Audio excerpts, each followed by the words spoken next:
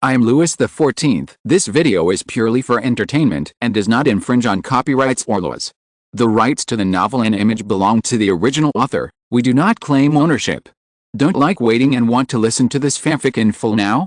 Subscribe to our Patreon, where you'll find the best fanfics. Chapter 51. The king continues to talk to the potion master. Excuse me, after reading the letter, the potion master asked an unexpected question. What's the story behind the name on the signature? Because Athénée is not a decent name for a duke's daughter.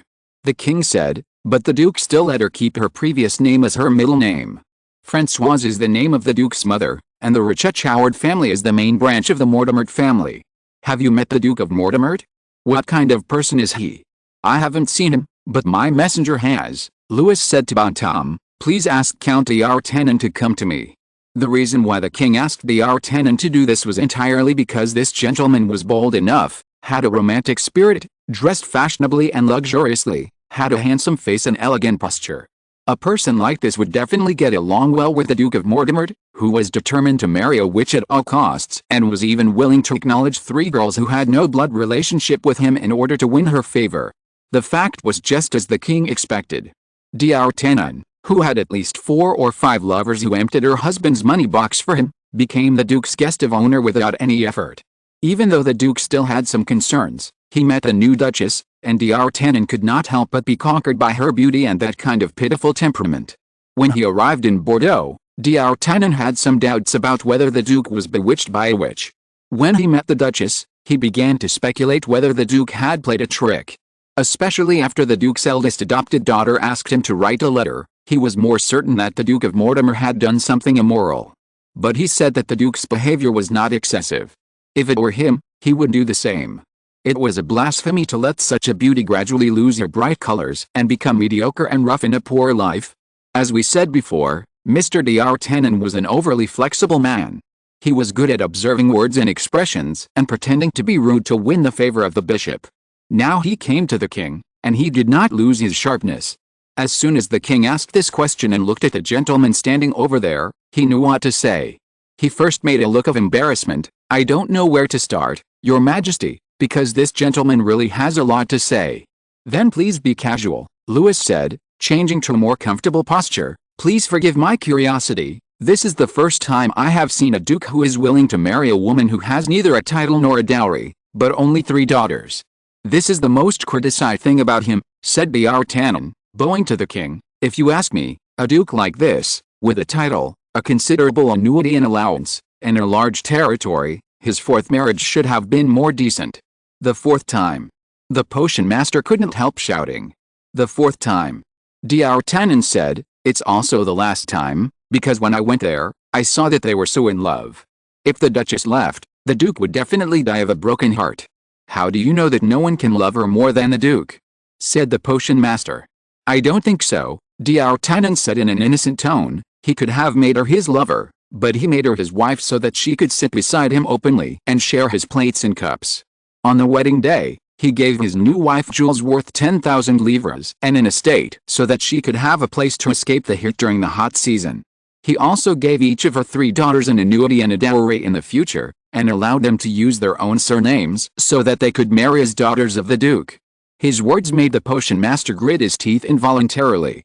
You said this is the duke's 4th marriage, he asked unwillingly, so he must be very old. On the contrary, said d'Artagnan, he is not much older than you and me. His first 3 marriages can only be said to be the devil's trick. His first wife died in childbirth, the second wife contracted smallpox, and the third wife's carriage overturned and broke her neck. The duke mourned for each wife for a year, but people said that the time he spent with his wives was not as long as the time he mourned for them. This is really frustrating. He doesn't even have a son. I hope this marriage can give him a satisfactory heir. Hearing this, the potion master's face was as white as snow. D'Artagnan had no sympathy for this, because he himself was a heartless and dissolute man, so he said loudly, if you ask me, apart from the poverty of the bride, they are really a couple that could not be more suitable. The duchess is beautiful, and the duke is also a handsome, passionate and manly man. Your Majesty, before I left, the duke gave me 50 gold louis for travel expenses. In addition, he also asked you to bless him and his wife, and for this he is willing to give you a gift worth 100,000 livres. It seems that this duke is really as generous as people say. Louis said, then you can go down, Mr. D'Artagnan, please have a good rest, there are still many things for you to do later. Then I will wait for your will. D'Artagnan said, and then bowed elegantly and walked away. You heard it all, sir? Louis said to the potion master. I heard it, the potion master said in a trembling voice, I heard it clearly, and every word was like a knife stabbing my heart. Then are you going? Where else can I go, your majesty? It's very clear. If I appear in front of them, I will be the culprit who destroys their peaceful life. It seems that you have understood. It's better to say that you are awake. The potion master said, his chest heaving violently with every word he said, I should have known it earlier. Then I will give you two choices now, sir. You can leave here with your identity card, and I will give you another sum of money because you were Mary's teacher. Please tell me the second one. The second one is to stay in Versailles and do what I ask you to do. What kind of thing? Help me take care of the farmers who followed us to Versailles, keep an eye on them, don't let the plague take their lives, and continue your research, not only on herbs and magic, but also on what you get from people's final destinations. Aren't you scared? As long as those corpses were not made by you. And then, sire, what else can I get besides a roof over my head? Aha, said Louis, you have become greedy too. I am going to wear mourning because my wife is dead, but I hope I can still see my daughter. Don't you hate her? Because she told the truth. Said the potion master, I only hate that I didn't realize it sooner. I should be thankful, said Louis, otherwise you wouldn't be here, Mr. Varro Vesalius. Are you related to Andreas Vesalius, who published on the structure of the human body in 1543? Yes, your majesty, the potion master said, he is my ancestor. Is he also a wizard? No, your majesty, the potion master said, the first wizard in our family appeared 35 years ago, and he is my father. Then you were not on the other world from the beginning. Yes. So we have no foundation, our foothold is unstable, and we are not trusted. Well, I understand you're suffering a little, my sir, Louis said, please do your best. If there is such a day, you may be able to meet your daughter again in my court. The potion master did not speak again. He bowed to the king and walked out. This is another world. The king said to himself, but I think it is no different from my world. But for the king, the matter of the other world has come to an end for the time being. The next thing he has to deal with is more troublesome. Versailles was originally a noble territory, but there was no clean water source, no flat land, only endless bushes and swamps. No one liked this place, and the lord here only regarded it as a hunting place, but he often invited some distinguished guests to come here, including the then French King Henry IV and his prince, Louis XIV, the father of Louis XIV. Compared with the owner of this territory, Louis XIV liked this wilderness that was particularly quiet because of its barrenness, so he bought it from its owner and built a small palace for hunting with some close friends. It should be said that he was questioned about his sexual orientation because only men were allowed to enter Versailles, but some people also said that Louis XIV also invited his lover to Versailles, but was rejected. However, for Louis, it was just a place that allowed him to take in refugees. But in order to ensure that these refugees would not become the target of hatred of the local residents of Versailles, this kind of thing was very common, and to prevent the lack of management and the emergence of a group of robbers and beggars outside the city of Paris, Louis had to decide not to enter Paris for the time being, but to stay in Versailles for the time being, to instruct some young officials who were temporarily promoted by him to do the work of resettling the refugees. What bothered him was that among the young people, there were not many people like Pierre de Montesquieu, but there were many people like D'Artagnan. They were not too bad, but if you ask them to do heavy and humble work, they will definitely mess it up. The king must personally set strict rules and require them to act in accordance with detailed decrees to ensure that his ideas would not be distorted overnight. The king did this, and only the queen mother was anxious. The other person was Gaston, Duke of Orleans, who was acting king. He had set many traps for the king, but each of them required the king to enter Paris. So he sent a messenger to ask the king when he would enter Paris. Of course, in the message conveyed by the messenger, the duke humbly asked the king to take away his title and power as soon as possible, because he had long been unable to bear the burden. Louis sneered at this, saying that his uncle was talking as if he had not desperately recruited soldiers before. Now he not only had the title of acting king, but his army was no less than that of the king. He would enter Paris, But before that, he must fight a battle with his good uncle. Chapter 52. The king has no conversation in this chapter. When the royal family was away from Paris, the Duke of Orleans, who took the opportunity to steal power, not only strongly demanded that the judges of the Supreme Court grant him the title of acting king, but also tried his best to recruit about 5,000 soldiers. These soldiers were almost all civilians from Paris or its vicinity. Prices in Paris soared, and terrible plague and famine finally broke out among civilians, but if they could join the army, they could at least guarantee the minimum food and clothing, so many people became soldiers of judges, bishops or the duke, taking up muskets or spears to serve them. He wanted to show the king that the Duke of Orleans, who had declared himself acting king, was no different from a traitor. He was not in a hurry to enter Paris for this reason. Rather than rushing back to Paris and being driven out or worse, he would rather be fully prepared. He went to inspect the military camp. The soldiers of General Schomberg and Viscount Turenne totaled more than 4,000 people. Then, with the support of the king, they recruited another 2,000 people from the refugees. Now there are a total of 6,000 soldiers, and there are muskets and cannons that Fouquet managed to smuggle from Italy and Sicily, and 100 horses that Colbert got without being outdone. These horses are either Frisian horses from the Netherlands or Sarre horses from France. They are muscular, have extremely high jumping talents, brave and bold personalities, and are highly obedient. In other words, they are born to be war horses. Viscount Turenne and General Schomberg had a small dispute over these war horses, because they both wanted to send these horses to their own war teams. The king had to mediate and sat at the table with them, playing cards for 3 hours. In the end, Viscount Turenne got 20 horses, General Schomberg got 15, and the remaining 65 horses were given by the king to the Queen Mother, 2 to Bishop Mazarin who was far away in Liege, and the other 60 were given to the musketeers who had always followed him. The musketeers were very grateful for this. After all, at that time, no matter they were the royal guards, the musketeers, or the cavalry, they had to pay for their horses, equipment, and even uniforms themselves. So it was common for people like the D'Artagnan to borrow money from their lovers. Of course, they would never pay it back. And those noble ladies were used to taking money out of their husbands' cabinets with their left hands and handing it to their young lovers with their right hands. Among these equipments, the most expensive was the horse. After all, for these warriors, a good horse could not only make them more handsome and attractive, but also show their status and save their lives when necessary. The price of a good horse is about 300 to 500 livres. Of course, if you meet a vain young man or a luxurious sponsor, the price is much higher than this.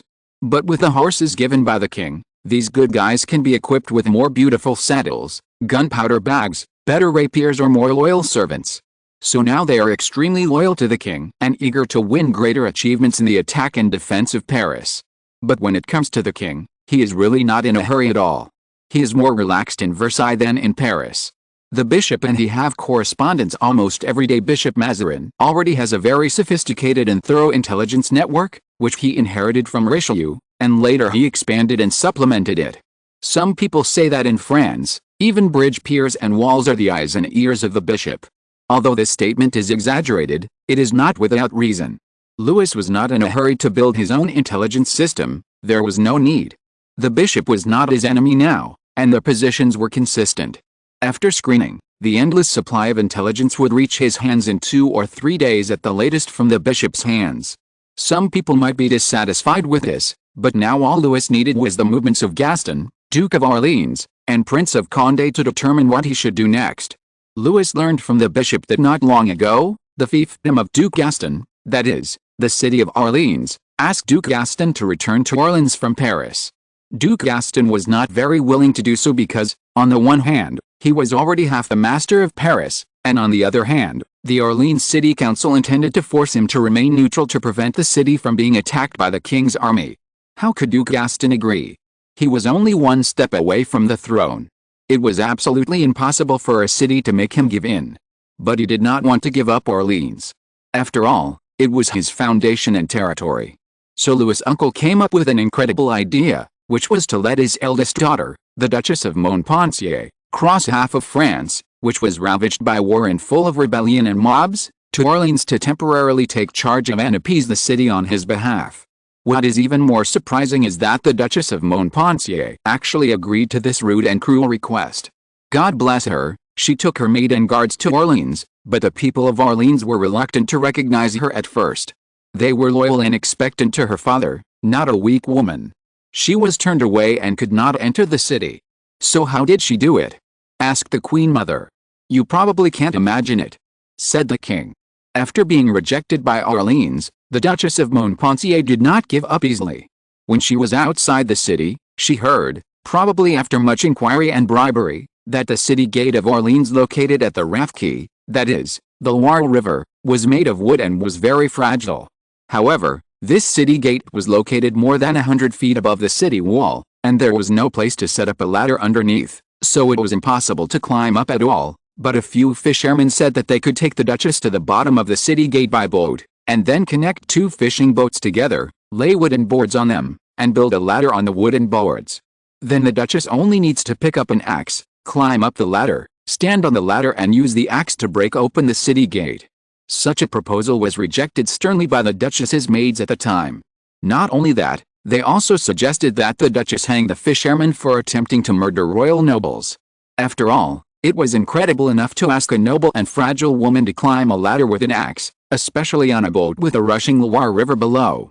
Even a brave and warlike knight might not be able to do it, otherwise the city gate would not be made of wood, let alone their Duchess. But the Duchess of Montpensier surprised everyone.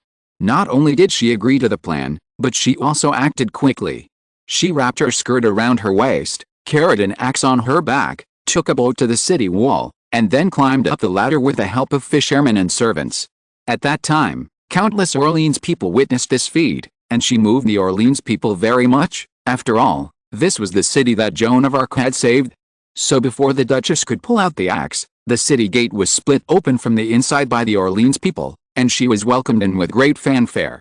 People shouted "Long live her Royal Highness" and knelt down to kiss her hand. The next day she was called the Daughter of Orleans, a title that once belonged to Joan of Arc. Hearing this, the Queen Mother's face became even gloomier, and she almost laughed contemptuously without any etiquette. Louis could fully understand his mother. Although the Duke of Orleans had rebelled many times, Louis XIV and his wife had no bad things to do with the Duchess of Montpensier. She grew up in the Tuileries Palace. The number of maids, ladies-in-waiting, doctors, nannies, servants and guards of a general princess was 200, but she had 300. Her guardian lady-in-waiting was Madame St. George, who was famous for her gentleness, kindness and noble status. Even the Duchess of Montpensier herself admitted that she received motherly love from this lady. Not to mention, when her father, the Duke of Gaston, wanted to compete with her for the management of Montpensier, Louis XIV and the Queen stood firmly on her side. It was a pity that their tolerance did not win the Duchess of Montpensier's gratitude, but she hated her a lot. Louis read the letter again. In this letter, the bishop copied a sentence that the Duchess said before climbing the escalator. She said, "Shut up. A bunch of cowards. I tell you, today, I will climb this wall, tear down this gate, and rule this city as they beg me to." The bishop wrote this sentence specifically, obviously to instruct and remind Louis, and Louis could understand what he meant.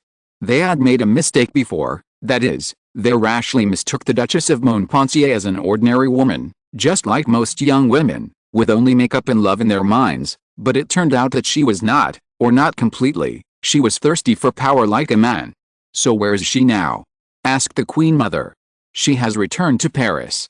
The king said. Like a triumphant general, the Duke of Gaston changed his previous attitude towards her and became unusually considerate and gentle, just short of printing the words of a good father on his face. "Ah bah!" the Queen Mother said angrily, "a daughter of a traitor, but she is a princess in a serious manner, doesn't she feel ashamed?" The Queen Mother was furious, but Louis felt that maybe this was not a bad thing. He wrote a letter to Bishop Mazarin that evening. Chapter 53 The War of Two Rebels. We mentioned before that Duke Mortimer fell in love with a witch, the wife of a potion master, at first sight. Even though she had a husband and children, it could not quench his desire for love. He not only wanted her body, but also her love and loyalty. For this, he formally married her, but such a marriage was difficult to be recognized by the main branch and the side branch, so he wanted to impress the king with a gift worth 100,000 livres, so as to persuade those who were unwilling to give in the name of the king. But for Louis, although 100,000 livres came in time, it was far from enough for a duke. In addition, what D'Artagnan mentioned, that the duke had no heir, also made him have further ideas.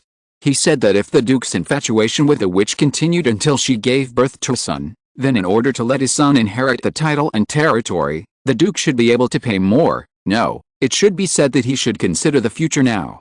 So the king had to write to the bishop, asking him to remind the Duke of Mortimer of this matter, and to inform him of the subsequent arrangements and ask for his advice. The bishop quickly replied, correcting some of the mistakes in the king's plan due to his lack of understanding of the current situation or tradition, and respectfully asking the king to forgive him, because he saw that the matter was urgent, so he made some arrangements first. The Duke of Mortimer was reminded and went to Auvers. Auvers is a small town located on the banks of the Oise River, about 9 miles from Paris. 200 years later, an unsuccessful and depressed painter spent the last 70 days of his life here, and during these 70 days he created a large number of exquisite works and was buried here. This small town is also famous in the world, but at this time, it is not famous, and the Prince of Condé only stayed here for a short time. The king asked the Queen Mother to write a letter to the Prince of Condé, asking him to consider the relationship between relatives and return to Paris. He could tell the king about his dissatisfaction, and the king would try his best to meet his requirements. As long as he could get what he wanted and not let France fall into the abyss of civil war, then everything could be discussed. This could be said to be a letter for peace, which surprised the Queen Mother, because in her opinion, her eldest son was not such a coward, and they now had their own army. But the king repeatedly begged, so the Queen Mother wrote a letter, gave it to the messenger, and asked him to take it to Auvers. But the messenger set out too late and encountered robbers on the road. So when he arrived at Auvers with great difficulty, the Prince of Condé had already left. The messenger finally learned from the soldiers left by the prince that the prince had gone to Angers, so he rushed to Angers again. The prince read the letter and expressed great regret, because if he was still in Auvers, he would rush to the king to accept this sincere proposal, but he was now in Angers, surrounded by many loyal people. In order not to disappoint them, he could only regretfully reject the king's proposal, that is, he had to fight the king. Louis received the prince's reply, but he was not discouraged. He asked the Queen Mother to continue writing to the prince, and at the same time he met the envoy of the Duke of Orleans, his cousin, the Duchess of Montpensier. After the previous incident, the Duke of Orleans may have felt that this daughter was really useful. After repeatedly asking Louis to enter Paris without success, he asked his daughter to go out, completely ignoring the fact that the current royal family was full of disgust for her. If she did something wrong, she would not only be humiliated, but also perhaps killed. But for the Duke of Orleans, this was nothing at all. He had always been dissatisfied with the fact that his inheritance rights were behind his eldest daughter, the Duchess of Montpensier's territory. If the Duchess of Montpensier could succeed, it would certainly be good for him, but if she failed, it would not be bad for him. After all, I learned from Louis that now in Paris, the Duchess of Montpensier's reputation has almost surpassed her father. As for the Duchess of Montpensier, from the appearance and momentum, it seems that she has been reborn. It seems that the trip to Orleans has become an opportunity for her to rise. The Queen Mother did not want to see her, so Louis told him frankly that he was still waiting for the Prince of Condé's reply. If possible, he would like to enter Paris with the prince's arm around his. As for the reason, Louis said in a childish tone that could only belong to a child, "Of course it's because I prefer to believe in the prince, rather than your father." When Louis said this, he stared at the Duchess of Montpensier's face. They still didn't know whether the Duchess of Montpensier's infatuation with the Prince of Condé was a disguise or a sincere one, but when he saw that the Duchess's face did not show any strange expression, he was almost certain. At this time, the Queen Mother's maid appeared outside the door. It seemed that the Queen Mother had some instructions, so the king ran out. The Duchess noticed that a drawer of the desk was slightly open. She looked around and found that the servants were in the corridor. She walked over boldly, opened the drawer, opened the letter and read it.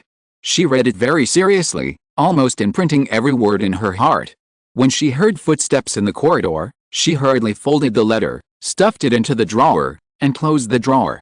The king did not seem to notice the drawer, let alone the letter inside. He simply said a few words to the Duchess and sent her away. Of course, when the Duchess was still the favorite of the royal family, she would have a room even in Versailles, but now the Queen Mother wanted to hang her, so how could she let her stay? The Duchess had to take her maids and guards and return to Paris overnight. The Duke of Orleans was not willing to believe the intelligence brought back by his eldest daughter at first, But soon the king gave him solid evidence. Prince Condé was appointed as the Grand Marshal and would lead his army back to Paris in the near future. That was the case. After the Queen Mother showed weakness again and again, the Prince of Condé, who had always been wavering, finally made a decision. However, it was also because his career had not been carried out smoothly. He was only welcomed in a few places. Most French people still only recognized the king. Although he had outstanding military talents, his subordinates were not necessarily. They suffered repeated setbacks under Turenne and Schomberg, and thus a lot of conflicts arose. This made the Prince of Condé tired and exhausted, and his imagination of becoming king was no longer so firm. So although his sister, the Duchess of Longueville, and his wife tried their best to dissuade him, he still agreed to the king's proposal, but he also had a request, that is, to bring his 8,000 soldiers into Paris. The king agreed. Prince Condé returned to Paris in 1652. Bishop Mazarin, who had been summoned back by the king, immediately announced his retirement again and transferred a considerable amount of power to Condé. This made the Duke of Orleans uncontrollably angry. After all, after the king came back, things became very awkward for his acting king, especially after the king held his coming-of-age ceremony. He decided to move the Paris High Court to Pontoise. Logically, the High Court, which had become a possession of the Duke of Orleans, should have immediately rejected such an order, but what made him furious was that 14 judges obeyed the king's will.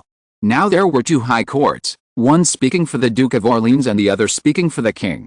It was no wonder that the Duke of Orleans went crazy looking at the power in the hands of Bishop Mazarin.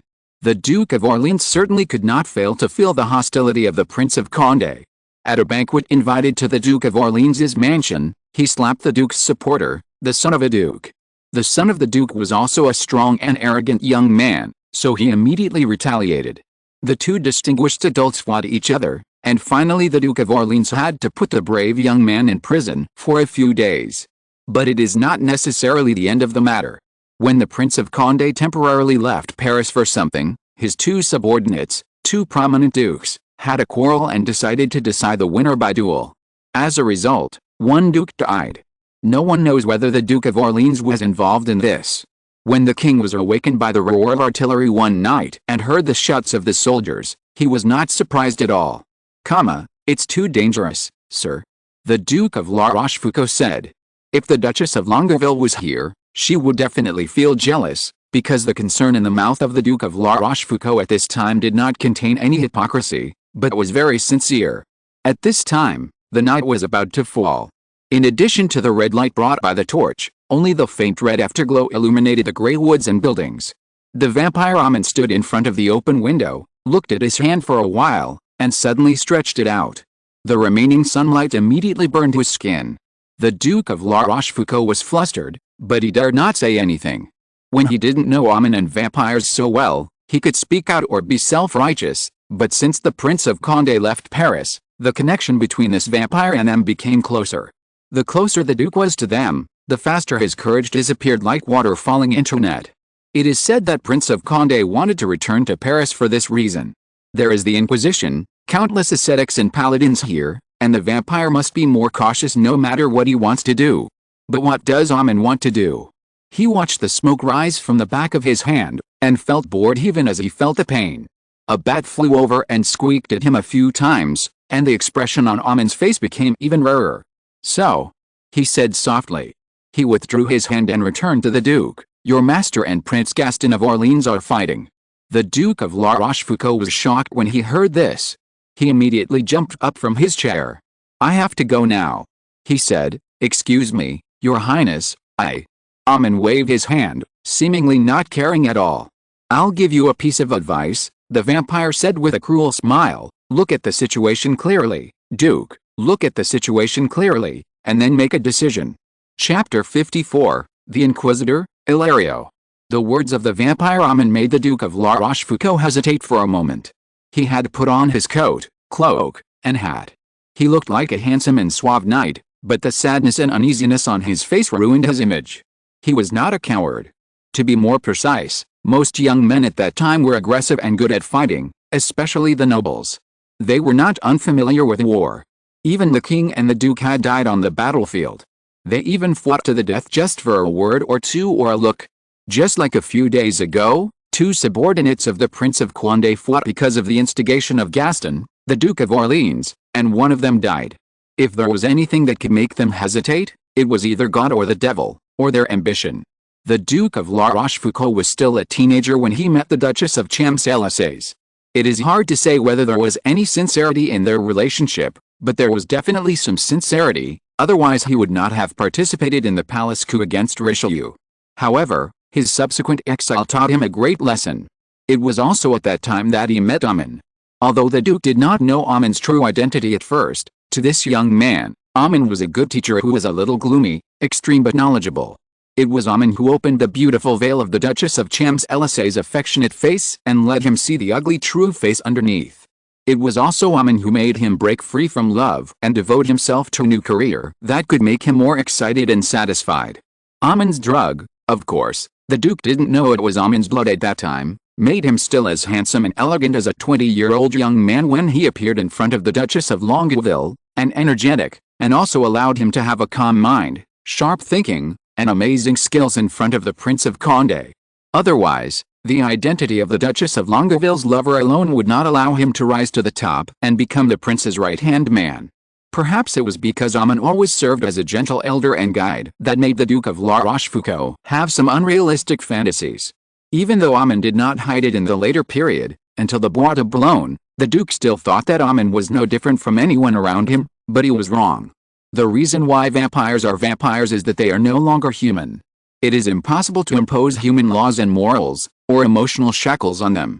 After he and Prince Condé left Paris, they were instructed by Armand several times to make the Duke say that he was willing to trust Armand.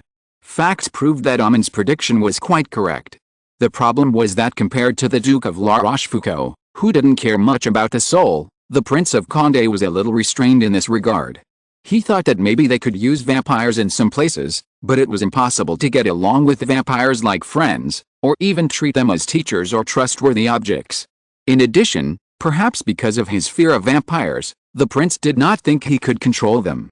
Since the Duke of La Rochefoucauld also saw this, Armand certainly could not fail to see it. However, compared to the Duke's fear, Armand just smiled slightly and unexpectedly did not do anything terrible. He could be said to be gentle and continue the previous transaction with the Duke, and occasionally accepted the prince's employment, but even the Duke could feel that Armand had retracted the hand he had extended, and the prince also noticed it, but Condé did not regret it, or rather, he felt relieved. The Prince of Condé was a devout believer. He hated these dark creatures from the bottom of his heart. If Armand and his descendants had not possessed extremely powerful strength and unimaginable means, their fate would not be much better than the wolf skin that the prince presented to the king. The Duke of La Rochefoucauld did not approve of the prince's attitude towards Armand. In addition to his deal with Armand, the power of another world that Armand showed him made him both fearful and eager. Unfortunately, he depended on the prince, not the prince on him. The Prince of Condé had already severely warned him not to have any deeper dealings with Armand. He was now lip service, and it was impossible for him to increase Armand's weight in front of the prince. But he said that every word of Armand was worthy of attention. The last word he said to the Prince of Condé was that he should not go back to Paris unless he was going to be crowned as a king, or even as an acting king. The Prince of Condé only got the title of a marshal and happily left for Paris. From then on, Armand stopped talking, even if the Duke flattered him. Now he told the Duke of La Rochefoucauld to see the situation clearly. What kind of situation should he see clearly? The Duke was unable to ask, because the next moment, the vampire turned into a wisp of gray-black mist in the moonlight and drilled out through the cracks in the window. The Duke was startled. After waiting for a few minutes, his attendants and the prince's officers urged him outside. He reluctantly picked up the gloves that fell on the ground, hurried out the door, jumped on his horse, and galloped towards Paris. The vampire stretched his body in the air wantonly. When he turned into smoke, he could move forward quickly with the help of the wind like a cloud. At this time, the wind was blowing strongly from the Bois de Boulogne to the Louvre. A gray eagle owl swooped down from the clouds. Generally speaking, creatures like this would always be able to avoid such abnormalities with the alertness given by instinct, but this eagle owl, whether it was because of hunger or overconfidence, rushed straight to the gray-black smoke. Under the smoke was its prey, a fat mole. The black smoke was surging. The mole screamed, sharp and loud. Something fell from the sky and hit it just a few feet away. It screamed threateningly, frantically flicked its claws, and went back to its cave. It was the shriveled corpse of the eagle owl. Amin didn't like animal blood, although vampires could live on animal blood when necessary, but tonight he was in a bad mood. No, to be more precise, he was in a too good mood. The head of the Blood clan didn't throw away the Prince of Condé with such regret. Although Amin had made some attempts, this man had a strong body but a weak heart. He was troubled by all kinds of concerns. Even though the throne was only one step away from him, he was still hesitant. Amin could see his future more clearly than a famous lady in the Bois de Boulogne. He was destined to never become a master and could only be dominated by others. Amin sighed. Perhaps this was fate, and even he couldn't break free. His king. He flew to the center of Paris, overlooking the city that had once again fallen into chaos. Fires were everywhere, houses that had not yet been repaired were set on fire again, soldiers wearing light maroon and dark blue shoulder straps were fighting each other, their blood made the dark streets extremely colorful, and in the deeper alleys, everyone was being robbed, insulted, and killed. Every war would inevitably produce a large number of despicable bandits. They were like moles hiding in caves. They would come out one after another as soon as they smelled the smoke in the air, and act recklessly. After all, there were no judges, no police, and no adults who could uphold justice for the people. Even the poorest people could hardly guarantee their own safety, because killing could also bring happiness to these beasts. There are also dark creatures hidden in this city, the vampires of Naufle. Unlike other vampires who can deal with dignitaries, scholars, or hang out in dance halls and theaters, Naufle is a cursed tribe. Their faces are distorted and ugly like a beaten wild boar, and their bodies are hunched and short. As long as people see them, they will scream, so they can only live in tombs and sewers, only appear in the deepest night, and live on the lowest level of prostitutes and drunkards. Also, when the city is in riots or wars, it is also a rare good opportunity for Naufle. Amin saw several Nosferatu waiting by the Seine, waiting for the soldiers who were alone or the citizens who wanted to escape. At the same time, he also saw a team of musketeers escorting a carriage out of the Louvre. The vampire sniffed the smell carried by the evening breeze, the fishy smell of the river, the rotting smell of Nosferatu, the smell of gunpowder, and the king could almost be called a germaphobe. He insisted on taking a bath at least once a day when he was very young, but rarely used strong perfumes, so his smell was always so plain, but it also seemed particularly special. Just when Amin wanted to clean up this little worry for the king, a group of huge black bats suddenly pounced on the gray smoke with a scream that humans could not hear. Their wings and teeth tore the smoke into countless small pieces, but the wisps of smoke did not dissipate. Instead, they became more condensed. They turned into countless scattered ropes, tightly binding each big bat. The chaotic black shadows tangled together, falling from the sky onto a raised roof, and then rolling down from the sloping roof until they were blocked by a gargoyle. The smoke and bats instantly turned back into human form. Amin and Chilperic, Smithy and Vendro, the two most important heads of the Blood clan, were tangled together in an awkward manner. They chanted spells at the same time, and the stone gargoyle moved. The opposite command made it at a loss. Fortunately, Amin and Chilperic both discovered this low-level mistake and chanted another spell at the same time.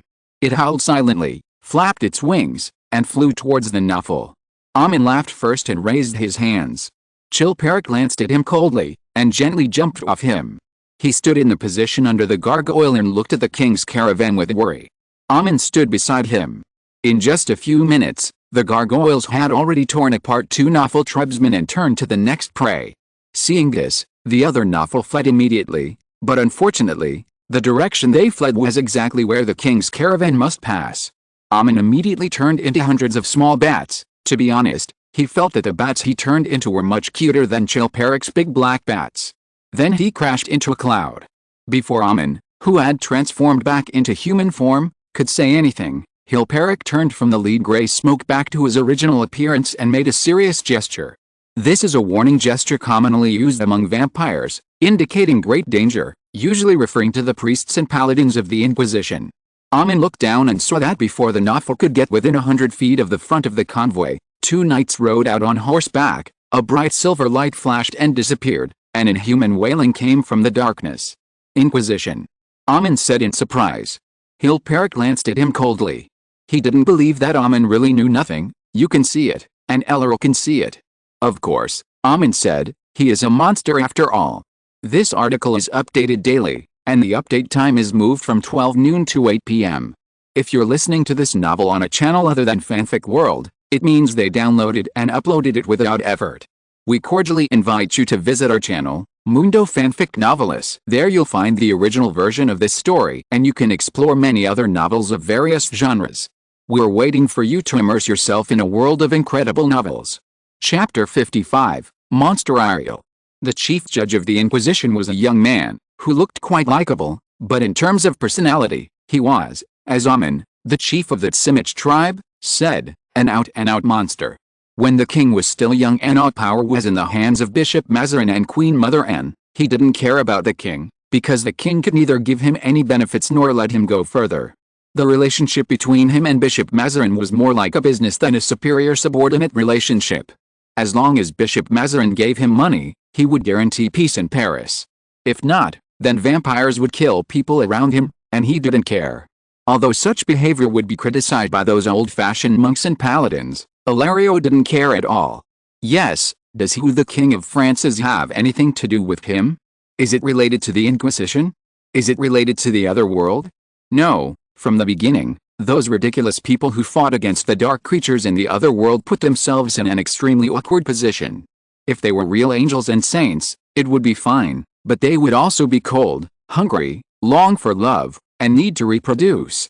As human beings, they put themselves in the position of stone sculptures and clay sculptures, so it is no wonder that they have not been able to fight for their rightful position. The only regret of Ilario is that he was born in 1625, not 625. The last struggle that the ancestors of the other world could make was to establish the Inquisition, but not only did they fail to gain true freedom, but they also aroused the vigilance of the Church. They kept trying to take the power that did not belong to mortals into their pockets, just like his predecessor, the chief judge, but he probably didn't expect that even though he went to Rome and hid under the Pope's robes, Ilario still had a way to kill him. Thinking of that incredulous face, Ilario couldn't help but want to laugh. Ilario was under him before, not because he was afraid of him, but because he couldn't bypass those harsh and conservative laws for the time being. But since he accepted the Pope's commission, from a chief judge to an archbishop, betrayal of the inner world was enough for the superior to make a cruel judgment. But for Ilario, what if such a temptation was placed in front of him? Archbishop, or even cardinal?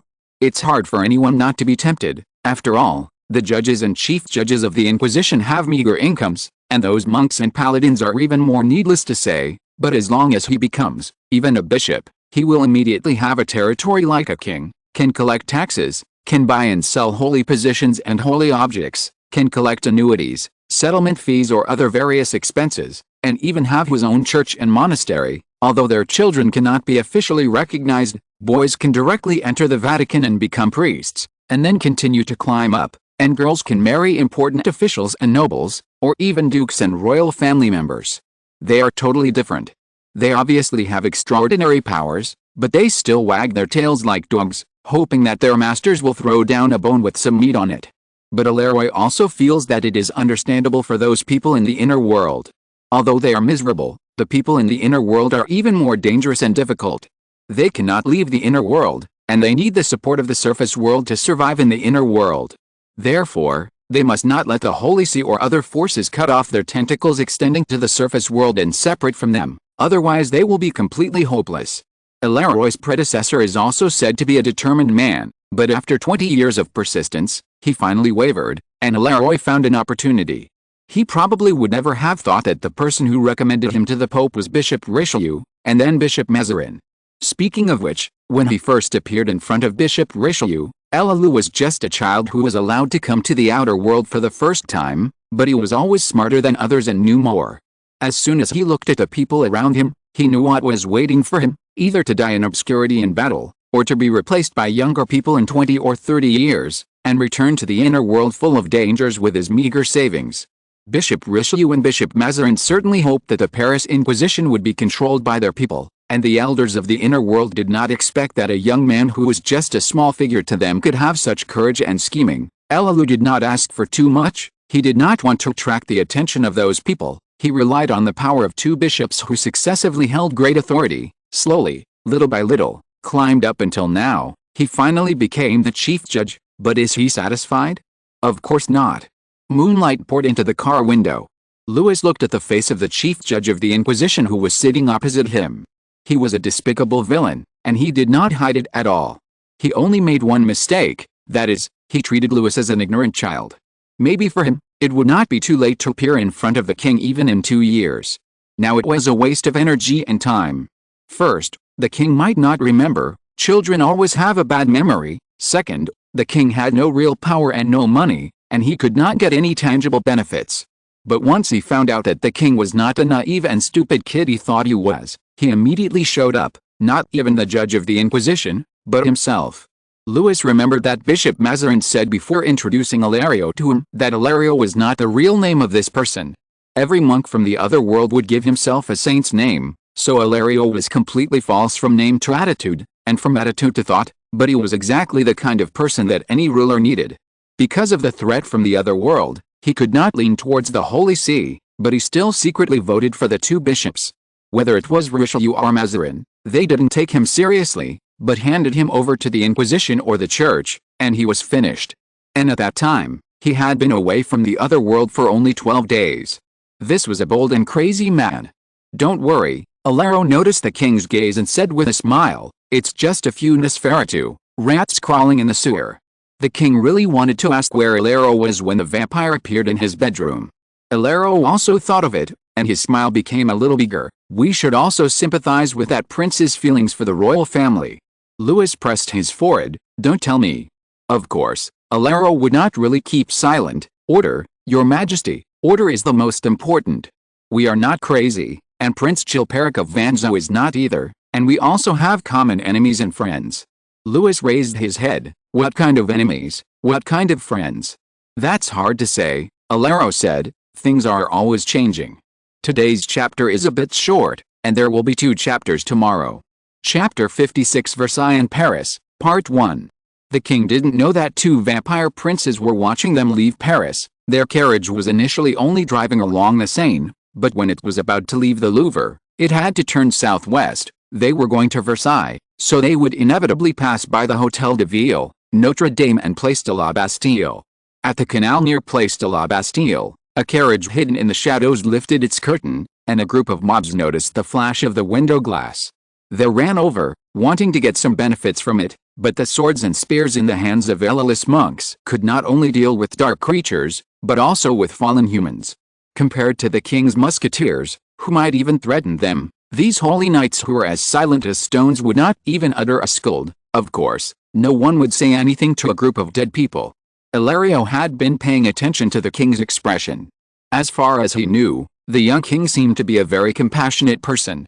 When he was still in Paris, he had a dispute with Bishop Mazarin because he could not bear to see the poor in Paris starving because of the continuous rise in prices. He also took the opportunity of repairing the chapel to provide relief to as many people as possible. During the escape, although even he himself was in danger, he still could not watch his people die in groups in the famine caused by the war. Those Queen Mother's cross saved countless people. Ilario was not surprised at all that they might become a super holy place in the future. There were also those refugees who followed the king all the way to Versailles. If it were Louis XIV or Henry IV, they would be lucky not to be driven away or executed. But this king not only gave them food and water, but also gave them land, allowing them to cultivate well and live like a human being again. So would he sympathize with these people? Why do you think so? Louis said. Ilario was shocked, and then he heard the king say, I issued an amnesty more than 100 days ago, hoping that my people would be able to go to Versailles. As for all those who stayed here, I can only say that they at least did not recognize me as their king. I certainly love my people, but the premise is that they should be my people, not the soldiers of the Duke of Gaston or the Prince of Condé, or premeditated criminals. At this point, the king turned his head and smiled slightly. You see, it's not that I didn't give them a chance. Louis admitted that his good deeds were not simple. The renovation of the chapel was only to quell the vague signs of riots in Paris. He erected crosses and sheltered refugees on the road of exile because he needed his own tenants and soldiers. The decree he issued more than 100 days ago, asking the poor in Paris to go to Versailles, promised to give them land, farm tools, and seeds, in order to build a city of his own. He would not give up Paris, but he would never believe in Paris. Those who were unwilling to leave might have many reasons, but the king knew that they wanted to leave more because Prince of Condé and Duke of Gaston offered them high salaries so that they could wear beautiful coats and hold weapons in their hands. Or, as he said, they had been planning for a long time and were ready to take advantage of the turmoil to make a fortune. Or, they simply did not want to believe in their king. In this case, Louis would not force them to obey his will, just as he looked at this city covered with a red cloak by flames and did not feel any pity because it did not belong to it. Hilario smiled, his slender fingers moved nimbly on the window, like a white spider crawling in the dark. The carriage set off again, but soon after, it stopped again. A monk walked to the carriage and said a few words to Hilario. "It seems," Hilario said, "we have to change another way to move forward." The armies of Prince Condé and Duke of Gaston suddenly encountered each other on the Place de la Bastille. Prince Condé personally led his soldiers, while Duke Gaston was led by Duke of Guise. Although the military strength and talent of Prince Condé surpassed Gaston, Condé was caught off guard this time. Perhaps for him, King Louis XIV was the common enemy of him and Gaston. Although the relationship between him and Duke Gaston was very stiff in order to fight for power under a series of operations by Mazarin and Louis, Duke Gaston had always maintained due respect for him before the sound of fighting, so much so that when he jumped out of bed and wanted to summon his officers, he found that several of them who could be relied on had lost their whereabouts. He was originally accompanied by the Duke of Longueville and the Duke of La Rochefoucauld, but the Duke of Longueville was assassinated at the beginning of the war and his life and death are now uncertain. When the Duke of La Rochefoucauld was protecting him from the trap of the Duke of Gaston, his eyes were injured and he could not see anything. He could only fight alone. Compared to the Prince of Condé, the Duke of Guise was much calmer. Their total number might not be as large as the Prince of Condé's army, but they had the upper hand in this area. Moreover, the Duke of Gaston's provocation had caused the Prince of Condé to lose two capable subordinates. The Duke of Longueville was seriously injured, and the Duke of La Rochefoucauld also withdrew from the battlefield. Even if the Duke of Guise was defeated, the Duke of Gaston still had a chance, but if the Prince of Condé died or was captured, who would be able to command his army? The king didn't quite understand what Hilario meant by the other way at first, but he soon understood, because he and Hilario were carried on the shoulders of the Knights of the Inquisition. When the carriage could not pass, even if they were carrying a person, they could still walk on the water or the roof. It was a very strange experience, because when you look with your eyes, these tall knights or monks are like rocks or steel, but if you close your eyes and only feel the touch of the wind blowing across your cheeks, you will feel that you are being carried by a huge eagle, gliding in the deep and cold night. They were moving so fast that in the blink of an eye, the carriage was almost left behind. The king suddenly turned his head and looked. "Is that the Duchess of Montpensier?" Hilario raised his hand and they stopped. Yes, it was the Duchess of Montpensier. They were high above and could see clearly that she was also in the Legion. Perhaps because Duke Gaston intended to make full use of the title of the so-called Daughter of Orleans, she was specially dressed in a shining armor, and her helmet was decorated with white feathers that hung down to her shoulders. Her lips were a deep red like coagulated blood in the firelight, and her expression was anxious. "Well," said Hilarius, "is the rumor true?" "Hilarius," said Louis, "can I ask you to lend me someone?" "Please go ahead, Your Majesty," Hilarius said very humbly, "I really hope to serve you." Louis paused. "Can you see the man in the dark green velvet coat?" "Yes, he is with the Prince of Condé." "Because I asked him to go to the prince." Louis said, "Can you let your man go to him and then take him to the Duchess of Montpensier?" "What do you want him to do?" "To say something the Duchess wants to hear. Prince Condé is at a disadvantage, which is something that everyone can see. The most terrifying thing is that the Duke of Guise has commanded his soldiers to cut off Prince Condé from his legion and besieged him and a small group of soldiers in front of the Bastille fortress. This fortress was built by Charles V in the style of the famous military castle in the 14th century. It can be said that it is a stronghold standing next to the Louvre. The fortress was occupied by the Duke of Gaston before the war broke out. Perhaps considering that the entire square had become a battlefield, the Duke of Guise allowed the Duchess of Montpensier to enter the Bastille fortress. If it was only the Duke of Mortemart, he would not be able to get close to the Duchess no matter what, but with the monks of the Inquisition, he appeared behind the Duchess of Montpensier without anyone noticing. The Duchess was startled at first because the soldiers around her fell down silently, but the man immediately unfolded a necklace. It was the one that Prince Condé bought for her at the Red Children's Market. Because of the arrival of Prince Condé's sister and wife, they had some disputes, and she returned the necklace to the prince, who knew that it would return to her eyes as a reliable token. "How is His Royal Highness?" "Very bad," said the Duke of Mortimer. He looked haggard and covered with wounds. These words were more convincing than his words. He was also a handsome man. The Duchess of Montpensier saw him as if she saw the Prince of Condé. "How bad is he? Can't you escape?" "Please look down," said the Duke of Mortimer. "Please look, you can see him." So the Duchess walked to the battlement and looked down. The Prince of Condé and his soldiers were driven to a small area in front of the fortress.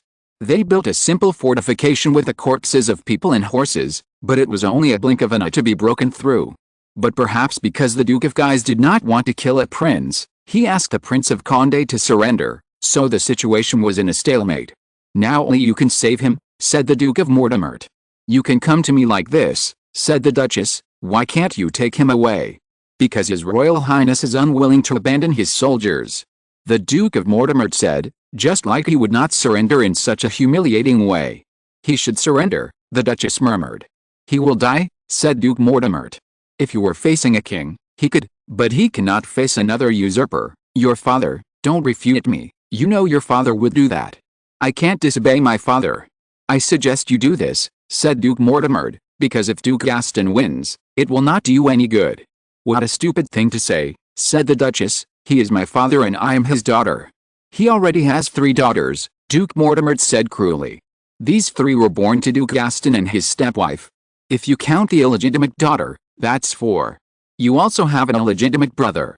He has no shortage of children, especially you, respectable princess. Please look at your father and think about everything he has done to you. You may love him, but he only thinks you are a stumbling block to his possession of Montpensier. He doesn't need your intelligence, nor your sharpness, nor your resounding reputation, although he may still need the daughter of Orleans now, but when the war is over and the dust settles, you will become the person he hates the most. But by that time, princess, there won't even be anyone around you who will lend you a helping hand." He stepped forward. "What can you do by then?" Duke Mortimer looked at the necklace in his hand. "But if he fails, of course, I don't mean that he is dead or imprisoned, His Royal Highness cannot do this, then they will have to return to a state of balance.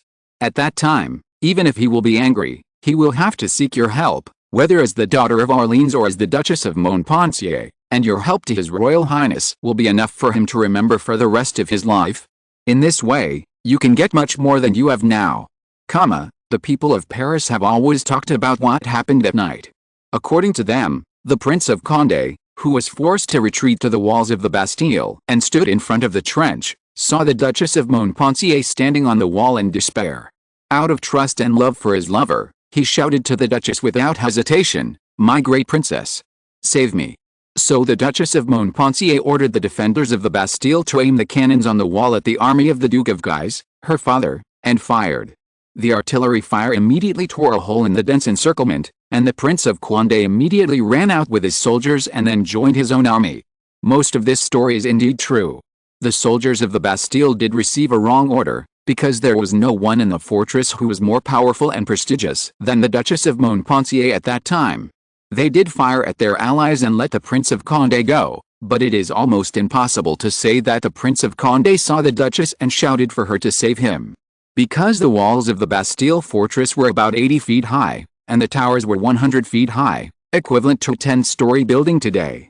It was dark at that time, and in an era when only torches and candles could be used for lighting, the Prince of Condé standing under the walls could not see who was standing on the walls. If no one reminded her, the Duchess might not be able to find the Prince of Condé in the chaotic battlefield. But for people, these little things are not worth mentioning. Imagine that a delicate and noble beauty, in order to save her lover, did not hesitate to fight against her father, and her lover was indeed saved. What an unforgettable romantic thing this is. Although Duke Gaston would not think so. Duke Mortimer didn't think so either. After leaving the Duchess of Montpensier, he didn't return to the Prince of Condé. After all, he had completed all the tasks assigned to him by the king, and he had done them very well, whether it was repeatedly instigating the Prince of Condé to compete with the Duke of Gaston, or accidentally leaking the whereabouts of the Prince of Condé to the Duke of Gaston, or covering the Prince of Condé's ears and eyes before the war. and the king's strange idea that suddenly arose after seeing the Prince of Condé and the Duchess of Montpensier. He had done it all. His ability and courage comforted Louis deeply. After all, from a moral point of view, the Duke of Mortimer was not a good person, and Louis could be said to be aiding and abetting. He could force the Duke of Mortimer to hand over the wife and daughter of the potion master, but to be harsh and cruel. What did the potion master's pain have to do with him? If the potion master had begged to serve the king when he first met him, the king might have considered it, but it was obvious that the potion master, like Mary's father and uncle, as a wizard in the other world, still maintained an arrogant attitude towards ordinary people in the outer world, even a king, even if they coveted worldly power or relied on the protection of mortals. So the king would not give him any extra help. Whatever he wanted, he had to exchange it with his own merits. In comparison, the Duke of Mortimer's attitude was quite respectful, not only respectful enough, but also sincere enough. The gifts he presented to the king were expensive enough, and when the king needed him to serve him, he did not hesitate at all. Perhaps he really loved his witch wife, but it was hard to say that he was not using this to express his attitude. Duke Mortimer was still a little hesitant before coming to Paris, but after arriving in Paris, he immediately made a decision. The Prince of Condé and the Duke of Gaston may have surpassed the young king in many aspects, but they lack only one thing, that is, the grasp of people's hearts. They rarely treat someone sincerely, but this is also a common problem of the superiors at this time, especially the Prince of Condé and the Duke of Gaston, who are like kings in their territories. But, like a king, there is a real king here. As soon as the king saw Mortimer, he stretched out his hand to him and invited him to sit in the same carriage with him. The carriage was a bit simple. The king saw Mortimer moving his body unnaturally. The seat was really a bit uncomfortable, so he pointed to the carriage. "My carriage was left at the Place de la Bastille," he said. "Did you see me at that time? I also saw the Duchess of Montpensier and the Prince of Condé. So did you think of that idea immediately?" Duke Mortimer thought, although he tried his best to hide it. Alario still saw in his eyes, "So you are such a person." This look of relief and ridicule made the chief judge of the Inquisition laugh happily. Louis sighed silently. Indeed, there was no good person in this carriage. 2 updates in 1. Chapter 57 An Unpleasant Victory. The king and his party passed through another square in the dark night. A small battle had just taken place here. The soldiers had dispersed, and the wounded were lying on the ground groaning. Some shameless thugs were sneaking out from the dark corners, searching for valuables, shoulder straps, coats, belts or boots on the dead. Some people were not completely dead, but they were definitely dead after such a rummaging. The passing carriages and musketeers, as well as the monks, startled these people, and they immediately fled back to their nests as fast as mice exposed to the light, and their shining eyes popped out from behind boxes or windows. Maybe someone saw the monks' robes. They shouted low and painfully, begging for a chance to repent, but neither the king nor Alario had any intention of stopping, and the monks were the same. They were God's spear and shield, but not his hands to comfort mortals. They were more willing and better at eliminating evil than promoting good. For Louis, they might as well claim that they were attacked by ghouls or vampires, and maybe someone would dismount to investigate. They walked all the way to the St. Pierre Church before finally finding a bridge over the Seine that had not been blocked or burned. After crossing the Seine, they headed southwest. It was probably only 1,000 feet or 1,500 feet before the carriage was forced to stop again. In the mist of the night, a neat and powerful army appeared. The reason for saying that was that Duke Mortimer did not hear the familiar noises. In this era, it was impossible to make soldiers abide by iron discipline. Just like the new recruits recruited by General Schomberg, they could guarantee that they would not hit their own people when using weapons, and they would be blessed by God if they did not leave the team when marching, not to mention other things. Sometimes even officers could hardly guarantee that they would not make mistakes. Before the war, duels due to personal grudges, or disobeying the orders of superiors and doing their own thing based on blood and blood were also common things. So hundreds or thousands of people together, noisy and chattering was completely normal. The legion they encountered was completely different. They were all wearing black coats, white shirts, and gray trousers. The officers had bright red shoulder straps slung across their shoulders. The Duke shifted his gaze and looked at the king's shoulders. The king's shoulder straps were indeed bright red. At this time, the leading officer had dismounted 20 feet away from the carriage. He did not look like a Frenchman. Then the Duke heard him speak, and indeed he was not. but he was very respectful to the king. They spoke in Low German. The Duke had learned this language, but was not very proficient, so he could only understand a few words. But seeing such a scene and connecting it with what had happened before, what else was there to understand? The Duke of Mortimer had been with the Prince of Condé for so long, but he had never heard that the king had such an army.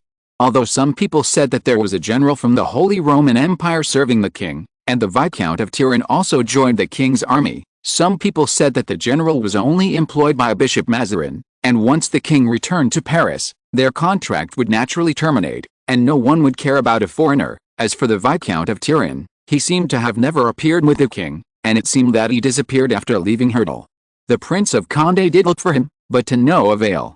Now that this General Schomberg has appeared, Viscount Turin is probably also leading his army and ready to go somewhere, while Prince Condé is still ignorantly fighting a life-and-death battle with his identified enemy, Duke of Gaston. Duke Mortimer thought of the job the king had given him.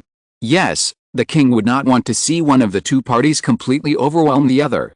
After all, for the hunter, the best ending is for the prey to fight each other to the last moment, and it would be the best when every drop of blood in their bodies is shed. Has Turin reached St. Gervais? Yes, your majesty, Schomberg said, his herald has just left me. Now? Asked the king, and Schomberg immediately took out his pocket clock. 4 o'clock. 5 o'clock, said the king, you can launch an attack on the rebels in Paris. He smiled meaninglessly. We just passed the Place de la Bastille, where the Prince of Condé and the Duke of Guise had a battle. General Schomberg immediately showed a look of concern. I hope you are not in danger. It's not me who is in danger, said the king. The Prince of Condé should not go too far. You can. He pondered for a moment. I don't want to hear the news of his leaving Paris. He adjusted his shoulder strap with a gloomy look. I heard that the Spanish envoys have close contacts with him. General Schomberg immediately bowed his head to indicate his obedience.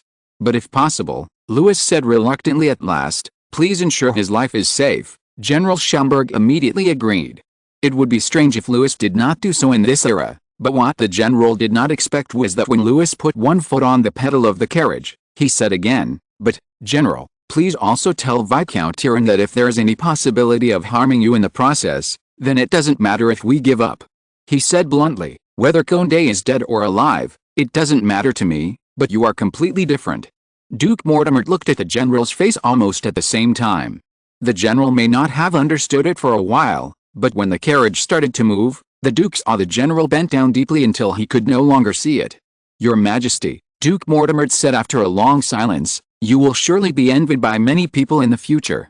Well, Louis looked up from the stack of letters that General Schomberg had just handed him. Of course, he said, I am the King of France. The presiding judge, who was still allowed to ride with the king and the Duke, left. Paris was finally left behind by them. Even if they didn't look, the three knew who would be the final winner. To be honest, this young king might have the control and teaching of the cunning Bishop Mazarin behind him, but from what the Duke and the presiding judge saw, this king also had an enviable talent, a talent they did not see in Prince Condé or Duke Gaston. It was just because of their own thoughts that they kept strangely quiet during the subsequent journey. They entered Versailles at dawn.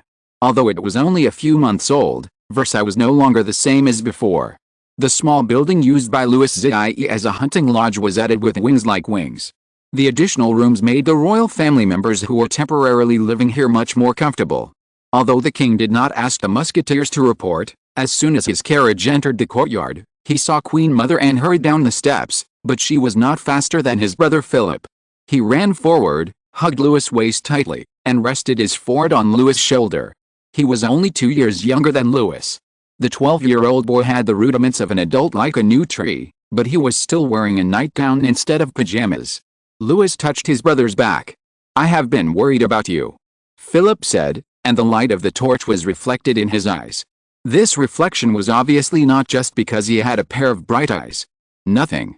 Louis said, I said I would leave Paris too.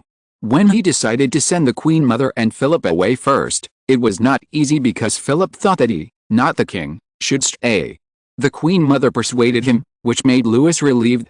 After all, he did not want to tell Philip directly that General Schomberg and Viscount Turin would not accept another person, even if it was the transfer of his brother. If so, then Louis might have to make a decision he was unwilling to make. But this is the last time, The king said, holding his brother's shoulders and walking towards his mother. I swear to you, he said, when we return to Paris, no one can drive us away again. We will truly become the masters of this city like our fathers and grandfathers. I will hold a grand banquet for you to complete your pants-hanging ceremony. He sighed deeply. I am really tired of skirts, and I think you are too. I don't hate it so much, the king's brother said, but I also want to be like you, brother. I want to be a general, so that I can fight for you. I will, the king said, and they had come to the queen mother at this time. The king stepped forward, held his mother's hand, and kissed it on his lips. Then came the Queen Mother of England and the eldest Princess Henrietta, who were still under the protection of the King of France, and finally Marie Mancini. She didn't even wait for the king to speak first. She jumped on him and bared her face and his still very thin chest. What surprised Louis was that his younger brother Philip did not say anything. You know, perhaps because he spent more time with the Queen Mother, Philip attached great importance to etiquette, and did not like anyone, except himself and their mother, to be so close to the king. Later, Louis learned that when he was still in Paris, his younger brother, who was forced to return to Versailles first, was able to suppress his anxiety and wait patiently because of Marie's raven. In other words, have you been spying on me? So both of them were punished for this. Just as the king's brother Philip and the little witch Mary were staring at a large volume with a sad face, biting their quills in a daze, the news the king had been waiting for finally came. Paris was back in the hands of the king. The Duke of Gaston and his daughter, the Duchess of Montpensier, were both captured. The Duke of Guise surrendered, but the Prince of Condé escaped. Chapter 58 Versailles and Paris, Part 2. Duke Mortimer was unfamiliar with Versailles. Although he also had a distinguished title, Mortimer was not an impressive surname for Henry IV and Louis XIV. He had never been invited here, but he had heard of Versailles. He was a little curious about everything here, but not so surprised, because he had never seen what Versailles originally looked like. Compared to the Duke of Mortimer, Eulalius's mood was much more complicated. This ambitious young man was certainly familiar with Versailles. It was one of Louis XIV's favorite hunting grounds. Because of the king's favor, it had to be cleaned frequently to prevent the dignitaries from being disturbed. At that time, there was only a small building here, surrounded by scattered farmhouses and inns. Almost all the people here relied on the nobles who followed the king to Versailles for hunting. There was no continuous and long-term work. How to say it? Versailles at that time was very much like a theater. When the king came, it was grand and full of good shows. When the king left, those agile hounds, those beautiful horses, those elegant knights and beautiful ladies, like the scenery on the stage, disappeared completely in an instant, revealing the broken boards and bricks underneath, which was even more ridiculous and tragic than the usual desolation of other places. Now, the road from the hunting avenue, that is, the road from Paris to Versailles, diagonally to the palace has been repaired. The road surface, which is wide enough for 4 knights to walk side by side, is a new material developed based on ancient Roman cement. The surface is covered with tiny stones, and the wheels of a 4-wheeled carriage cannot cause any damage on it. Even the horseshoes of the horses can only leave shallow white marks. Ilario even reached out and touched them, confirming that they were as hard as stone. Repairing a road with this method and materials must be very expensive, and the manpower required should not be underestimated. But Ilario quickly thought of the refugees who followed the king all the way to Versailles. Although the king gave them wheat and potato seedlings, even potatoes would not be harvested until 4 months later, and people could not wait for 120 days on an empty stomach. The king once built a chapel in Paris, so of course he could repair the road here as well. Almost the next moment, Ilario's guess was confirmed, because some people were repairing a narrow path. It was narrow enough for 2 knights to pass opposite each other, and it stretched to a thorn forest. If Ilario remembered correctly, he had executed a pernis ferita there. When he walked over, the workers found him. When they saw Ilario's black robe, they immediately stood in awe and took off their hats and put them on their chests. "What are you doing?" Ilario asked. "We are repairing the road, priest." The leader replied respectfully. "But doesn't it lead to a thorn forest?" "There is no thorn forest anymore," the man answered. "We managed to burn all the thorns there, and now it is a potato field." "Ah," Erasius shouted, "thank God, are you starting to plant the land?" "More than that," the worker, who was probably also a farmer, said proudly, "the potatoes have even been harvested once, And now the king's officials tell us that we can plant peanuts next. Peanuts? That's something new too, the man said. Father, I swear to the Virgin Mary, if the king didn't like to eat this stuff, I would never have planted it. But they all say that this thing was given to Saint Francis by an angel. It is a very good fruit that can be eaten or used to make oil, just like olives that grow underground. What he said made Ilario curious. What kind of fruit is that? He reached into his purse and took out a large crown and handed it to the farmer. He was immediately happy. Well, priest, he said, it's not easy, but I did keep some seeds that won't germinate at home.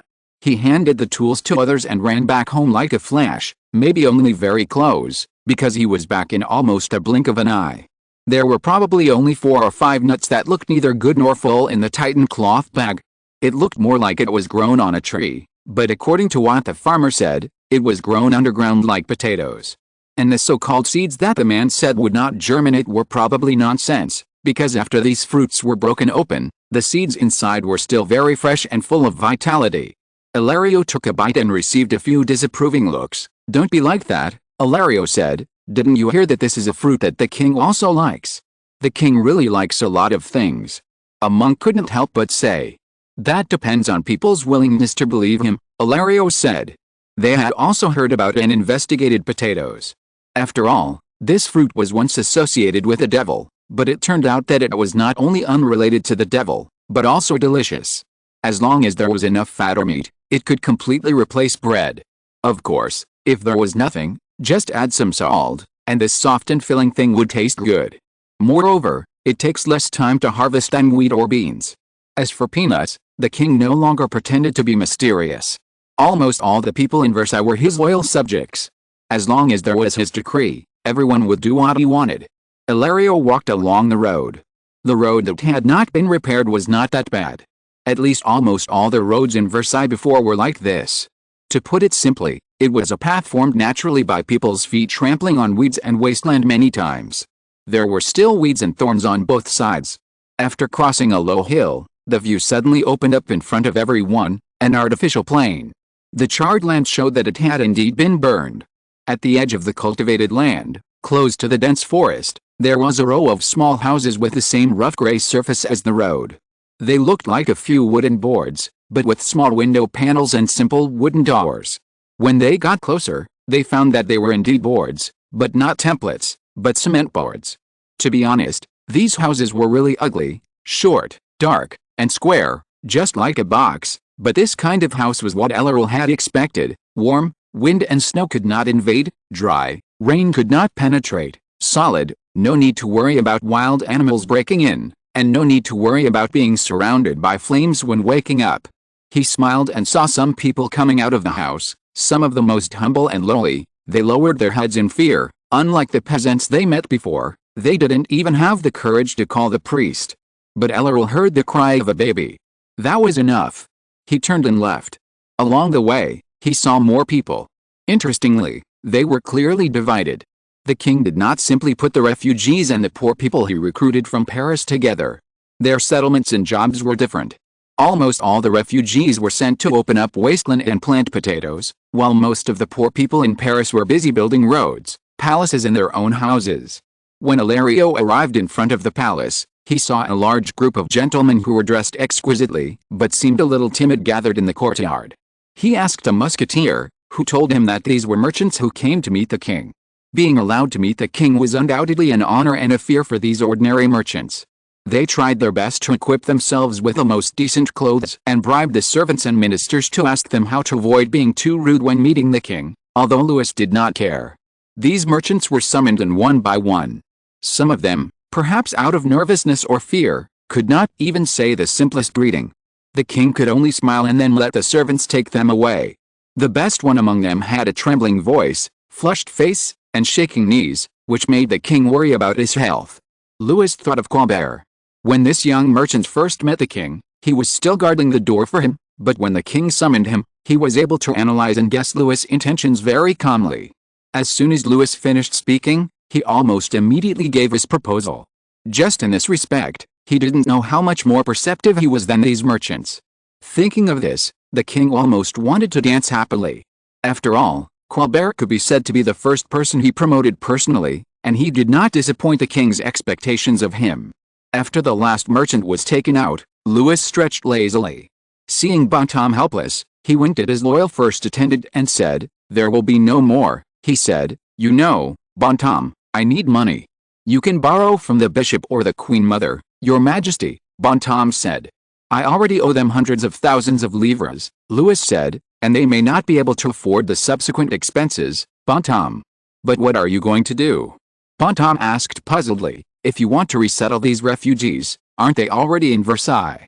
The king smiled. "Not enough, Bonhomme, not enough at all." "How many people are there here?" The king looked out the window. "Thousands of people, or tens of thousands, but how many people are there in France?" He is a greedy man. He hopes that in the places he sees and the places he cannot see, there are his people, real people who are willing to be loyal to him with their lives and honor. He is the king of both Paris and France, or, of this world. Chapter 59, The Ritual of Touching and Vauban. As early as 52 AD, Louis was already 14 years old, which is the generally recognized age of adulthood. However, when he was in Hettel, the Queen Mother was reluctant to hold a coming-of-age ceremony for the king in an unknown little place. When she arrived in Paris, she lost all interest in the aggressive Prince of Condé and the sinister Duke of Gaston. To her, Parisians were half rebels and half thugs. They were not qualified to witness such an important event. Moreover, Bishop Mazarin had retired to Bouillon again. Although the Queen Mother did not like this man very much, she had to admit that without the bishop, the royal family in Paris was like missing an arm. After General Schomberg and Viscount Turenne won the victory in Paris, the people of Paris, from the judges of the High Court to the humblest civilians, all came to ask the king to return to Paris as soon as possible. But compared with their enthusiasm, Louis's reaction was much colder, just like what he said to his brother Philip. If he returned to Paris, he would never allow himself to be driven out again. In addition, Versailles was more important to him than Paris. He estimated the time and summoned Abbot Le Riviere to pick a suitable day. Regardless of whether it was a saint or a saint, he would hold a high mass and then a special blessing ceremony. Speaking of this blessing ceremony, it was also dangerous for Louis, because this so-called touch and cure ceremony required close contact with patients with lymph tuberculosis. The founder of this ceremony was none other than Clovis I, the founder of the Frankish kingdom. One of his ministers suffered from lymphatic tuberculosis. Of course, people at that time only called it the White Plague, because the patient's neck would grow blisters as big as eggs and as big as peas. When the pus accumulated to a certain extent, it would flow out from the festering fistula, which looked abominable and terrible. It was said that neither doctors nor wizards could cure him. And one night later, Clovis I saw an angel in his dream. The angel told him that as long as he touched the patient with his sacred hands, the patient would be cured. After hearing this, Clovis I did so, and within a few days, the minister miraculously recovered. However, from Louis' point of view, this legend was most likely due to two urgent needs. One was Clovis I, who was just the leader of several Frankish tribes before. In 486, he defeated Sigrius, the last governor of the Roman Empire in Gaul, occupied the entire northern Gaul and called himself the King of the Franks. Just like every Roman emperor would deify himself, he also needed to be detached from the mundane world to ensure that this honorable throne would not be shaken. The other was the church.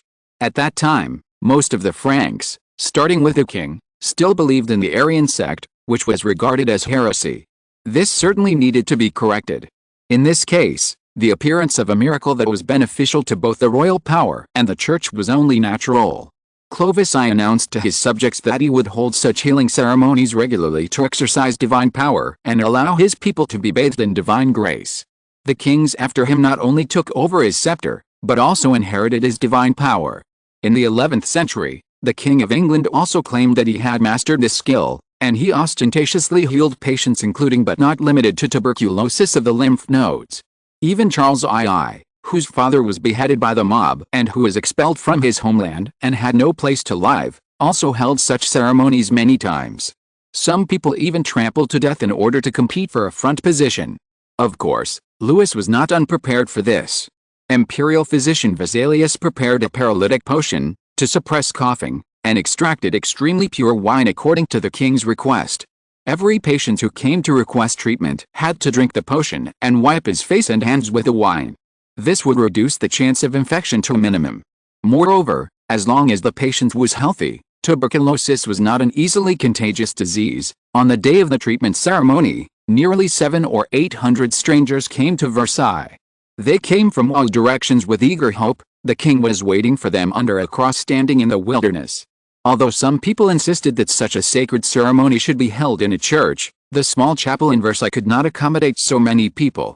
Others said that the ceremony should be moved to the Notre Dame Cathedral in Paris, but the king refused. He chose this place because the wind and fresh air could take away most of the germs. During the ceremony, the patients knelt before the king one by one, and Louis gently touched their foreheads and cheeks with his fingers, then took a white ribbon with a gold Louis hanging from it from Abbot Le Riviere and hung it around the patient's neck, and the whole healing process was over.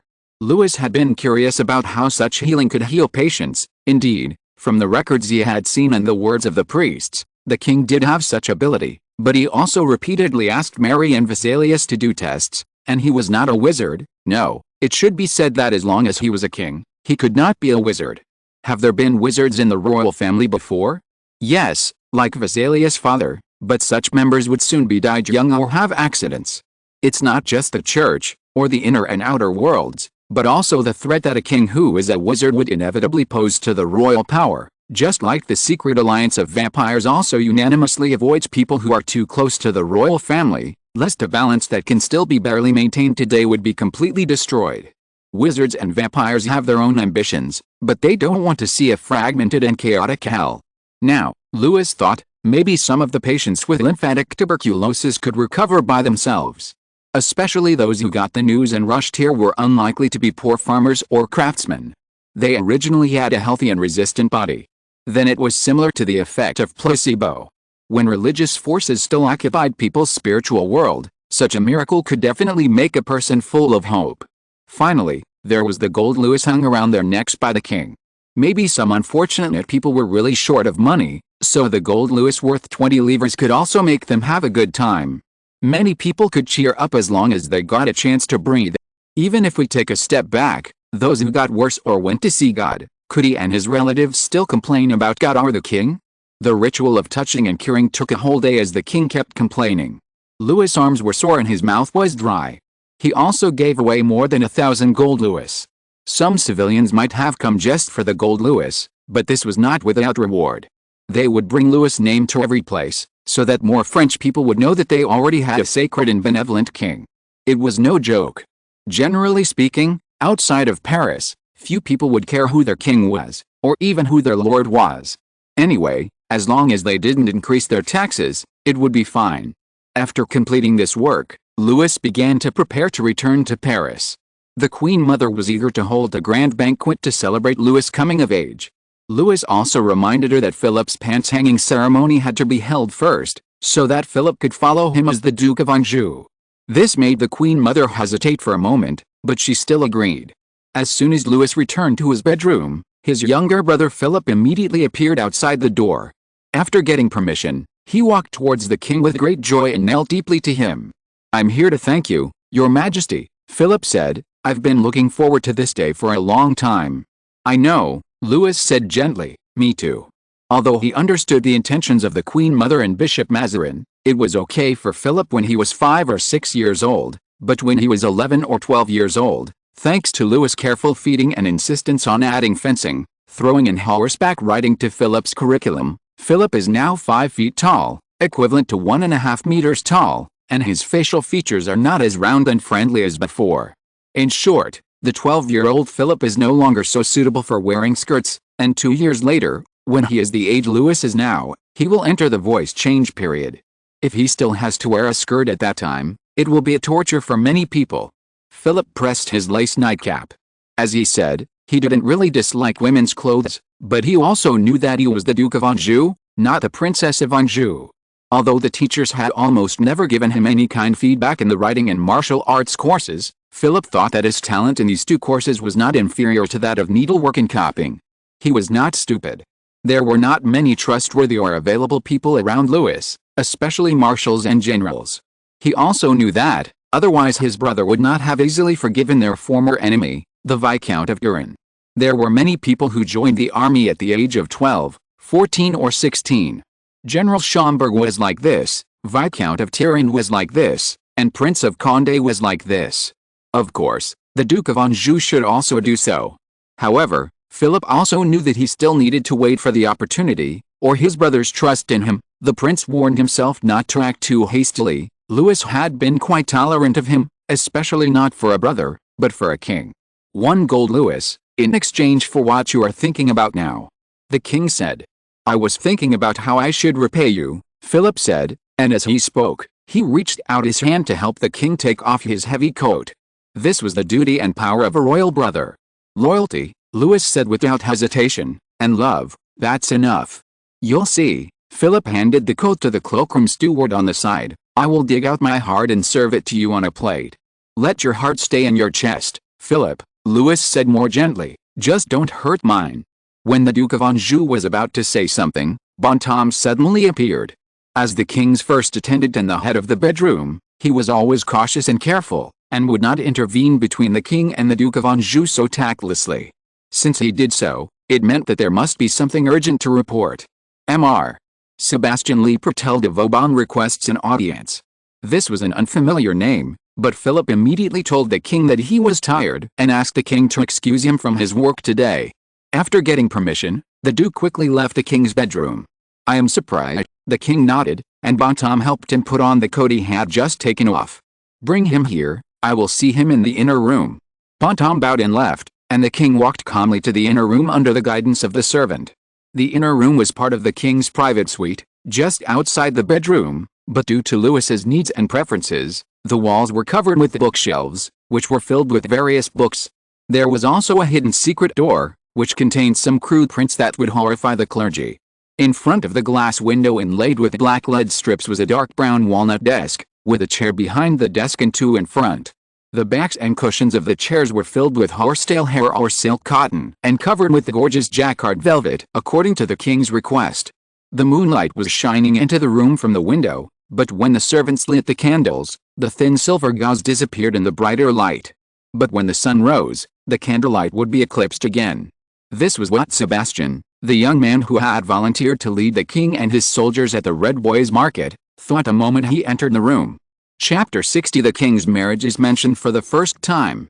Sebastian's audience was unusually short, not because the king was unwilling to talk more with this young man he valued, but because Vauban was seriously injured at the time. When he left Condé, he alarmed the Spaniards who came to greet them. One of the counts beside Prince Condé insisted on executing the traitor, while another count thought that he should be forgiven. The young man was brave and fearless. He could be said to have severely criticized Prince Condé because the Spaniards and the French were enemies at the time. In the end, it was Prince Condé who made the decision. He released Sebastien, saying that he did not want to see such a good young man die, and he also knew that there were many people in his army who were inclined to the king, but as long as they were willing to be loyal to him, he was willing to treat them with mercy.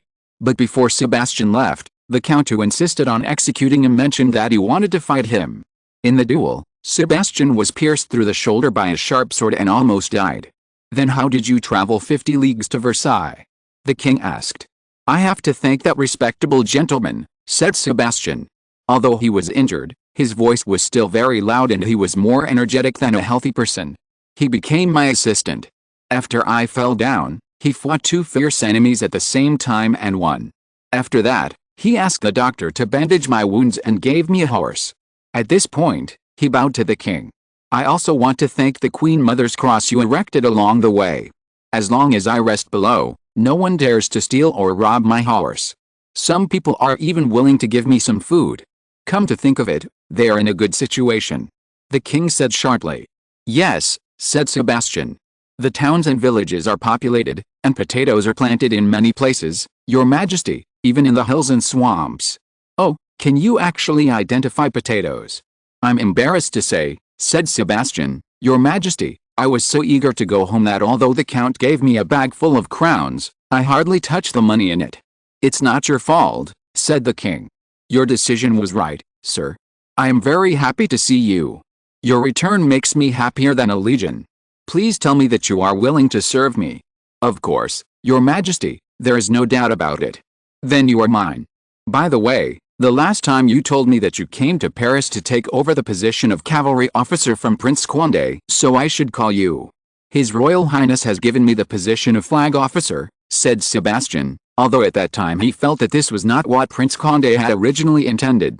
Perhaps from that time on, he did not like this young man who had once been favored by him very much, because in Sebastian's heart, the king was obviously much more important than him. Then we should call you a lieutenant, the king called the visitor's name intimately, Sebastian, but I think such a position is not suitable for you.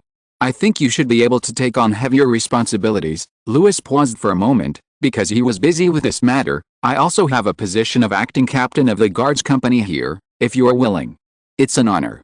Sebastian shouted. He jumped up from his chair and bowed deeply to the king, his eyes sparkling and his cheeks flushed, completely different from the dying ghost when he first arrived in Versailles.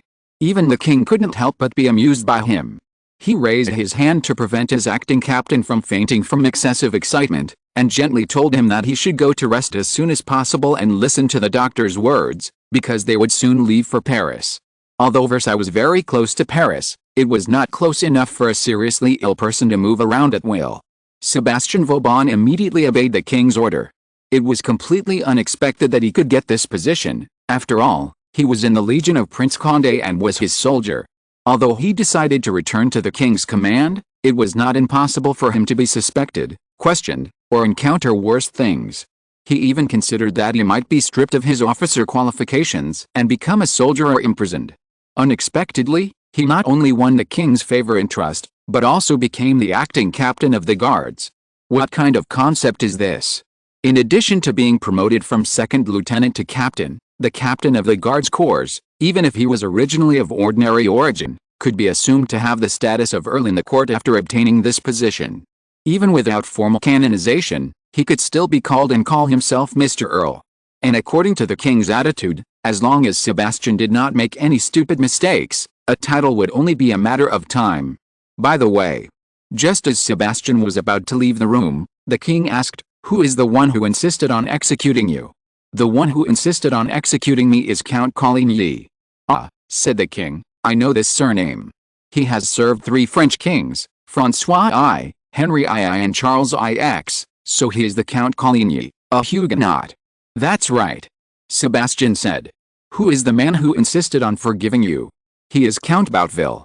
"I know this man too," the king said. "He is the brother of the Prince of Condé. He was adopted by the Prince of Condé's mother, and a friend of the Prince of Condé. He is a good man, Your Majesty. Even if he has never saved me, I would say so." "I will remember it," Louis said, and after Sebastian Vauban left, he opened a small lambskin book that was only 1 palm square, turned to a blank space, and wrote down 2 names. As the king said, they set off 5 days later, and then held the trousers hanging ceremony of the king's younger brother in the Louvre. Philip was finally able to change into long trousers, and then at the king's coming-of-age ceremony, he was allowed to hold the back of the crown robe for the king, and served wine to the king at dinner. So everyone knew that the position of the first person around the king, both in terms of etiquette and the king's personal feelings, belonged to His Royal Highness the king's younger brother. This situation may continue until the king gets married. Of course, this is also what Bishop Mazarin and Queen Mother Anne are most concerned about. The king is also prepared, but the first choice really surprised him. The Queen of Sweden. Louis shouted. "Oh," Bishop Mazarin said, "is there anything strange about this? And you should say king, because she ascended the throne in the name of king, not queen.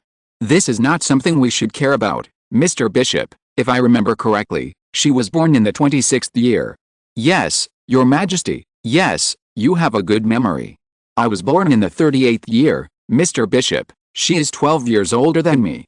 "What a mature beauty," Bishop Mazarin said skillfully, "like a bright red apple, full of juice and fragrance." "But a king can't marry me," Louis said with a smile and annoyance. "Don't worry about this. In fact, most of the people in Sweden intend to let her cousin Karl inherit the throne, and she will nobly and calmly give up this heavy responsibility before God takes away her power and obligations to the kingdom. I remember she was a Protestant. She is planning to convert to Catholicism, and the Jesuit priests have confirmed that she is indeed sincere.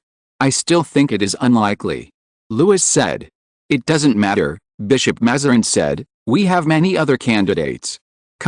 Leaving behind this queen candidate who made him laugh and cry, Louis arrived in Paris, completed his coming-of-age ceremony and his brother's pants-hanging ceremony, and began to get busy again.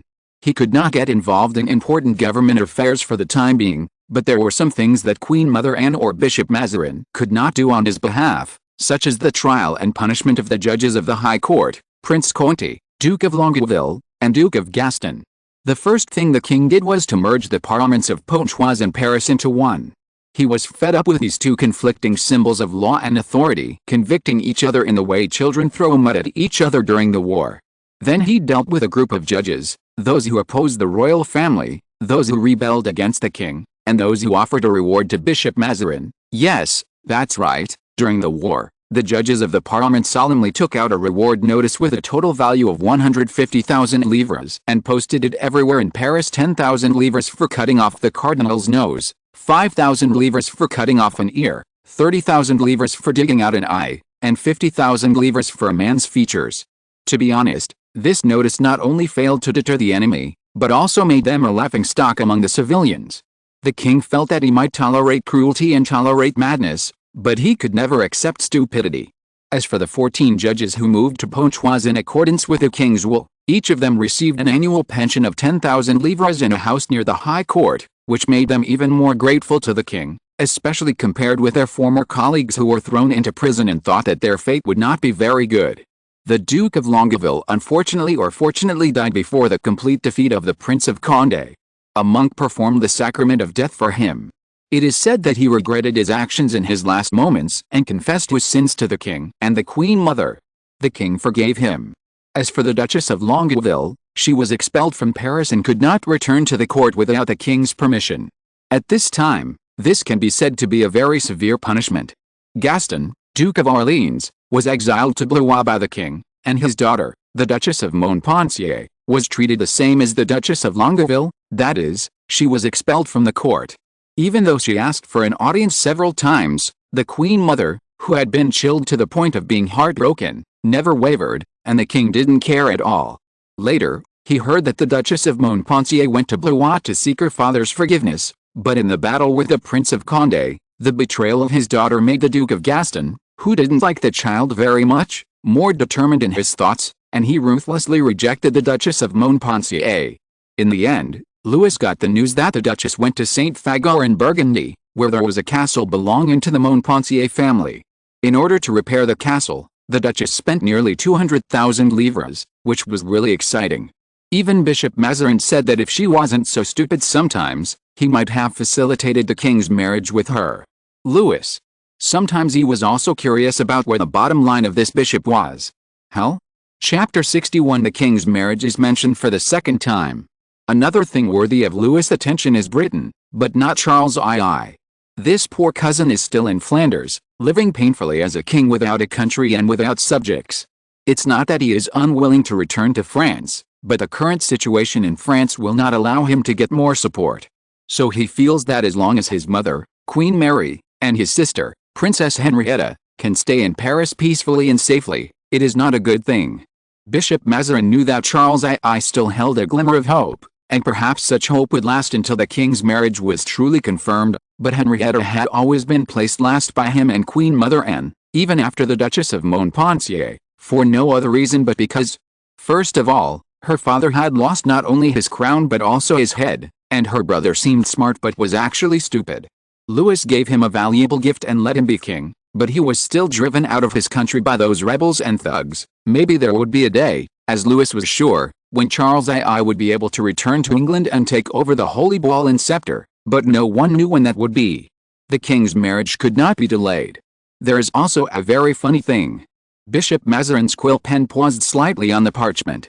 Some ministers, he said, those idiots who might have accepted bribes, actually proposed that the king should marry the protector of the English Republic. Maybe some people don't know what the English Republic is. To put it simply, it is a stinky thing made by a group of lunatics who ignore royal power and divine authority. After executing their King Charles I, they decided to abolish the monarchy and the House of Lords. The House of Commons became the highest legislative body, and the executive power was handed over to members of Parliament elected by the House of Commons. The biggest and shameful rebel Oliver Cromwell naturally became the first chairman of the Council of State. The funny thing is that within 3 years, Oliver Cromwell instructed his followers to elect him as the protector of the country. What an ironic term.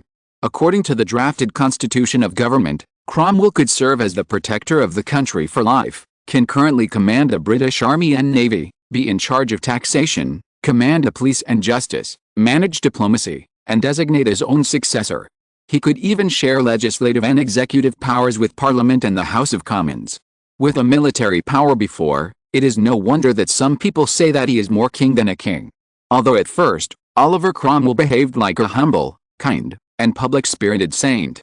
Although he did not publicly declare his beliefs, his life was indeed infinitely close to that of a Puritan. He hated pleasure, disliked luxury, lived a simple life, and cared about the people. At least before 1650, but after being crowned a protector of the country, he moved his residence to the King's Palace. This statement may be a bit unfair to Cromwell, because in fact, he only lived in a house behind Whitehall Palace, the main residence of the English monarch since 1530. This was once a huge cockfighting arena, and was later converted into a theatre and concert hall by James I. Later, it became the residence of the caretaker of Whitehall Palace and was also lived in by princes and princesses. Cromwell may have chosen this place just to make it more convenient to handle government affairs, but his political enemies would not care about this. Perhaps Cromwell would not care. Even though he did not actually live in the palace, the ceremony he held when he took office as the protector of the kingdom was no less than a grand coronation ceremony. His generals called him His Royal Highness, and his advisors called him His Majesty. According to his agreement with Parliament, he should be questioned by Parliament every 2 years, and he should consult rather than order Parliament to do what to do. But when this inevitably happened, Cromwell rebuked the parliamentarians like a tyrant, claiming that he was speaking on behalf of God, and if anyone was unwilling to obey his will, it was blasphemy against the Holy Spirit and betrayal of faith. Bishop Mazarin made a bet with Louis. Bishop Mazarin believed that Cromwell would dissolve Parliament within 5 years, while the king believed that Cromwell would not be able to tolerate others pointing fingers at him and decided to dissolve Parliament in just 3 years. The bishop was very curious about this. Of course, given the current situation in France, he could not help but think of the problems that he and the young king would have to face. You know that Oliver Cromwell is planning to redivide England, Louis said, 11 districts, each of which will be ruled by a general he trusts, and his army will monitor every one. The king sighed and said, "Look, Mr. Bishop, how luxurious. 11 generals and an army that can cover the entire country. A man like this, a man who is more powerful than the king, would he succumb to those who can only pick up quills and parchment rolls and are better at dancing with their tongues than wielding guns and swords? Thinking about it, it is indeed very likely." Mr. Bishop said, "But why is it 3 years, not 5 years?" Because of the biennial parliamentary inquiry, the king crossed his arms, the parliament executed a king and expelled a king, so they will not want to see another king or someone better than the king. They will definitely find ways to suppress Cromwell's power from further expanding and extending. Then the biennial inquiry is the best time to strike at Oliver Cromwell. They ended the last inquiry unhappily, so the inquiry 2 years later will only become more sinister. By then, if Cromwell still does nothing, then it will be the turn of Parliament to do something. But this man, the king shook his head, is not a patient good guy. Even if he was originally, then the power he held for more than a decade was enough to make Oliver Cromwell completely lose the heart of an ordinary person. "Oh," said the bishop, "I really want those ministers to come and listen." "What? Damn it, they are trying to let you marry Oliver Cromwell's granddaughter." The king raised a hand. "Wait, I remember Oliver Cromwell is in his prime." "That's true, but his only son Richard Cromwell is already 26 years old, Your Majesty, and he already has a daughter who is 2 years old this year. Is my marriage not compatible with 12 years old?" Louis couldn't help saying, "Either 12 years older or 12 years younger." He glanced at the bishop, "And she's the daughter of a Protestant." "It doesn't matter." Bishop Mazarin said calmly, "It is very common for kings to change their beliefs for the sake of inheritance or something else. I can send a priest to convert her to Catholicism." Louis couldn't tell for a moment whether the bishop was joking or serious. "I will not let Cromwell's granddaughter become my wife," he had to say seriously. "Like I said, Mr. Bishop, I will never recognize the legitimacy of Oliver Cromwell, whether he is the protector of the realm or the king. To me, or to any monarch, he can only be a traitor." Bishop Mazarin smiled. "That's exactly what I want to say." He said, "Your Majesty, it's a pity that there are always people who can't see clearly." "That's normal," Louis said, He is at the top. You don't seem to be optimistic about him at all. There is nothing I like about him anywhere. Louis said, I think you can understand it best. His crown was given by the people and will definitely be taken away by the people. I thought you valued the people. I value them, but I don't like them, because I know what kind of people they are, Louis said. No one is wiser than them, and no one is more foolish than them. They are extremely powerful, but also loose as sand. They put a carpenter's son on the supreme throne and said, this is our God, but then they betrayed him for 30 silver coins and watched him being nailed to the cross. I may love them and teach them, but I will never believe in them. What a bad but correct idea. Bishop Mazarin muttered, then it seems I should reject them. Let them give up this idea. Louis said, if not, delay. We will see the results soon. If you're listening to this novel on a channel other than Fanfic World, it means they downloaded and uploaded it without effort. We cordially invite you to visit our channel, Mundo Fanfic Novelis. There you'll find the original version of this story, and you can explore many other novels of various genres. We're waiting for you to immerse yourself in a world of incredible novels. Chapter 62 The King's Pamphlet. Louis had a reason to say this. Cardinal Mazarin's intelligence agents had sent back a lot of news from England. Oliver Cromwell had begun to rule the country as he pleased. He saw himself as the savior of the people and the messenger of God. This was not surprising, but when a person puts himself in such a lofty position, it means that he is about to fall heavily. It is possible that he will become king, said the bishop. He is so close to the throne. Even if he has forged all the symbols of the king's coronation, from the crown to the scepter, from the holy ball to the coronation ring, he can always create new ones, just like he created the current New England. That's the problem, Bishop. Louis said with emotion, from what I have seen and learned, Cromwell is a man who thinks he is, or is indeed, a man who advocates simplicity and is dedicated to the country, but he is too paranoid. This is also a common problem of many people. I mean, they think that the people are like wood and clay, which can be carved and kneaded at will. They can remove anything they don't want or make them what they want, but this is completely impossible. If Oliver Cromwell becomes arrogant and even commits all kinds of decadent behaviors like King Solomon, Bishop, even if 10,000 priests come to condemn him, he doesn't have to be afraid.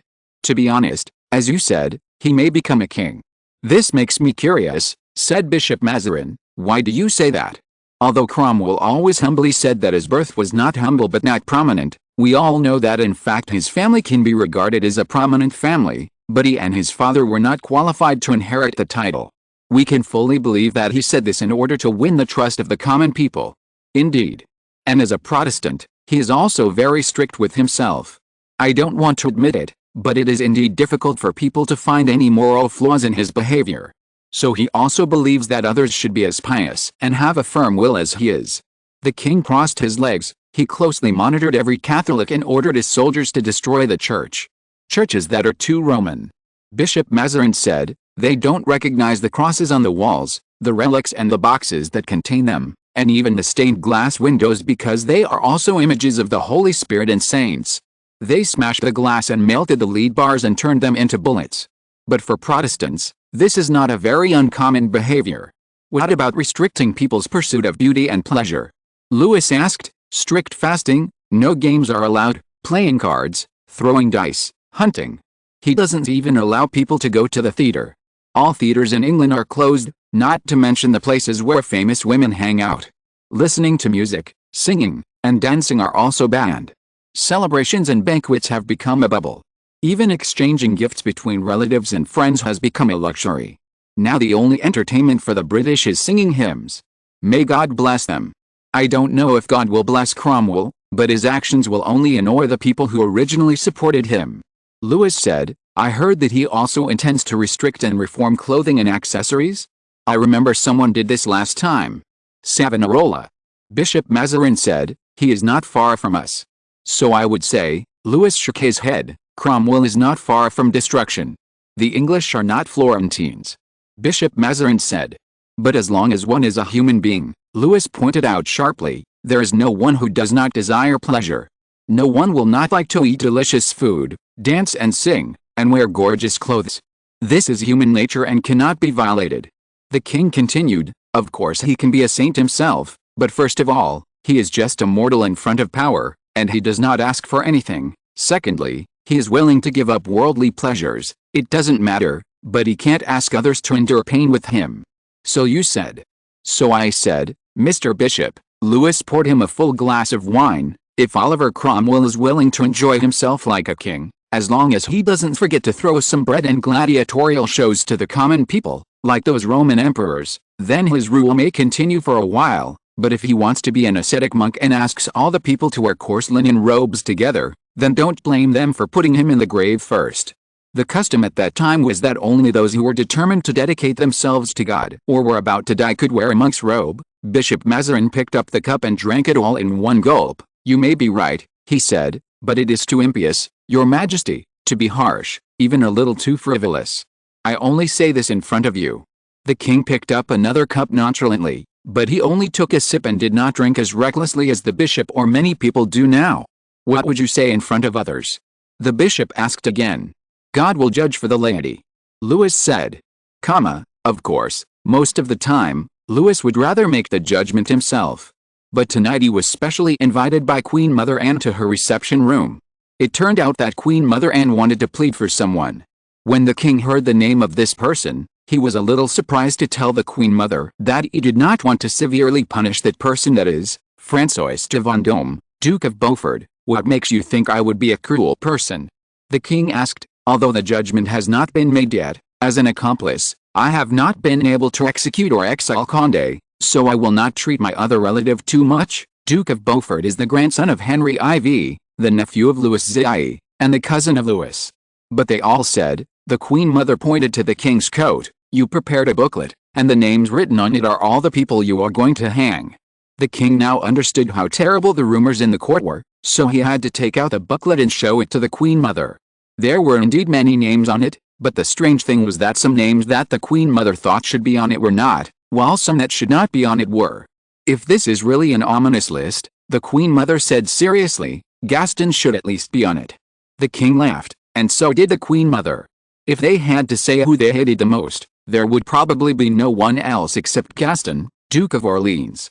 He will stay in Blois forever, the king said calmly, with his ambition until his death. That's exactly what I expect, said the Queen Mother. Then tell me, the king asked, why did you plead for the Duke of Beaufort? Speaking of the Duke of Beaufort, he had not played a big role in the previous battle. The king did not even notice him at first. It was only after Bishop Mazarin reminded him that he recorded this person in the booklet. Because he had given some help, said the Queen Mother. At that time, she was just Anne of Austria and was overwhelmed by the Medici Queen Mother Marie and Bishop Richelieu.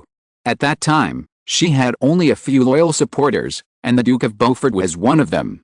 But after the death of Louis XIV, she began to work together with Bishop Mazarin. For whatever reason, the Duke of Beaufort refused to believe this despicable priest. The two were incompatible. Queen Mother Anne had no choice but to let Mazarin throw the Duke of Beaufort into Vincennes, which was later the place where the Prince of Condé and the Duke of Longueville were imprisoned. After the Prince of Condé took control of Paris, the Duke of Beaufort was released, and then he stood on the side of the Prince of Condé without hesitation. So he could only be described as a reckless, unlucky guy. But Queen Mother Anne obviously still remembered the little affection between them, and the king did not mind satisfying his mother's small request. Anyway, he wrote down these people's names not to execute them. On the contrary, these were experienced generals with outstanding military talents. Louis wrote them down to prevent himself from accidentally hanging or chopping off someone's head. He envied Oliver Cromwell to death because of this. If he also had 11 generals. Bishop Mazarin also had such considerations. Although the relationship between the Duke of Beaufort and him was really a bit bad, he told the king that the Duke of Beaufort had some experience in naval warfare, so the king immediately wrote him down in the booklet. There are actually some names that were rarely known before in the booklet, such as Fouquet, Colbert, Schomberg, and the Duke of Mortemart. The Duke of Mortemart was a complete surprise for Louis.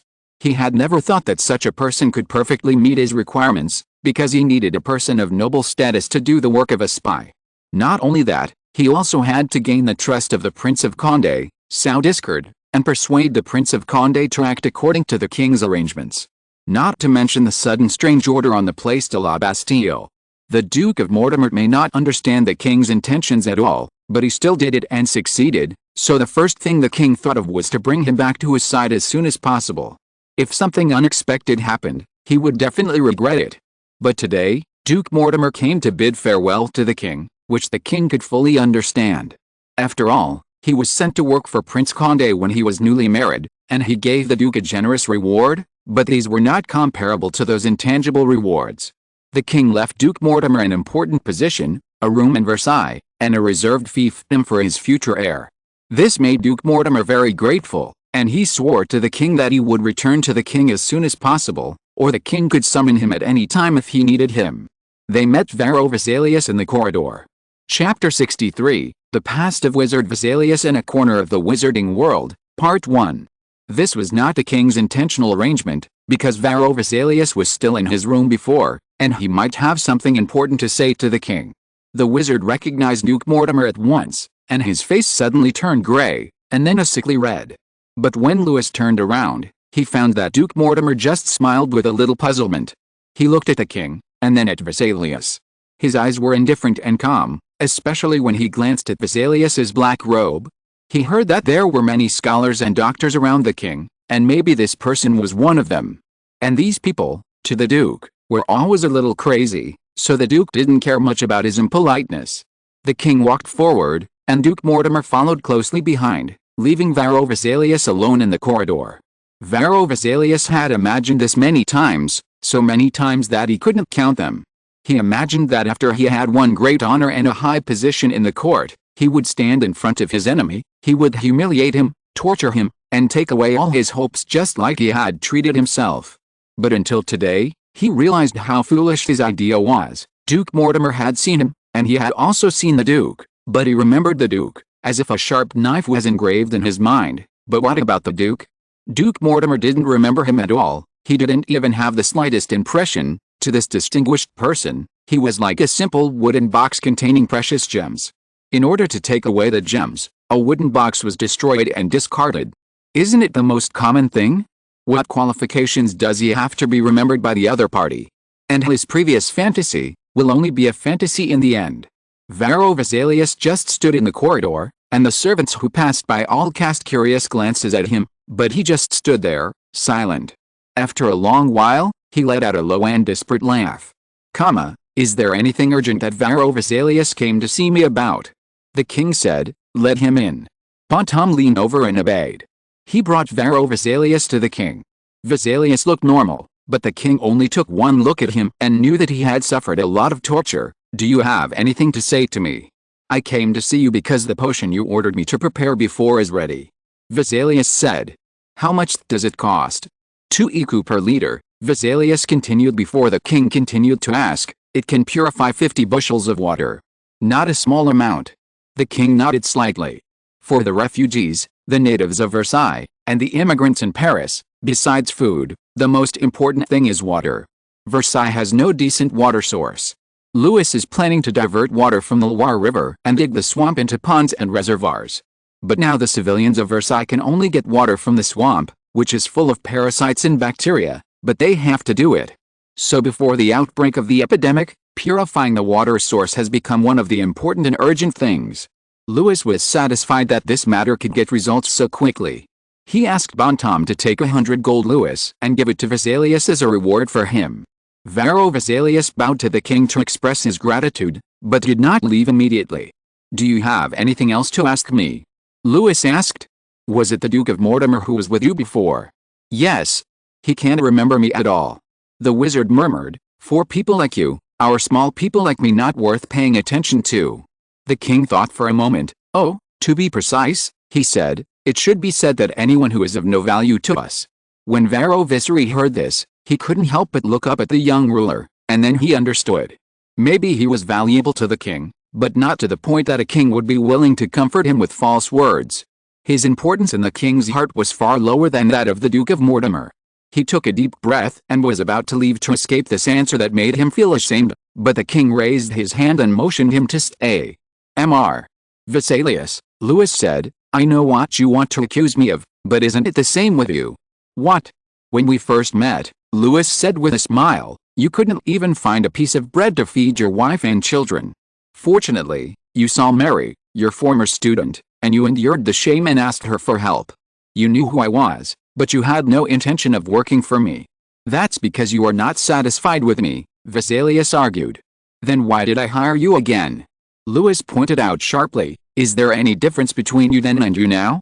Don't tell me that what you showed me was learned in a prison without seeing the sun. You just don't want to work for a non-wizard, Louis continued quickly, without leaving Visri a chance to interrupt. It's not that there are no wizards around me, he said. I also know the inner world and the outer century, and I know something about you, and the first thing I understand is your arrogance. Huh? The king laughed contemptuously. Yes, you think you are superior to mortals. Even though I am your king, in your heart, I am still not as good as you, because you have extraordinary powers and I don't, so you would rather wag your tail and beg for mercy from a little witch than kneel down to a mortal who can decide life and death, although you are just a poor creature who was expelled from the inner world, homeless, and hungry. I didn't. We left by ourselves. Visery shouted loudly, unable to help. The king did not speak, but silence can sometimes represent many things. The wizard stood there, his eyes gradually becoming dull. The king stabbed his heart. Yes, as Louis said, he still had a trace of arrogance that he himself did not even notice. He was a wizard, but the duke or the king were not. But it was useless. His talent and gifts could not allow him to gain wealth, respect and status. Neither the inner world nor the outer world could. He was once full of ambition, but both worlds gave him only ruthless whippings. He should face the reality. Why did you leave the inner world? The king asked. Vesalius bit his lip painfully. He knew that, as the king said, they could only see things that were valuable to them. His value to the king, apart from witchcraft and medicine, was only in the inner world. Although the people in the inner world needed the outer world, they were wary and on guard against it. After all, the outer world was larger, more prosperous, and more dangerous than the inner world. The power of wizards, spirits, and dark creatures could certainly make them surpass mortals, but the number of mortals was enough to make up for this shortcoming. Moreover, as time passed, the machinery and gunpowder invented by mortals further tilted the scales of fate towards mortals without limit. Now, even the most arrogant fool in the inner world would not think that after the barrier between the inner and outer worlds was opened, it would be the outer world rather than the inner world that would be swallowed up. This can be seen from the fact that the nobles in the inner world are constantly seeking power and wealth in the outer world. The people in the surface world know nothing about the inner world, which is their best bargaining chip. Perhaps some people don't quite understand why Vesalius still stubbornly holds on to the secrets of the inner world, but Louis can guess a little bit. After all, this is the only thing he can rely on. But he must give the king an answer, because the Witch King has the little witch Mary who he trusts more, and as his authority grows, there will be more wizards willing to work for him, just like his enemies. As for medicine, the king has thousands of scholars, and as long as they have the king's support, they may not be unable to do what Vesalius can do. The king has never concealed his preference for the Duke of Mortimer, and Vesalius knows a little about the reason. The duke's acumen and bravery made the king praise him as the value of a legion, so what about Vesalius? When will his value surpass the duke? It's almost impossible, but he also knows that if he is rejected by the king, he will fall into the real abyss, and no one will come to save him this time. He said. We left the other world precisely to avoid the pursuit of the Mancini family. Your Majesty. Chapter 64, The Past of Wizard Vesalius in a Corner of the Wizarding World, Part 2. Mancini. Yes, Your Majesty, Mancini. Vesalius said, I was Mary Mancini's potion teacher because my father also worked for the Mancini family. As far as I know, the Vesalius family is from Brussels. The Habsburg Netherlands, Your Majesty. The Vesalius family is a medical family. Jean Vesalius obtained a medical degree from the University of Parvez and then obtained a professorship at the University of Louvain. His son Everard Vesalius was the royal physician of the Holy Roman Emperor Maximilian I. His son Andreas inherited his great-grandfather's position and later became the personal attendant of Charles V. My great-grandfather is the Andreas Vesalius you mentioned. He had 3 sons. The youngest one was his posthumous son, who is my grandfather. My father is also his youngest son. He was discovered to be a wizard when he was 6 years old. Fortunately, we were in Italy at that time, and a wizard was willing to be his teacher and bring him into the other world. Then he is in the surface world. Once he enters the other world, he is a dead man to the outer world. Your Majesty, there is a small place in the tomb of the Vesalius family where a child who died in infancy is buried. I understand. Go on, Vesalius. The wizard was a potion master, and my father became his apprentice. Because of this and the talent he inherited from his bloodline, he was more successful than his teacher, so his teacher recommended him to the Mancini family. What kind of family is the Mancini family? In the inner world, the Mancini are a very old family, dating back to the ancient Roman period. But before the 5th century AD, there were also records of them in the surface world, but these records are little known. At this point, Vesalius smiled oddly. Of course, they were once very prominent. As far as I know, the daughters and sons of the Mancini family have more than once become the wives of priests or archons, or close friends of powerful people, because this family has been beauties for generations. But since Merlin's plan finally came to nothing, kings and emperors no longer recognized wizards and turned to God. The gap between the inner world and the surface world can no longer be bridged. The Mancini parents finally decided to move the family to the inner world and abandon the surface world. It is precisely because of this that they must ensure that their status in the inner world is not shaken by some absurd legends, so they almost never mention their past in the surface world. Do people in the inner world hate the surface world? Of course, Your Majesty. Vesalius said this almost subconsciously, then he realized that he had said the wrong thing and hurriedly added, I mean, in the beginning, the inner world was filled with people who were almost all poor people who could not survive in the surface world. They either had a deformed appearance or could not control their own power. They could be said to be exiled to the inner world, so they always had some overly vicious ideas. Then even the Mancini family migrated to the inner world later. From the 5th century AD, Your Majesty, Merlin was the last and biggest bet made by wizards and non-human creatures. Unfortunately, he still failed. The consequence of the failure is, as you can see, the church began to expel and exterminate us. Because you are fighting for power with the church. This is inevitable, Vesalius said, the court is so small. So the inner world has indigenous people, and then from the 5th century, wizards began to migrate to the inner world. Louis said, then what about those extraordinary people? They can be said to have the same ancestor as wizards, Vesalius said. In the beginning, the church was not strict with wizards. No, they were not called wizards at that time. They were priests, shamans or witch doctors. Then some people who were willing to convert to the church became ascetics and paladins, while others who were unwilling to bow to their former enemies became wizards. Louis remembered that Bishop Mazarin did mention to him that some people in the Inquisition were still stationed in the other world. It seemed that, as Vesalius said, they were two branches sticking out of a giant tree, and their roots were still deeply rooted in another world. What is the other world? Vesalius smiled bitterly. It used to be a very good place. A very good place, said the king. Originally, Vesali repeated, but later, as you know, too many wizards and non-human creatures came there, too many, whether it was water, food or even living places, everything became tense. There were several wars between the indigenous people and the immigrants, but those huge families had absolute advantages in every aspect, so. He skipped some details, but the king could figure out with his toes that the war for resources has always been the cruelest and most despicable. Later, the inner world barely reached a balance, but you also know that for 1,000 years, Your Majesty, the ever-growing population has put tremendous pressure on the inner world since my father's time. Some people have believed that foreign wizards or non-human creatures should be restricted from entering the inner world. Where is the inner world? I mean, is it a place that is inaccessible to mortals, another world, or just cannot be seen or discovered by mortals? Vesali hesitated. Obviously, they really exist. In other words, they still belong to this world. The king said as if talking to himself, I know there are wizards in many places. They are not on the same place, right? Because Mary would say that she is Italian. Yes, yes. Is there no king or emperor? The king thought for a while and said, have you ever questioned this? Vesali felt that he seemed to have understood the king's thoughts, but that is their territory, he said cautiously, Your Majesty, just like your princes and dukes. The king smiled at Vesali, and this smile made Vesali feel cold for some reason. But my princes and dukes will serve me and fight for me, he whispered. What can wizards do for me? He clapped his hands lightly. By the way, there is not even a French wizard around me. Are they all dead? Of course not, Vesalius said in his heart.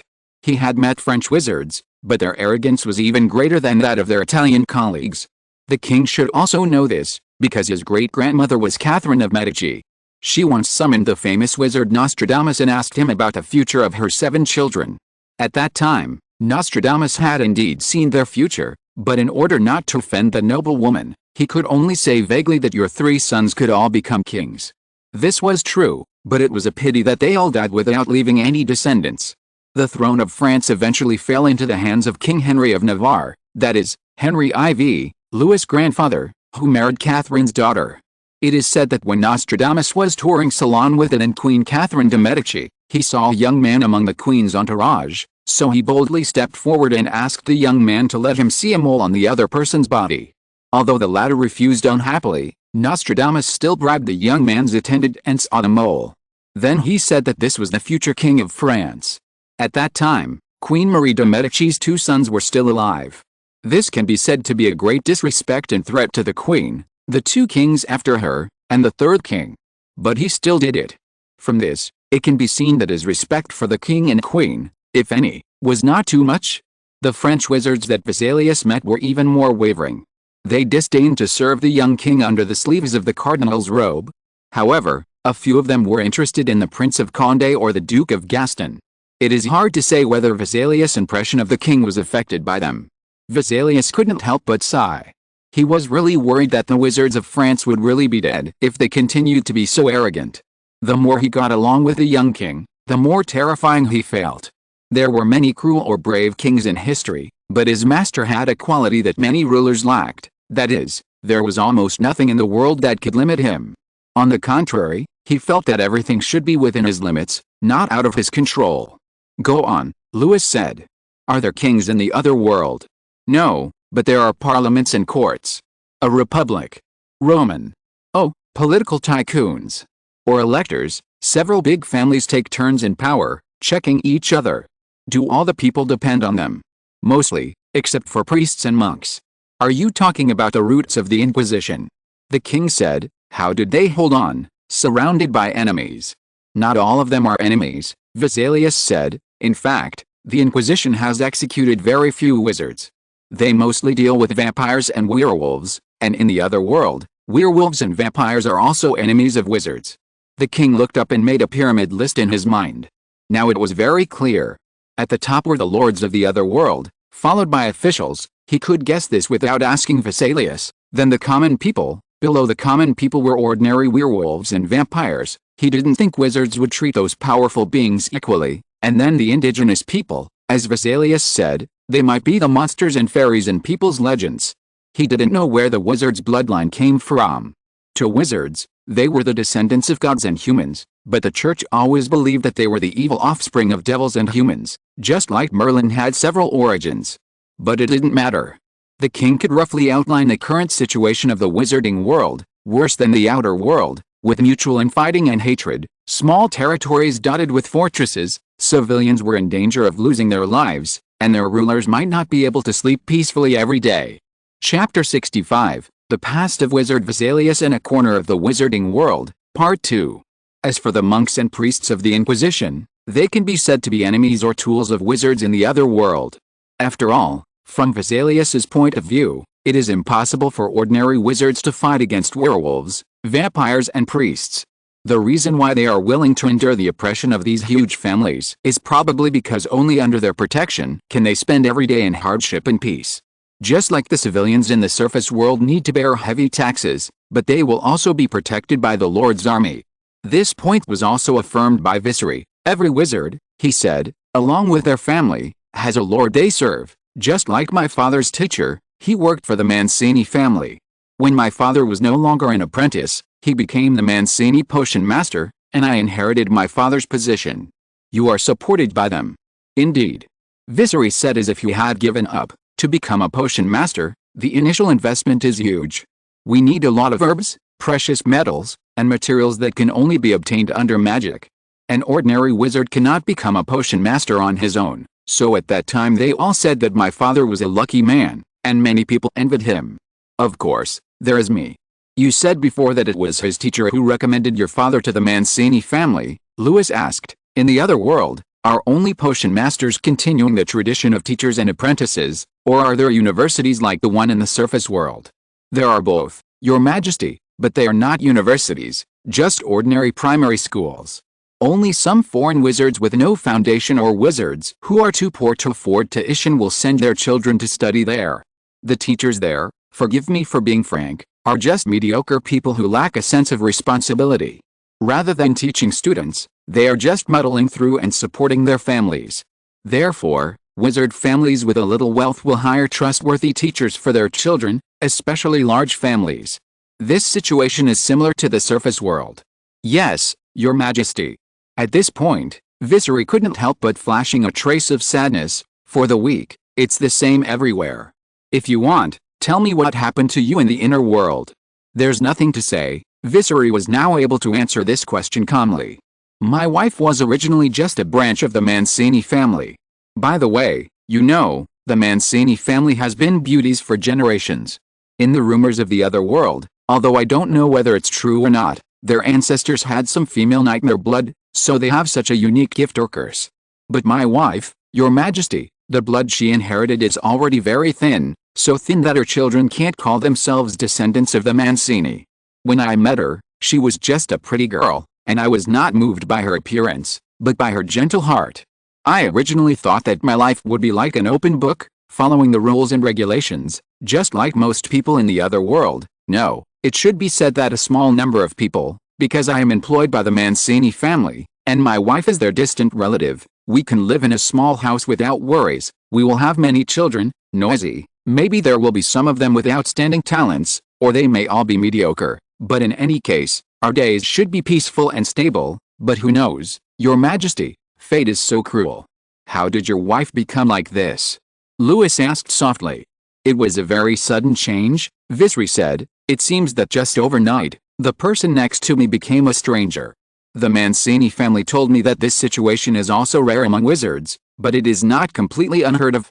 How to say it? It's like the blood hidden in the descendants is boiling violently, which will make the wizards more powerful, beautiful or intelligent, depending on what they inherited from their ancestors. And what my wife inherited was the blood of nightmares.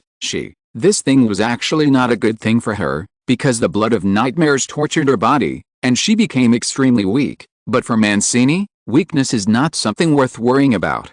The potion master said here, raised one hand and pressed his face. He seemed to be trying to suppress something, and seemed to want to tear open the barrier and release the beast. Anyway, Your Majesty, they want to take away my wife and my daughter. They said that I would get compensation, extremely generous compensation. Obviously, you didn't want it, you took them away.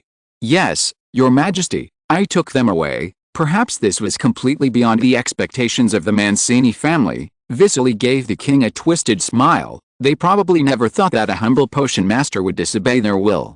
After you came to the surface world, didn't you go back to the Visery family for help? I tried, Vesalius said, but my ancestor Andrea Vesalius died with a charge of blasphemy, and his enemies are still in Spain and Rome.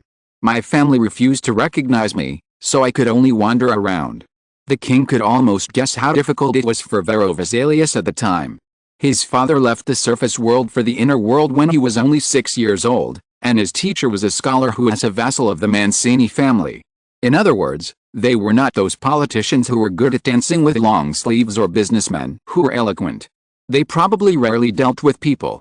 Then, after Vesalius left the inner world with his wife and children, he couldn't even directly use the coins of the inner world to exchange for food and lodging, because the gold, silver and copper coins of the inner world were of different shapes from those of the surface world, and they were different in pattern and weight. Even if the merchants were willing to accept them, they would definitely cut off a large amount of exchange fees. How long had you been away from the inner world before you met the Duke of Mortimer? 4 years, Vesalius said. 4 long years. No wonder, the king thought. From another perspective, Vero Visery must have been exhausted. The Duke of Mortimer was not the first. If he could escape with his wife and children, he would not be the last. His wife's beauty was not mundane. As the priest said, it was a sin left by the devil. And his daughter's letter, although it was hard to say how much D'Artagnan had added to it, it also pointed out the incompetence of Vero Visery directly and sharply. He had no way to protect such a huge and difficult to conceal wealth unless he could have the heart to destroy his wife's appearance. But what about their daughter? Athanase was still a child, but it was already possible to see her future as a summer rose. The words she said when she first met the king should not have been said by a 5-year-old child. So who taught her these? Even Louis was unwilling to imagine what kind of things this child had encountered in this place where her husband and father could not see. Your Majesty. What? I want to know, Your Majesty, Vesalius asked tiredly and politely, if the Mancini family knew that my wife and daughter were in Mortimer, then if they asked you. The Duke of Mortimer is my subject, my general, and my dear friend, the king said coldly. What is the Mancini family? Vesalius gave a painful unrelieved laugh, and he bowed deeply to the king. If you have nothing else to do. There is another question, said the king. I don't quite understand how the inner world and the outer world are divided. You said you escaped, so can you go back? No. Vesalius answered bluntly. I can't find the passage to Italy, and I can't find the passage to France without an introducer. He raised his head, but I know someone who should be able to find the passage, Italy or France. Marie Mancini, said the king. That's right. But Your Majesty, it is probably impossible for you to see the inner world with your own eyes, because the inner world is strictly forbidden for mortals to enter. This law is written on the first page of every law book of the inner world. How strict is it? A mortal who is brought into the inner world by a wizard will inevitably die, and that wizard, Viceroy couldn't help but tremble slightly when he said this. The body is split and the soul is solid, which will always be the cornerstone. I can understand the previous sentence, but what does the next one mean? This is the most severe punishment in the other world. Vesalius said, a wizard who is sentenced to this punishment will first be torn into pieces by 5 horses, and then his soul will be torn apart and fixed in the broken limbs. Finally, these limbs will be buried under the high wall of the other world, the magic wall that separates the inner world from the surface world. They will never be able to rest in peace, forced to watch and smell every existence that crosses the magic wall. Once a mortal touches them, they will wail loudly. This is a punishment for lawbreakers and a warning to those who come later. Ah, said the king, I understand. After Varro Vesalius left, Bontemps told the king that Marie Mancini was waiting outside the door. Louis paused slightly holding the quill. No, he said, not today. Tell her, Bontemps, I have something important to do. Let her go play with Philip or Henrietta. Bontemps obeyed the order and left. Louis could almost imagine Mary's angry look. But at this time, he really didn't want to see her, not because of what the Mancini family had done to Varro Vesalius. Such things could only be said to be common even in the surface world, but Varro Vesalius did not necessarily do anything wrong. At least he saved his wife and daughter from the possibility of becoming playthings or sacrifices. Duke Mortimer might be despicable, but he was immortal, which meant that he could never get rid of the control of the nightmare bloodline. With a generous promise of the king, his wife and children would be able to enjoy peace and prosperity under the powerful wings of the ruler of the surface world. Except that Varro Vesalius would inevitably suffer from pain and bitterness in his life. The king turned his quill pen, and when he was about to write down some of his thoughts, Bontemps came back, and this time he brought Cardinal Mazarin. Louis always respected this man who could be said to be like a father. He immediately stood up from behind the desk and then sat down again with the bishop.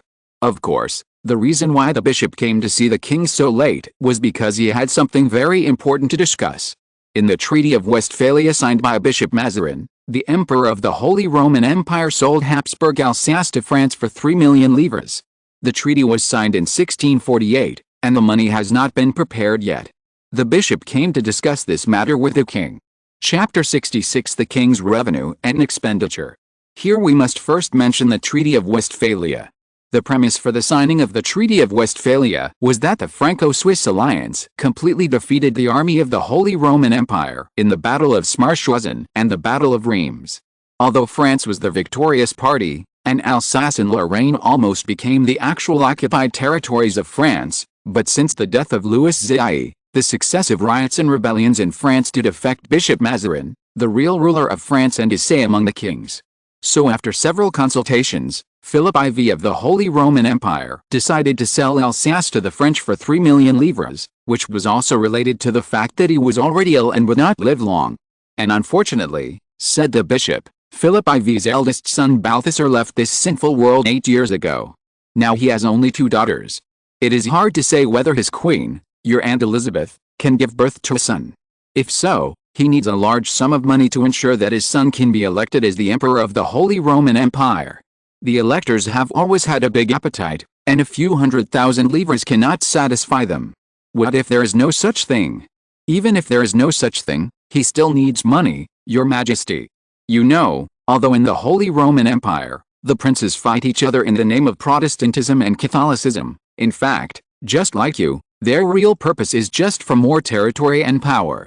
Philip IV certainly cannot fail to notice this, so he needs more soldiers, more equipment and more supplies to fight against those members of the alliance with ulterior motives. The Protestant League and the Catholic League, Louis said, the emperor stands on the side of Catholicism, but it seems that his enemies do not just come from different beliefs. And what do you mean by saying that he is the same as me? The bishop gave the king a knowing smile, and Louis looked back at him. He really didn't know how this cardinal who was married to the wizards could so confidently accuse others of not being pious. Well, said the bishop, now we have a problem, Your Majesty. We have delayed for 6 years, and we may not be able to delay any longer. Our shortfall is about 2 million livres. 2 million livres, for Louis 10 years later, was as light as a feather, but for the current king, it was as heavy as a mountain. He summoned the merchants who accompanied him and used some methods of later generations to raise property worth 100,000 livres in exchange for the ownership of 2,000 acres of land in the Versailles area to accommodate the increasing number of refugees, as well as the cost of repairing roads, opening up new land, and allocating various equipment, livestock, and building materials. The king promised them the right to use the roads and some buildings here. In the next 10 years, they can ride horses on the roads of Versailles, and they can also open hotels or shops here. Fortunately, this is Versailles, a barren place full of swamps and dense forests, with little use except for hunting. If it were Paris, the king's promise would never be approved by Queen Mother Anne and Bishop Mazarin. But in addition to these 100,000 livres, the king is afraid that there will be more additional income for the time being, but it is absolutely impossible to give up Alsace. Not to mention the military expenses and lives of the French in Alsace and Lorraine. Just a unique location of Alsace, it lies between France and the Holy Roman Empire. If the Holy Roman Empire wants to do something to France, it is the best outpost. If France wants to do something to the Holy Roman Empire, it is an indispensable stronghold. Now Philip IV of the Holy Roman Empire is worried about the vague state of division within the empire. He is unable to do so, so he decided to give up Alsace. It is hard to say what changes will happen in the end if they delay fulfilling the treaty. How much income do I have now? Logically, Louis's current income should be quite considerable. After all, since the Capetian dynasty, the royal family has owned 14 palaces, 35 castles, and 1,450 estates. The king is the lord of those places and has the right to take their taxes and tributes. There are also 26 regional bishops and the right to appoint 67 abbots of royal monasteries. The handsome Philip snatched them from the Roman Church. So if a noble wants his child to become a bishop, they must pay a series of huge fees to the king instead of the pope. In order to ensure that their status is not shaken, the bishops must also offer precious gifts in 1/3 or 1/4 of the tithe. And everyone knows that when it comes to wine and agricultural products, there is nothing better than the production of monasteries, and the king also has a part of these. In addition, the king also has the right to mint coins. If the tricks between gold Louis, silver ecu and copper lion are played well, what else can be more profitable than this business? In addition, like the priesthood, the positions of officials can also be bought and sold. In addition to the cost of purchasing official positions, officials also have to pay annual tributes to the king. For example, the poll gold mentioned earlier that each regent needs to pay annually. The court controlled by the king often uses money to open the way and bribes to achieve results. It is said that the annual income is nearly 100,000 livres. Originally, the King of France was like the Emperor of the Holy Roman Empire. He was the most supreme ruler, but he was only the most powerful among the princes. If they wanted to levy taxes, they had to get the approval of the three-level parliament, the first level of clergy, the second level of nobility and the third level of citizens. However, during the 100 Years' War, France was in precarious danger many times. So the French said that they must have a strong leader, but such a leader cannot be obtained by just talking. War devours not only human lives, but the wealth created by humans is the biggest consumption. Therefore, the three-level parliament had to repeatedly make concessions to the king on taxation matters. By the time of Charles VI, such concessions became a complete compromise. The king was able to collect taxes in peacetime to ensure that France would always have a stable and reliable standing army. The problem is that such an optimistic situation was rare even during the reign of Louis XIV. Nominally, the royal family should have an annual income of 50 million livres, but in fact it was good to get 10 million livres. Moreover, with the decline of royal power and endless disputes, this number continued to shrink. Moreover, this 10 million livres did not belong to the king alone. The operation of the territory, the military salaries, and the salaries of officials almost all came from it. Louis really wanted to pull his trouser pockets to see if a gold Louis could fall out. Of course, this was just a joke. The most difficult time had passed. It was just that the cost of ruling a country was too heavy and huge compared to that of a person or even a family. Louis did not even dare to think about it in detail. He almost envied the monarchs on the other side of the ocean because they could confiscate the property of ministers or relatives at will. But for France and the entire Catholic world, a king who did this would only be attacked by his subjects, even if the minister had committed an unforgivable crime. To reclaim the territory, he had to trade and negotiate, just like the Duke of Sedan. And there were few such opportunities. Especially for members of the royal family, like the Prince of Condé who was once a rebel, he is still His Royal Highness the Prince, and as far as Louis knows, Bishop Mazarin is still trying to marry him to one of his nieces. Prince of Condé fled to Spain, and Philip IV, who was also the King of Spain, made him his general and granted him Luxembourg, but his territory and assets in France still belonged to him. Even if he died, the assets would be inherited by his son, the current Duke of Enghien, and the king would at most have to pay an inheritance tax.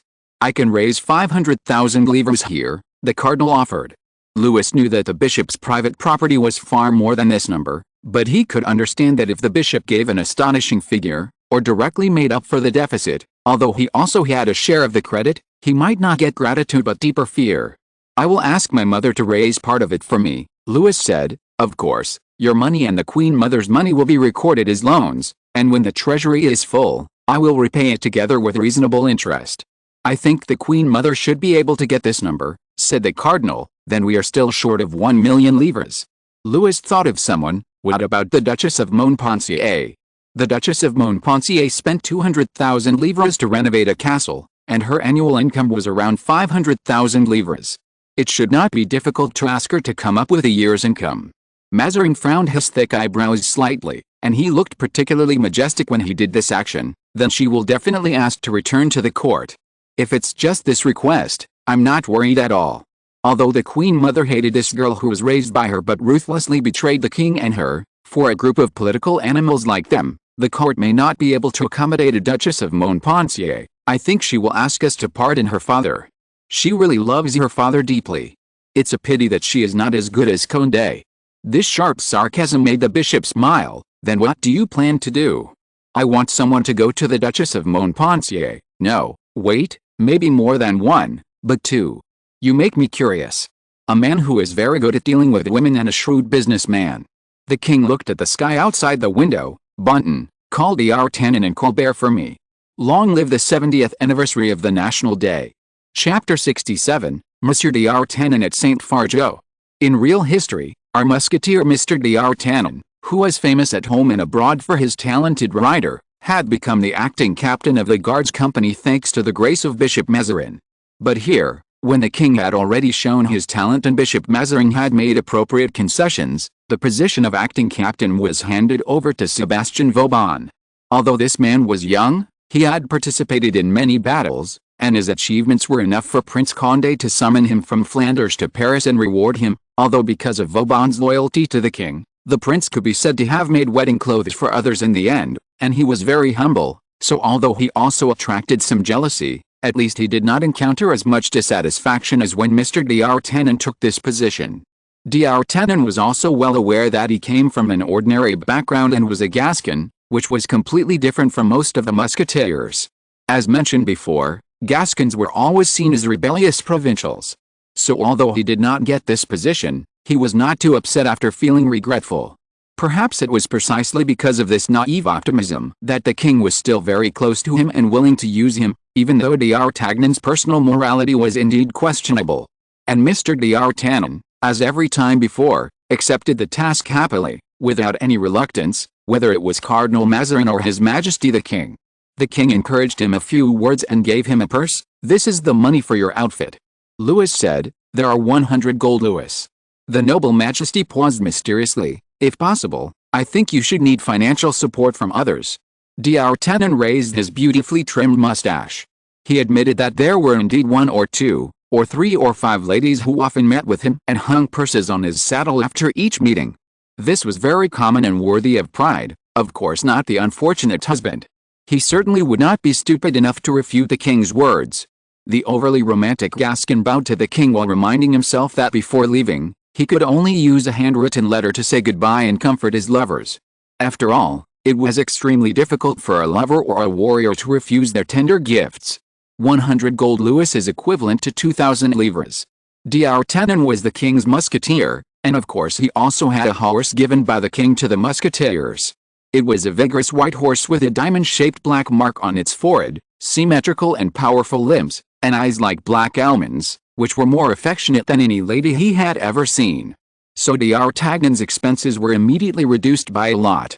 He equipped the horse with a new saddle, black calfskin, inlaid with silver nails, and then chose for himself a velvet coat with silver lace woven on the cuffs and collar, a snow-white linen shirt, brown cuffed boots, and a wide-brimmed hat decorated with ostrich feathers. In short, he dressed himself up according to the most popular style of Parisians at that time, and spent nearly 700 or 800 livres at once.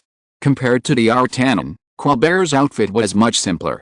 He looked more like a Dutchman than a Frenchman. His black coat hung to his knees, with a belt tied inside the coat and only a simple gray feather on his hat. He was older than D'Artagnan, and this outfit made him look like D'Artagnan's follower or servant, but this was exactly what the king and he needed, to let people keep an eye on the so-called royal envoy D'Artagnan. What Colbert was going to do was more dangerous than him, but the king also said that if something irreversible happened, they could escape back first. However, neither D'Artagnan nor Colbert wanted to return to Paris in disgrace without having accomplished anything. D'Artagnan wanted to seek a higher position, while Colbert felt a deep crisis because of Nicolas Fouquet's performance. Just a few days before they set out, Fouquet quietly returned to Paris and to the king. He brought back a huge sum of money equivalent to 350,000 livres, which made the king's tense nerves relax. In the still unstable France, it was really gratifying to be able to get such a generous return. However, Fouquet was not satisfied with this. He submitted a plan to the king, intending to expand the award-winning business beyond France, but was rejected by the king. Colbert knew why His Majesty rejected Fouquet. The reason was simple. If he left France, Fouquet's behavior would probably bring him a terrible disaster. After all, he had accumulated such a large amount of wealth in just a few months, not even including the taxes and prizes for the lords. Anyone would be greedy. It was said that even if he had not left France, he was almost caught and hanged as a liar by a count who had placed thousands of bets but won nothing in Franche-Comté. The king even asked Fouquet not to leave Paris for the time being and to stop his lottery business.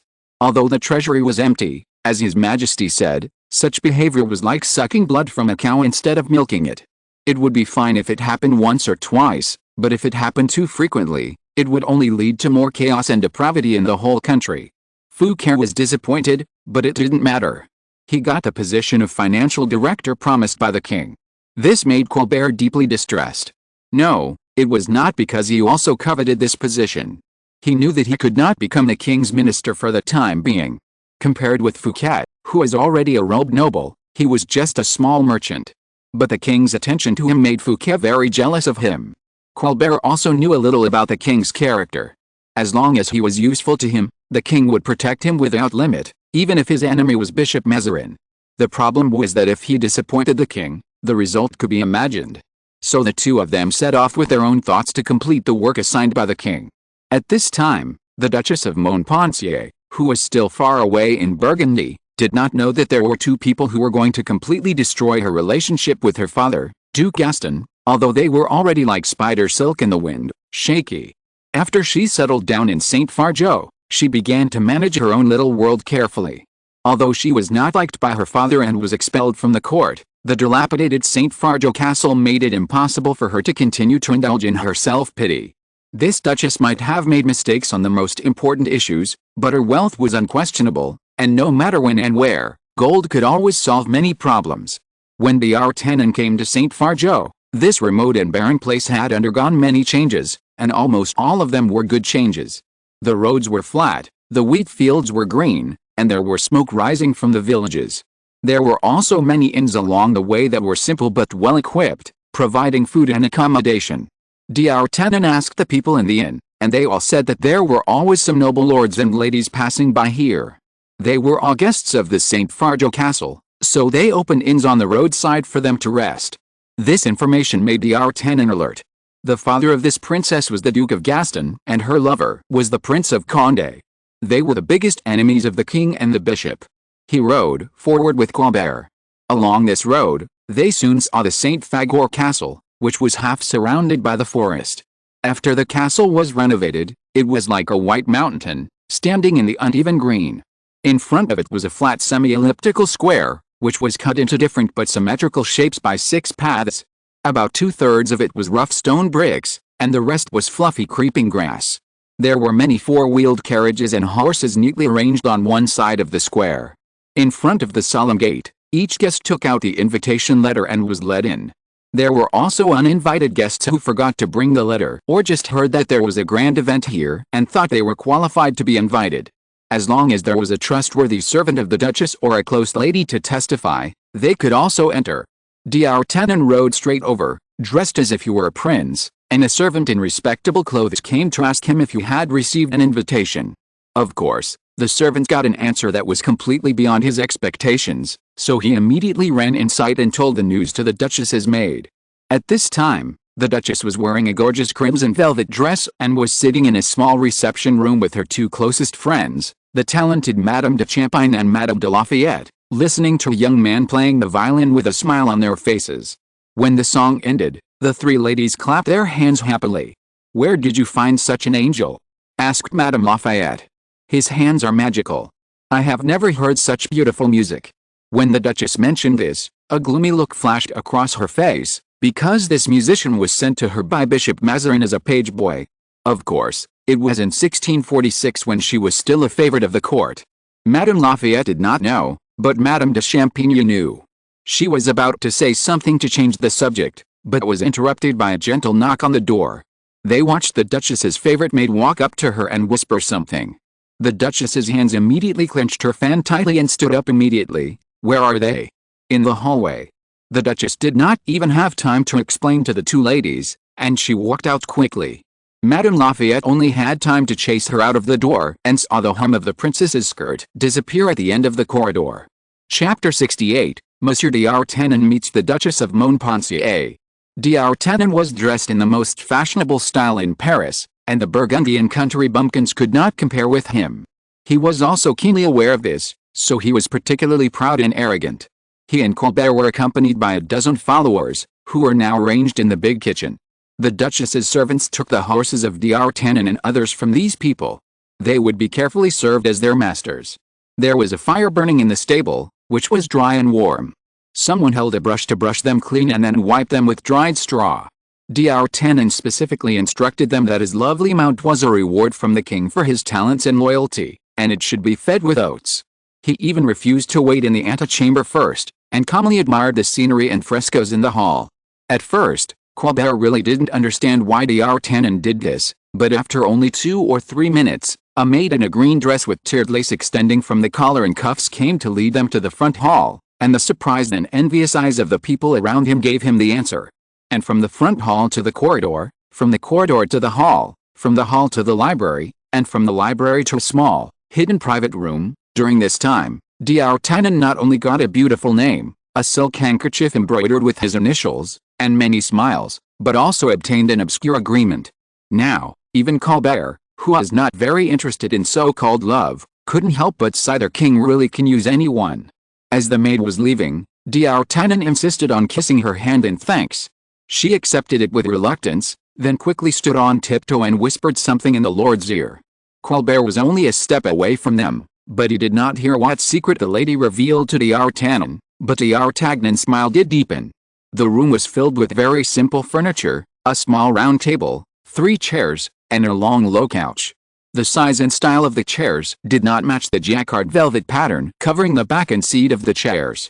It can be guessed that they were moved here in a hurry, but the low couch had the same color and pattern as the wall coverings and the curtains in front of the windows. Perhaps this room was originally used as a dressing room or a lounge, but because of the sudden arrival of the king's special envoy, the servants of the Duchess of Montpensier had to make some hasty arrangements. The Duchess of Montpensier was sitting on the largest chair, with a book on her knees and an exquisite crocheted cloak over her scarlet dress. She looked like she was reading. Both D'Artagnan and Colbert were used to this trick. When superiors met their subordinates or people who had something to ask of them, they would always pretend to be doing something, so as not to let them think that he was waiting anxiously, which was a very undignified behavior. She even deliberately made them wait for a few seconds before she looked up in surprise, as if she had just discovered their arrival. She looked at them with eyes that were familiar to D'Artagnan. It took him a while to realize that the Duchess was also the king's cousin. She had many similarities with the king, such as a serene face, curly hair, beautiful eyebrows and slender fingers. She was wearing a complete set of pearl jewelry today. Each pearl necklace on her neck was as big as D'Artagnan's little finger and was round. The teardrop-shaped pearls on her ears were as long as his thumb. D'Artagnan guessed that this set of pearls alone was worth 1,000 livres. "Gentlemen," said the Duchess, "I heard that you came here on the king's orders." "That's right," said D'Artagnan. "His Majesty heard that you settled in St. Fagor, so we came to see if you were well." "Oh, Louis," the Duchess sighed in an intimate tone, "I guess that's the case. My king brother is a very gentle and kind person. When I left Paris, he came to see me off. It was me who made many mistakes and hurt his heart." "It's not that," D'Artagnan said in his heart. "You have helped His Majesty the King a lot, but if you knew, you would definitely want to kneel down and cry and scream like those women in barbaric countries, tear your hair, and stab yourself in the chest." "His Majesty has always been friendly to his relatives," said D'Artagnan, "but he has been troubled by many things recently, so we can only come to inquire on his behalf." "Thank God," said the Duchess, "I'm fine, sir, as you can see." D'Artagnan bowed, and said, "I see that you are healthy, happy, and surrounded by so many friends that I feel that my mission is accomplished. I may then take leave of you and return to Paris to tell our king the good news." Colbert, who had been hiding behind D'Artagnan, noticed that the Duchess's fingers twitched noticeably when D'Artagnan pretended to say goodbye. She might have known that this was just a trick of playing hard to get, but she could no longer easily let go of any kindness from the court. She had been deeply loved and respected, living like a princess in the Tuileries palace. Perhaps it was because of the illusion given to her by this life that she squandered the tolerance and love of Queen Mother Anne for her like any short-sighted and ignorant child.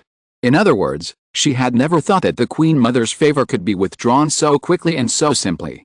She was once the second most noble lady in the court, and could even walk ahead of the Queen Mother and Princess of England, but in just a blink of an eye, she was completely expelled. Her rooms, whether in the Louvre, Richelieu's house, or Versailles, were all tidied out, her clothes and jewelry filled boxes and piled up in the square, streets and mud. She didn't even have the courage to leave the carriage, so she had to leave Paris howling. The king's messenger said that she was healthy, happy, and surrounded by countless friends, but she didn't know that when she first came to Burgundy, she almost wanted to commit suicide. Her father, whom she had always loved, told her to go away. Even though he was exiled to Blois, his family still only had his stepwife, him and her 4 daughters, and even his illegitimate daughter and son were more loved by him than her, and the Prince of Condé, for whom she betrayed the king and her father, ran to the Spaniards. The Duchess managed to write to him, but those letters full of tears and love never received any response. She rebuilt St. Fargeau with 200,000 livres, invited scholars, hired orchestras, and kept literati. She spent all day hunting, dancing, watching plays, and attending mass with people, but only she knew that her heart was empty and could make sounds when knocked. She could become a queen in St. Fargeau, but to the people in the court of Paris, she was just a foolish woman from the province.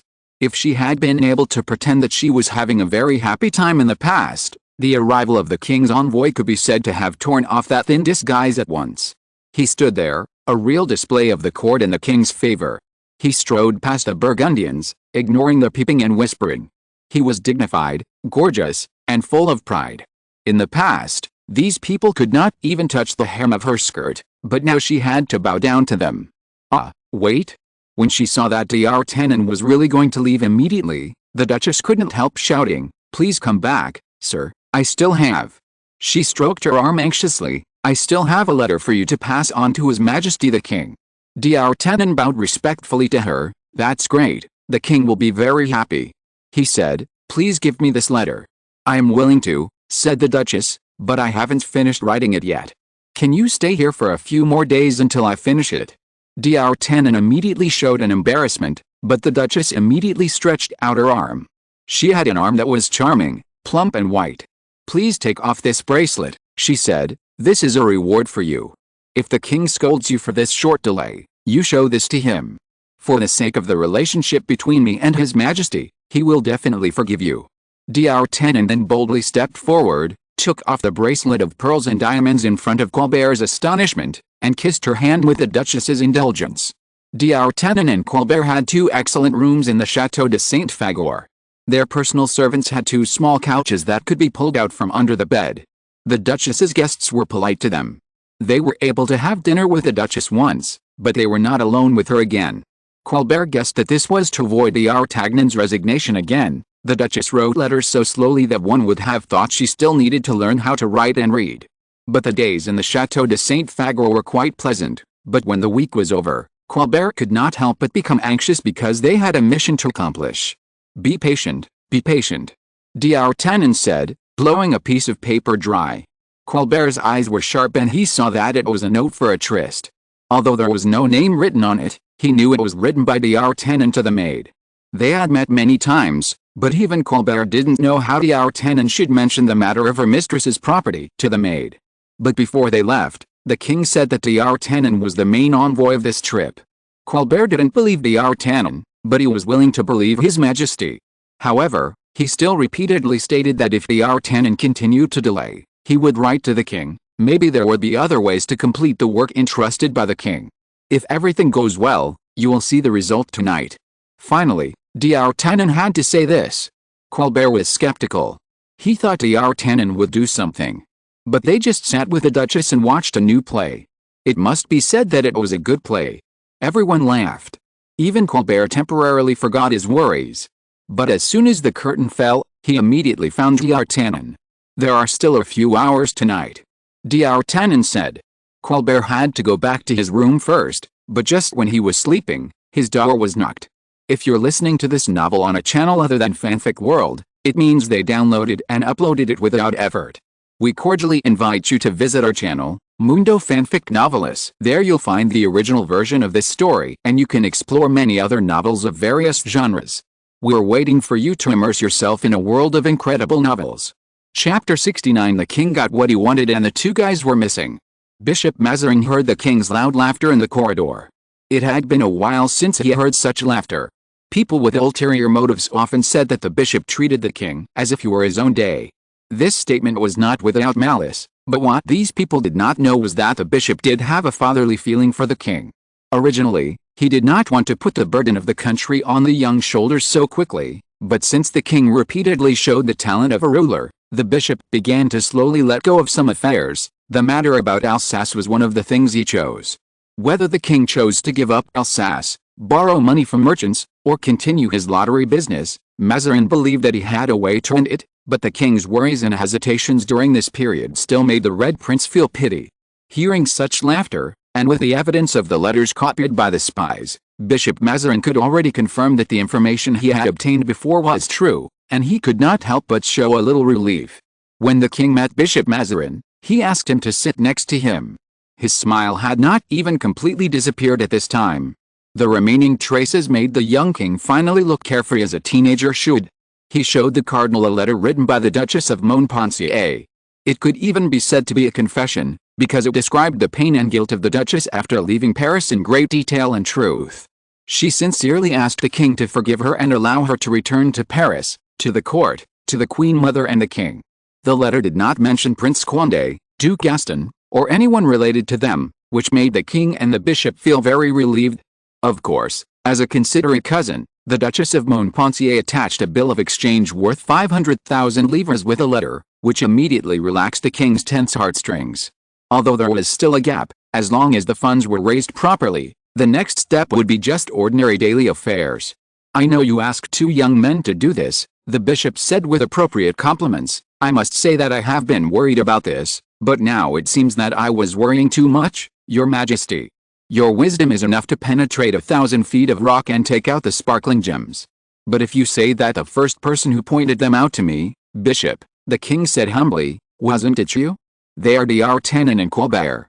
D'Artagnan was clearly introduced to the king by Bishop Mazarin, but although Colbert was promoted by the king, he had also been tested and approved by the bishop. Oh, is it them? The bishop exclaimed half-truthfully, I thought I gave you a Lucullus, ancient Roman general, but he turned out to be a Cicero, ancient Roman orator. Louis knew that he was talking about D'Artagnan, but when he said this, the king's face became a little strange. He took out another letter from the drawer. It was more like a notebook than a letter. The bishop took it and flipped through it briefly, and then he understood why the king showed such an expression, because Mr. D'Artagnan's actions were completely contrary to morality or etiquette. Let's turn back the time a little. Mr. Colbert thought that D'Artagnan did nothing but enjoy his love and the duchess's horse, wine and steak. That was really unfair to him. Even if he was a victorious general on the battlefield, it was not easy for D'Artagnan to make a duchess's maid obey him. In addition to the money given by the king, he borrowed Mr. Colbert's 300 gold louis and bought the qualification to see the king for nearly 10,000 livres before finally exchanging for the maid's heart. In this case, the next thing became simple. After all, what D'Artagnan wanted to know was not a secret. As long as he stayed in St. Fargeau for a long time, he would naturally know it, but what D'Artagnan lacked was time. To him, being able to buy this time with money was simply a good deal. D'Artagnan learned from the maid that although the Duchess of Montpensier was very rich, she did not know much about her assets and income. When she returned to her father in her teens, she handed over all the affairs of the territory to Duke Gaston for management. Then, every year, or when the Duchess needed it, Duke Gaston would send her the income, just like not long ago, when she wanted to repair the St. Fargeau castle. Duke Gaston immediately sent 100,000 livres, and then sent 200,000 livres. But even if the maid was not good at math, she knew that the Duchess's territory should have an annual income of at least 500,000 livres, but Duke Gaston did not move after sending 300,000 livres. Seeing that the year was about to end again, not to mention that the Duchess had been staying in her own castle for the past few years, there was almost no need for large expenses, but her savings were still less than 1,000,000 livres, which was a terrible number. D'Artagnan asked her, is there no one willing to remind the Duchess? Maybe, but as long as the Duchess of Montpensier didn't want to listen, then no matter how many reminders she gave, it would be useless, or she was deliberately deceiving herself so that she could continue to immerse herself in an illusory dream. D'Artagnan didn't ask any more questions. He also knew that if he rashly mentioned this matter to the Duchess, not to mention the task assigned by the king, he might not even be able to continue to live as a guest in the St. Fargeau castle. The Duchess might even treat him with a whip and a branding iron, so he immediately went to find another person who was deeply loved by the Duchess and bribed him with 1,000 livres. This person was none other than Jean-Baptiste Poquelin, but his other name was more widely known, that is Molière, which means ivy in French. This shows the expectations he had for himself and his talent. Unfortunately, he was unlucky. Since he gave up his original hereditary status, that is, the so-called royal attendant and the de facto supplier of royal interior furnishings in 1643, the troupe he formed with his friends was not as popular as he had imagined. Most of the dramas at that time were solemn and sacred religious dramas, or vulgar and romantic performances. The scripts he wrote were considered too frivolous and even a little vicious, so he was never favored by the nobles until the Duchess of Montpensier came to St. Fargeau. He happened to arouse some interest of the Duchess, so he was allowed to stay in the castle of St. Fargeau and perform some funny skits for the Duchess. This made Molière feel both fortunate and distressed. However, if D'Artagnan had not offered his identity as the king's special envoy, even if he had 1,000 livres, Mr. Molière would not be willing to do it. However, the thought of performing for the king made his heart waver. D'Artagnan certainly could not tell the Duchess so bluntly that her father, the Duke of Gaston, was an out-and-out bastard. Even if he was, the Duchess would inevitably feel ashamed for being deceived before, and then feel ashamed, and even angry. So he just asked Mr. Molière to write a short new play. The new play tells the story of an old father who loves money more than anything else. He took away the property inherited by his daughter from her mother, and because he was unwilling to prepare a dowry for his daughter, he wanted to marry his daughter to an old nobleman. Molière really has a brilliant pen. He wrote this good play. It is both funny and sad, and it vividly depicts the greed of the old father and the innocence of the daughter. People cried and laughed while watching it, especially at the end, when the benevolent king personally found a good marriage for the daughter, but the father was forced to return the property and dowry that his daughter should have inherited. He spoke a long and vicious speech to accuse his daughter and showed no remorse for the sins he had committed. This made the audience angry again, and they shouted at Molière to change the ending so that at least this greedy man should be punished, but they did not notice that the Duchess of Montpensier had hurried away. No one knows what the Duchess of Montpensier was thinking. That night her maid found D'Artagnan, and D'Artagnan found Colbert. Colbert spent the whole night looking through the accounts in the room, and finally came up with an answer that made the Duchess furious and discouraged. Her father had made millions of livres for personal gain while managing the territory for her. He used these livres to train the army, expand the territory, lend money or do business, but the money was also spent on his wife, lover and children. This was what made the Duchess most unbearable. She cried alone in the room all night, and left St. Fagor on horseback the next morning. On the 6th day, she brought back nearly 1.6 million livres. D'Artagnan didn't know how she got this good piece of meat back from the mouth of the Duke of Gaston, but the bishop only looked at the king and guessed that the Duchess of Montpensier must have a lot of evidence from the Duke of Gaston. The king wrote this point down in the booklet. He certainly hoped that the Duke of Gaston could spend the rest of his life in Blois in peace, but if not, he believed that he could also get back the evidence that might be extremely fatal to the Duke from his cousin.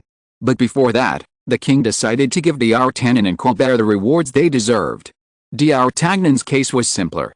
He wanted Vauban's current position, and Vauban also proposed that he would rather serve the king on the battlefield. Okay, as for Colbert, Bishop Mazarin proposed that he could let him come to his side. In name, he could manage the finances for the bishop, and the bishop could also take a good look at this young man of ordinary background for the king. The king agreed, and then he suddenly thought of a question. Although the messenger was faster than them, D'Artagnan and Colbert should have returned to Paris yesterday. What delayed them? Being a vampire. Chapter 70, D'Artagnan's small price for romance. The water was cold, and all Colbert could see was darkness. He could swim, but the problem was that the turbulent current did not leave him any room to move his limbs. He was carried by them all the way down. Occasionally, the waning moon would push aside the heavy clouds, allowing him to glimpse the current. He could see that the scenery around him was spinning rapidly. He was spinning madly in the river. The only thing this merchant's son could do was to ensure that he stayed afloat on the water instead of being swept to the bottom of the river. The water filled his ears, and he could not hear anything except the loud buzzing sound. But now he didn't care about this. As soon as he could stick his head out, he desperately took a deep breath. When the moist air filled his lungs, Colbert would also think about how he had fallen to this point. What he could remember now was that he and D'Artagnan completed the important task entrusted by the king, accepted the thanks and gifts from the Duchess, and happily embarked on the return journey. Burgundy is located to the south of Paris, bordering the Holy Roman Empire and Switzerland. It is both a springboard and a strategic point. It is naturally connected to Paris by a highway, but the journey of nearly 90 miles will inevitably require them to stay in villages, cities, or even unknown inns on the roadside to rest. D'Artagnan, in particular, cherished the horse given to him by the king. He could not bear to see his mount too tired even more than his servants and himself. This slowed down their speed greatly, but considering that their mission had been completed and they were on the way back, Colbert did not say much. They stayed in a small inn that looked clean and pretty last night. In fact, they were not far from Sens, but what made D'Artagnan decide to stay in this inn was that there was a very nice proprietress here.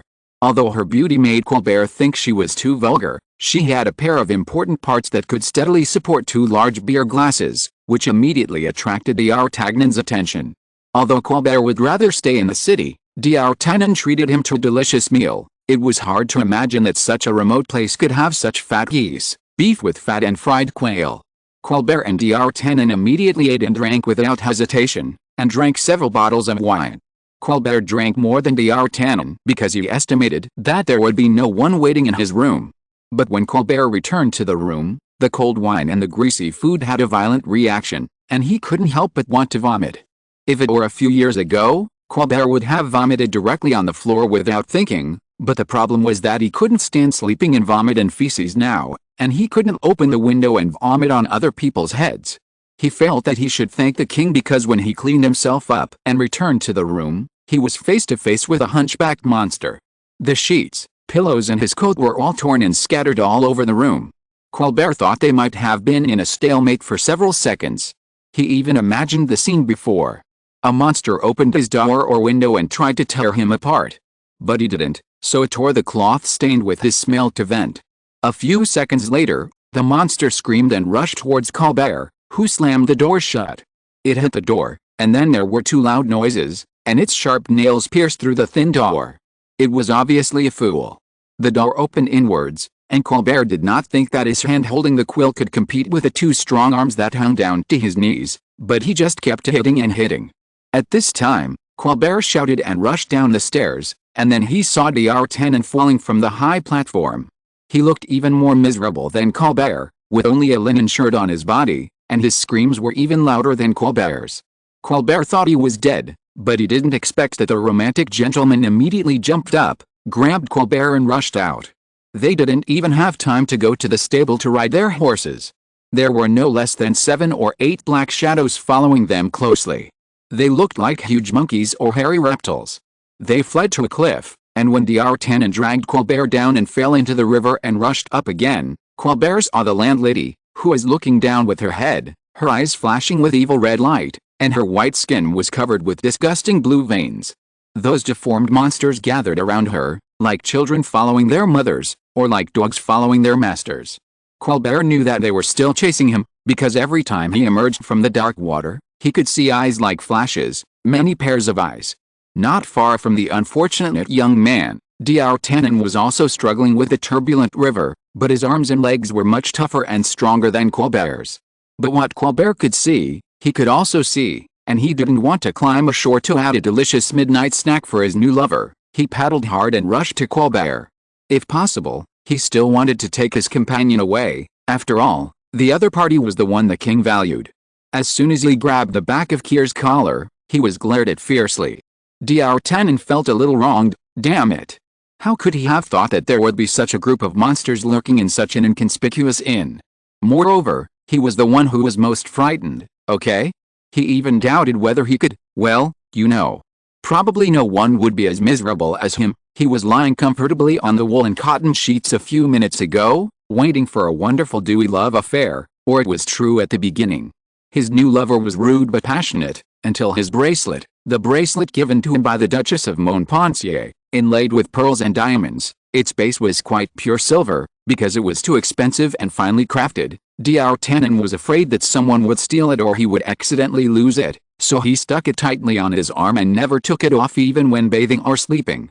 It was hidden under the loose linen shirt, and then burned the proprietress's back. When D'Artagnan wanted to give her a conquering hug, the smiling face suddenly twisted, and the long hair suddenly swelled up like a rabbit in pain, accompanied by a scream that mortals could not hear, and the mouth with thick lips open to the limit, like a snake that was hit 7 inches, big enough to swallow D'Artagnan in one bite, and 2 fangs as long as a man's middle finger were clearly exposed in front of D'Artagnan. Compared to the gentle Mr. Colbert, D'Artagnan's reaction was much faster. He pulled out the dagger hanging by the bed and stabbed the landlady in the chest with just one strike. However, the dagger was immediately caught. D'Artagnan was always proud of his strength, but he only felt that he was struggling with a bunch of iron bars. He spun the dagger, and blood flowed out from between the landlady's fingers. With the help of the candle that had not yet been extinguished, D'Artagnan took a look. Oh, it was black. He immediately let go of the dagger, tumbled under the bed, then jumped up and rushed out the door. A monster hanging upside down in the corridor jumped down and tried to grab his hair. The respectable officer first smashed the face that might have been made by a drunken witch with his extraordinary skills, if it could still be called a face, but in the short moment he delayed, more monsters crawled out from the shadows on the ground, walls and ceiling, almost blocking all his ways, and the woman who was ruthlessly betrayed by D'Artagnan also appeared at the door of the room in anger. She screamed at D'Artagnan fiercely, not like she was injured at all. That's why Colbert saw that D'Artagnan did not run down the stairs, but risked falling from the platform. "Them!" Colbert shouted, and then sank again. "Still!" cried D'Artagnan, and then he shut his mouth immediately, for the water was rushing violently into his mouth and nose. When he was pushed to the surface again, he found that they were being swept towards the shore. He heard the excited whimpers, which were often heard during the hunt, indicating that the dogs could not wait any longer. "Oh, damn it!" muttered D'Artagnan. "Don't say it." Colbert turned around, gasping and floating on his back. "Don't say that word. We have seen enough." "Well, then we will say, God bless," D'Artagnan replied, while swimming hard towards the center of the river, while Colbert was also trying to help, or at least not to hinder him. Their efforts were somewhat effective, and the river pushed them. "Hold on!" D'Artagnan shouted. "This is the Aisne River. Maybe it will take us to the Seine River, and then we can swim back to Paris from the Seine River." Colbert was almost amused by this sentence, and then he watched D'Artagnan crash into a ball of solidified darkness. D'Artagnan immediately fainted. "Damn it," Colbert whispered. No one knew where this darkness came from. It grabbed D'Artagnan and Colbert and brought them to the shore. They were surrounded by monsters. There was a constant hissing sound from their bat-like upturned noses and jackal-like long snouts. Smelly mucus kept dripping onto the ground, poking pits in the soft sand. Colbert lowered his head and saw the dark red skirt. At that time, he and D'Artagnan had speculated whether this kind of material, which was too luxurious for the innkeeper's wife, came from the holy vestments. The priests often embezzled the material donated by the devout believers, or from the savings of this lady when she was still a sought-after famous lady. Now he knew that there was a possibility that was more terrifying than stolen goods or unbearable rewards.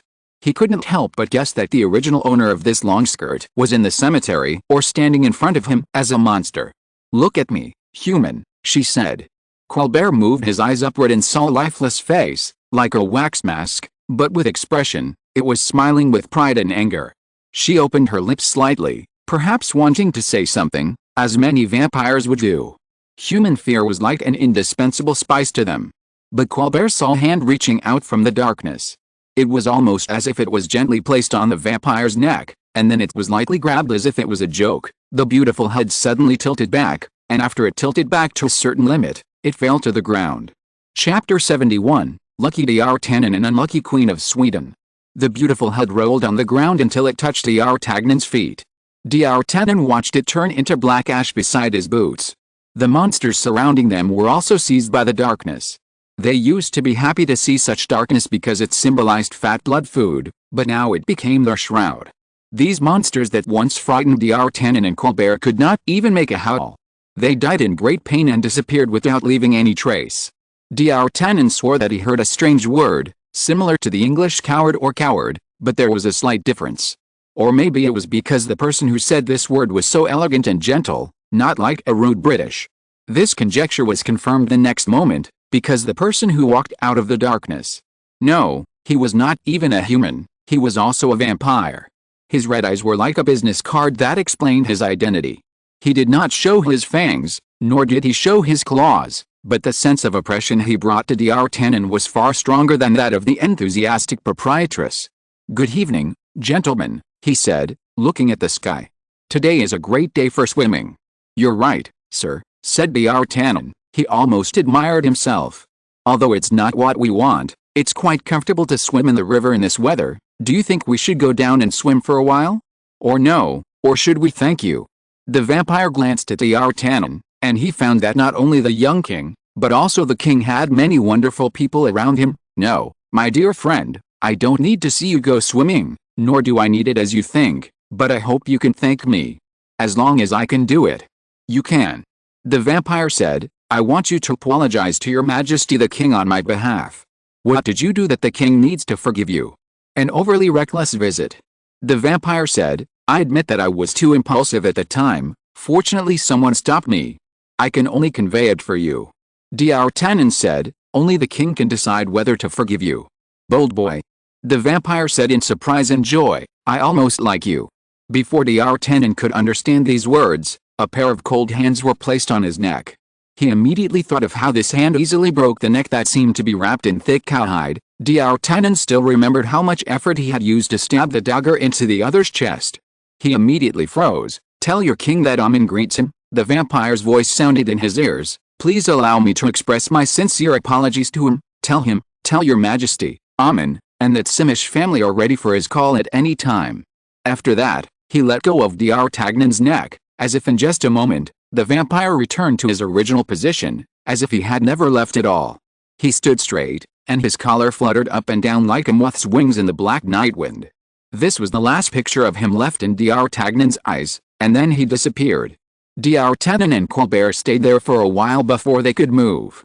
This was such a colorful night. They thought at the same time, but since they were still alive, it was a good thing. D'Artagnan found a vine to tie up his shirt, so that at least he wouldn't have to walk in front of people naked in some places that would be shielded. Colbert, who was relatively neatly dressed, pulled his clothes tighter. He only had one pair of pants, so D'Artagnan had to bear with them. They were soaked, and the wind made them even colder. Colbert kept sneezing, and he thought he would have a fever the next day. Armand didn't leave too far. He could even watch D'Artagnan and Colbert slowly walk away.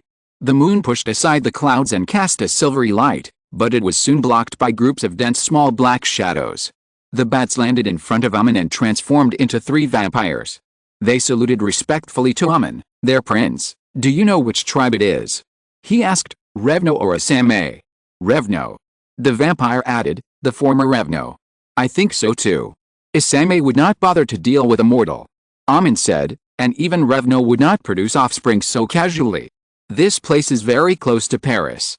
Go tell Theodoric that vampires are creating pariahs. This is a matter under his jurisdiction."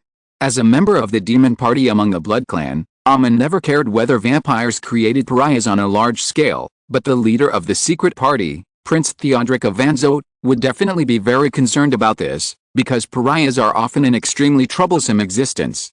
In the blood race, pariahs refer to vampires who do not belong to any clan. They are either expelled by their own clans, or created without the permission of the prince.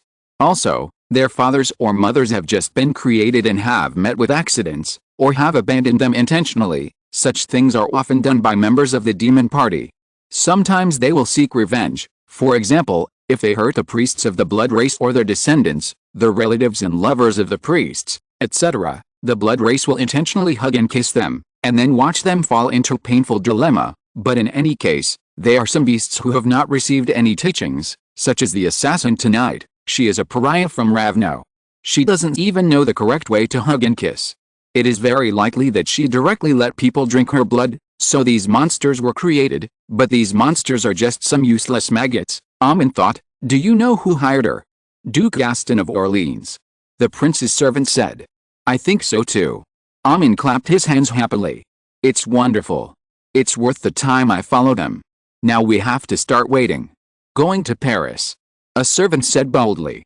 "Maybe, for now, not," Armand said regretfully. "After Theodoric knows about this, he will definitely try to clean up the entire Paris basin. It will become very noisy here. I hate noise, so we..."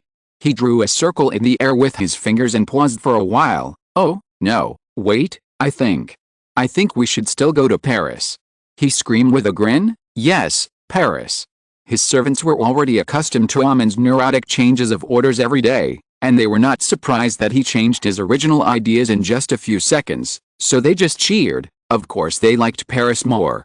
The clouds passed over the moon, maybe only for a moment, but in that moment, the black shadows turned into thousands of bats, flapping their wings, rushing into the air, flying towards Paris. The people of Paris were also waiting. They were waiting for the Queen of Sweden, or rather, the Queen of Sweden who had already abdicated, Christina Augusta, but she could still be called a lady, because she still owned Norrköping, Gotland, Oslo, Pomerania and other places, and the King of Sweden, her cousin, still had to provide her with a certain amount of expenses, so she was still a rich and powerful woman, except that she no longer owned Sweden. But for some people in Paris, Christina's arrival had another profound intention, because for the king and Bishop Mazarin, their 3 biggest enemies, Prince of Condé, Duke of Gaston and the High Court, had already submitted to them.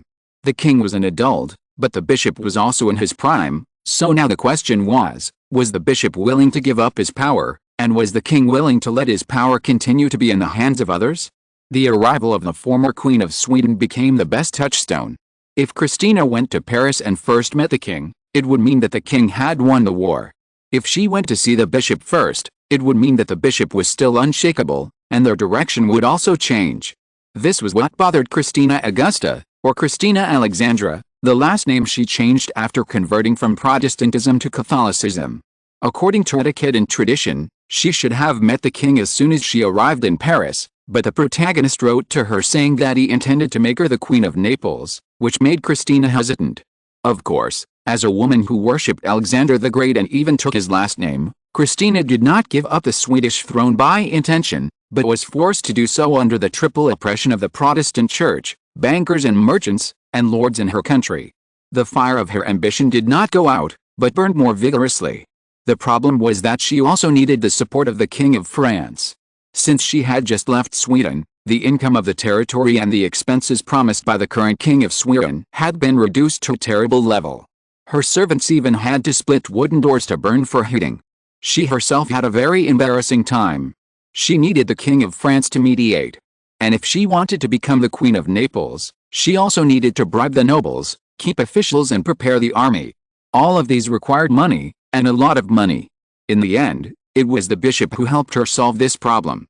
A messenger came before she entered Paris and handed over the bishop's handwritten letter. Bishop Mazarin asked her to meet the king first. Chapter 72, Some Things to Welcome the Former Swedish Queen Christina, Part 1. How Count d'Artagnan and Mr. Colbert returned to Paris and how they were comforted and rewarded by the king. We will not mention it for now. The people of Paris were only discussing one thing, that is, the former Queen of Sweden, Christina Alexandra, was coming to Paris.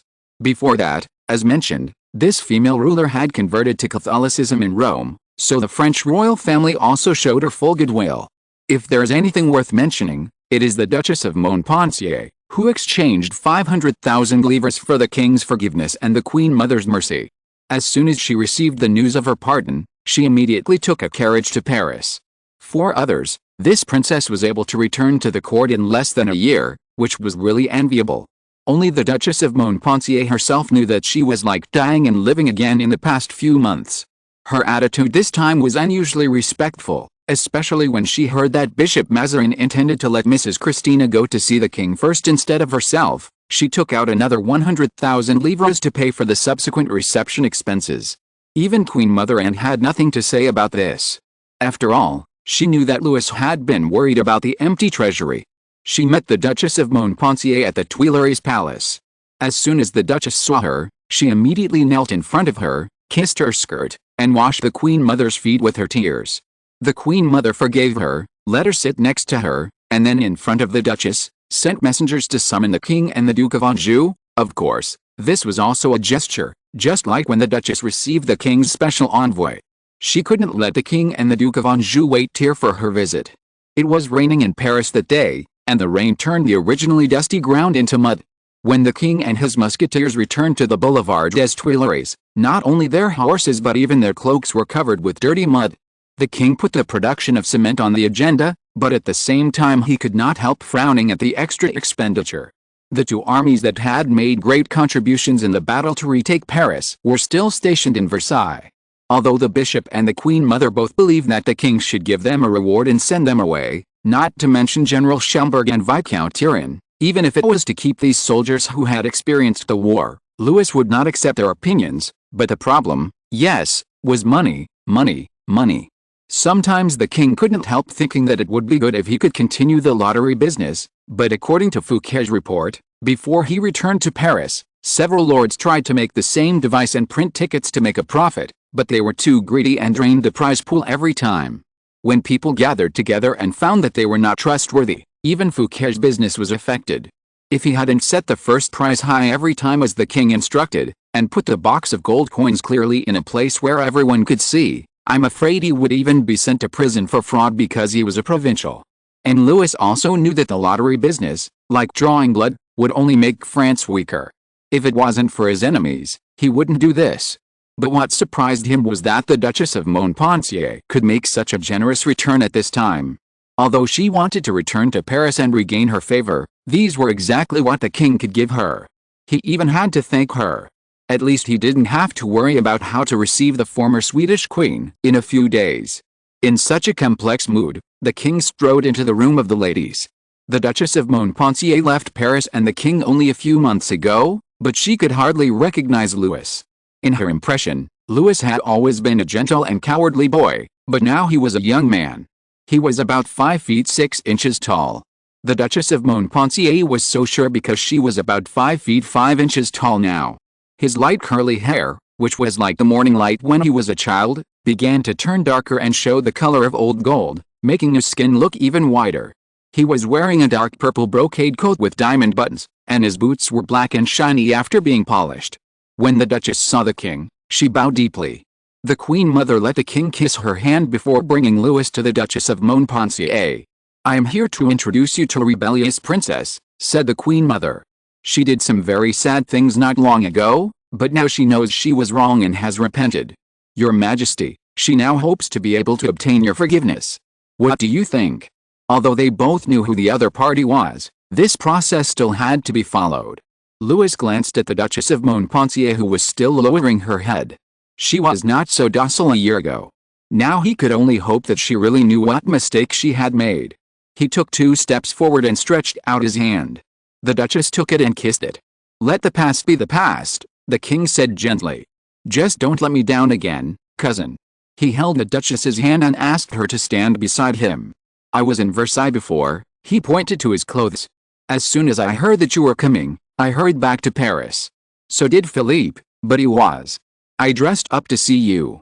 Riding a horse in the rain would inevitably splash a lot of mud, so he took a carriage." The Duchess tried her best to show an understanding smile, but everyone present knew that although the Duke of Anjou finally performed the belated ceremony of hanging his trousers at the insistence of the king, the previous education for more than 10 years still left a deep mark. He still loved to dress up, and the clothes he wore were not only more luxurious and gorgeous than the king, but also more luxurious and gorgeous than the Queen Mother or the princess. Some people said that the lace and bows on the Duke of Anjou supported half of the female workers in Paris. This statement may be a bit exaggerated, but it is not without reason. The Duke of Anjou did not rush back to Paris until the next day. As soon as he returned to Paris, the king gave him an important task. To be more precise, he asked him to supervise and assist. For the upcoming former Swedish queen and for his own future, the king hoped that he could at least change the concept of cleanliness and hygiene among the people in the court.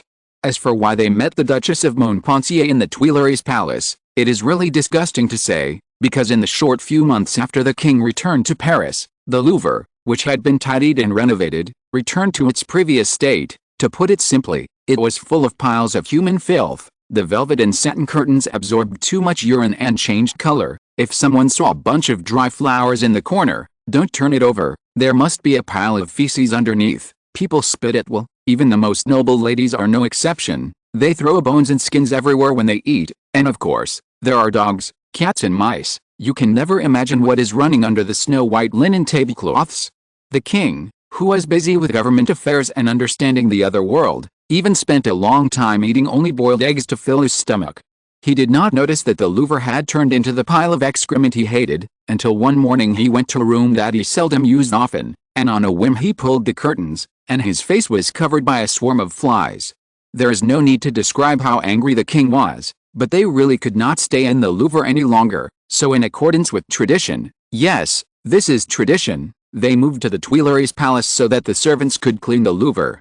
It is said that after they have finished destroying the Tuileries Palace, there is still the Richelieu House to move to, and after they have finished with the Richelieu House, they can return to the Louvre, or go to Fontainebleau. I absolutely cannot stand this. The king said to the Duke of Anjou, but whether it was the Louvre, the Tuileries Palace, or the Richelieu House, Fontainebleau, they all tragically had no so-called sewer pipes, so, prepare more rooms to deal with. The king made a gesture, and the prince couldn't help but raise his hand to hold his nose. These things. Alice. He never thought that the first thing he did for his brother would be this. Chapter 73 How to Welcome the Former Swedish Queen Christina, Part 2. Whether it is adding bathrooms, private places or dressing rooms, it is not a difficult thing. After all, the king's power is still trapped in the Paris basin. There are many people who curry favor with the powerful, but not many people who are qualified to have a room in the palace. The problem is that it is not easy to correct people's ideas. Those who fantasize about going back to the 17th century and having one or several romances with those beautiful ladies probably never thought that these ladies would go to the corner and solve their so-called personal problems easily when they were eating and drinking happily, dancing to their heart's content, or talking elegantly. Of course, The habit of women not wearing trousers, whether inside or outside, at this time also contributed to this trend, and the king could not show concern for the overly private personal problems of the ladies for the time being. He meant that he could not interfere with how they dressed. As for men, they had a slightly harder time, but they could sometimes complete their tasks while standing, but this inevitably turned the corners of the palace into an alternative meeting place. Some more introverted or more noble people would choose the private rooms set up by the king, but before Louis intervened, the things they used to wipe the dirt were varied.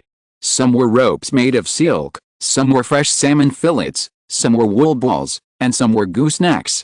After hearing about this material, even Louis was surprised for a long time. He couldn't even imagine what it would look like. Some people suggested that the king use a more retro material, that is, sponges. The Romans used this kind of sponge stick soaked in salt water to clean the secret places in public toilets. Of course, just like the rope before, this is all public. After one person uses it, the next person will use it.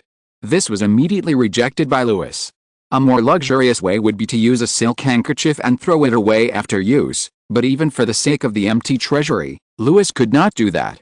He temporarily used wool balls and ordered his craftsmen to make soft paper as soon as possible.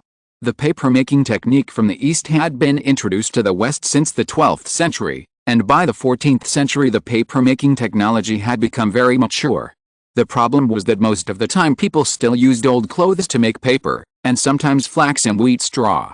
Not only was the efficiency low, but the quality of the paper was also worrying. But since Louis was already here, he directly ordered the flax and wheat straw to be crushed into pulp before starting the next step. So it only took a month or two for the new paper to be made. As long as it was placed in the room to dry, the paper would be soft. After solving one problem, it was time for another one.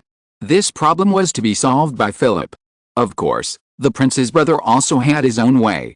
He tried his best to make a reincarnation place comfortable and elegant, and even made it difficult for people to recognize its original purpose. His first work was dedicated to the king. It was an armchair carved with the grapes and angels. The seat was covered with the goose down and silk. The middle was hollowed out and a bucket was placed underneath. There was a lid to cover it when not in use. There was also a round curtain around the chair because he knew that his brother valued his privacy very much. However, when Bishop Mazarin had the honor to witness it, his face was extremely strange and inexplicable. The king knew what he was thinking because he had a certain understanding of the church since he came here.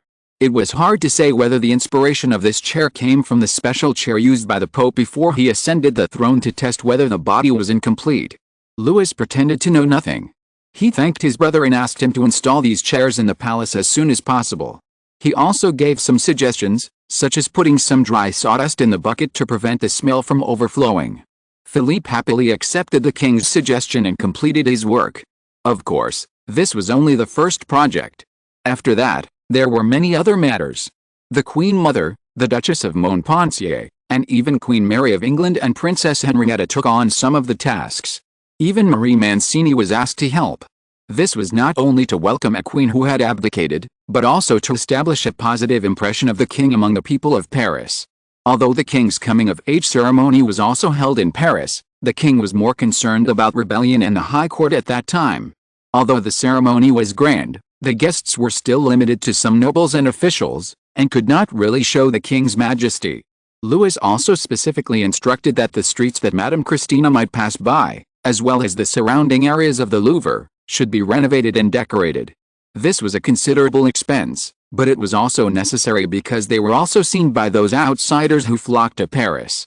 Fortunately, after 2 riots in Paris, some streets had declined, and many houses could not find their original owners, which saved Fouquet a lot of trouble. "Have you heard?" Philip said casually while adjusting his cuffs. "What?" "Fouquet is buying and selling windows." "Buying and selling windows." The king looked up. The term was unfamiliar to him. "It is the windows on the street that Lady Christine needs to pass by when she comes to see you." The prince explained, "There are many houses that have no owners or whose owners have fled to other provinces. Fouquet sold them. The prices range from 100 livres to 300 livres, depending on the location of the windows." "Really?" The king smiled. "Are there many people buying windows?"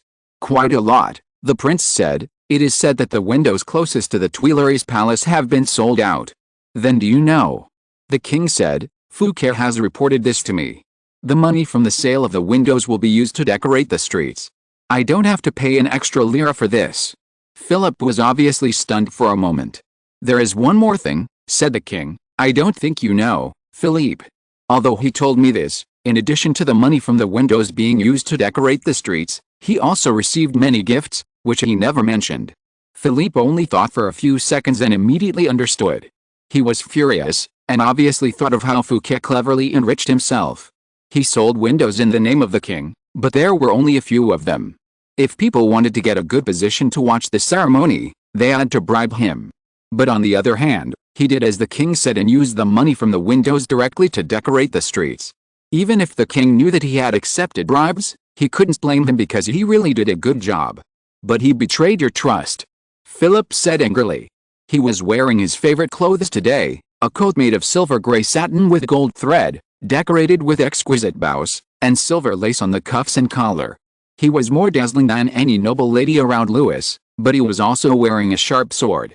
Although the scabbard was inlaid with rubies and pearls, the blade inside was also extremely sharp. At least the king had no doubt that when Philip pulled it out and stabbed it into Fouquet's chest, it would never break or bend. The king had to put down his work and comfort Philip for a while. After all, he was short of manpower now, and he couldn't let Philip go. Of course he wouldn't let Fouquet go, or not in the future. He didn't care how much illegal income Fouquet received. As long as Fouquet didn't leave Paris, these money were just the money that Louis temporarily deposited with him. And seriously speaking, Fouquet was just a small witch. As the big witch, Bishop Mazarin got more money from everywhere. The accusations of Prince Condé and Prince Gaston against him were not aimless. But the king still needed this elder now. In the past few years, although the autocratic rule was pleasant, this chaotic country did not allow Louis to do so. After finally calming Philip down, the king paid the price of 3 meals and 1 shared bedroom. The king no longer had the heart to continue working. He walked to the bookshelf and was about to find a favorite book to read, when Bontin came to ask him if he was willing to accept an audience with someone. He only said his name. Bontin said, "Theodoric, your majesty, do you want to see him?" From the appearance, Theodoric is even younger than Amin. He has a pair of calm red eyes, but they look more brown in the candlelight in the middle of the night. His dark brown curly hair is scattered on his shoulders. He always looks a little worried and depressed, as if he is carrying a heavy burden that he cannot get rid of. Louis said that existence like Amin is more like a vampire, a ridiculous race wandering in the dark, without any scruples, but standing on the king's standpoint, he certainly prefers Theodoric. When the vampire, who was probably over 100 years old, walked into the room, the candlelight flickered slightly, and his shadow cast a dazzling gray mark on the wall. When the king looked at him, he bowed to the king. "A simple spell, your majesty," he said. "This will ensure that our conversation is not interrupted." "Sit down, Mr. Theodoric," Louis said calmly. "I think I must first thank you for your help." "No need at all," Theodoric said. "It's just my duty." "If you are concerned about your descendants," Louis asked curiously, "then you should know that the current French royal family has almost no relationship with the Merovingian dynasty. There are Carolingian, Capetian and Valois between us. What makes you so stubborn to stick to your original idea?" "It's very simple, your majesty," Theodoric said. "It's like you built a solid and magnificent fortress with your own hands. Although you had to leave later, are you willing to watch it slowly become deserted or even collapse? As for whether the owner inside is my descendant, that's even more ridiculous. Your majesty, I have plunged into darkness, and when I gain eternal life, I am destined to no longer belong to this world. I am standing outside the window and watching, that's all. May I ask a question?" Louis asked. "Which Theodoric are you?" There were 3 Theodorics in the Merovingian dynasty, and the 3 Theodorics had different personalities and ways of doing things. Although Theodoric is now a vampire, his every move clearly shows that he still has attachment to his dynasty and country. In this case, Louis must know what he is thinking about, or at least what he might be thinking. Theodoric smiled. He obviously guessed the king's intention, but he was more willing to talk to smart people. "I am the second Theodoric." Louis also guessed that he was the Theodoric. At that time, disputes within the Franks were one after another. The issue of succession became even more confusing because of several divisions and reunions. Theodoric II was considered the most likely person to rule all of France at that time.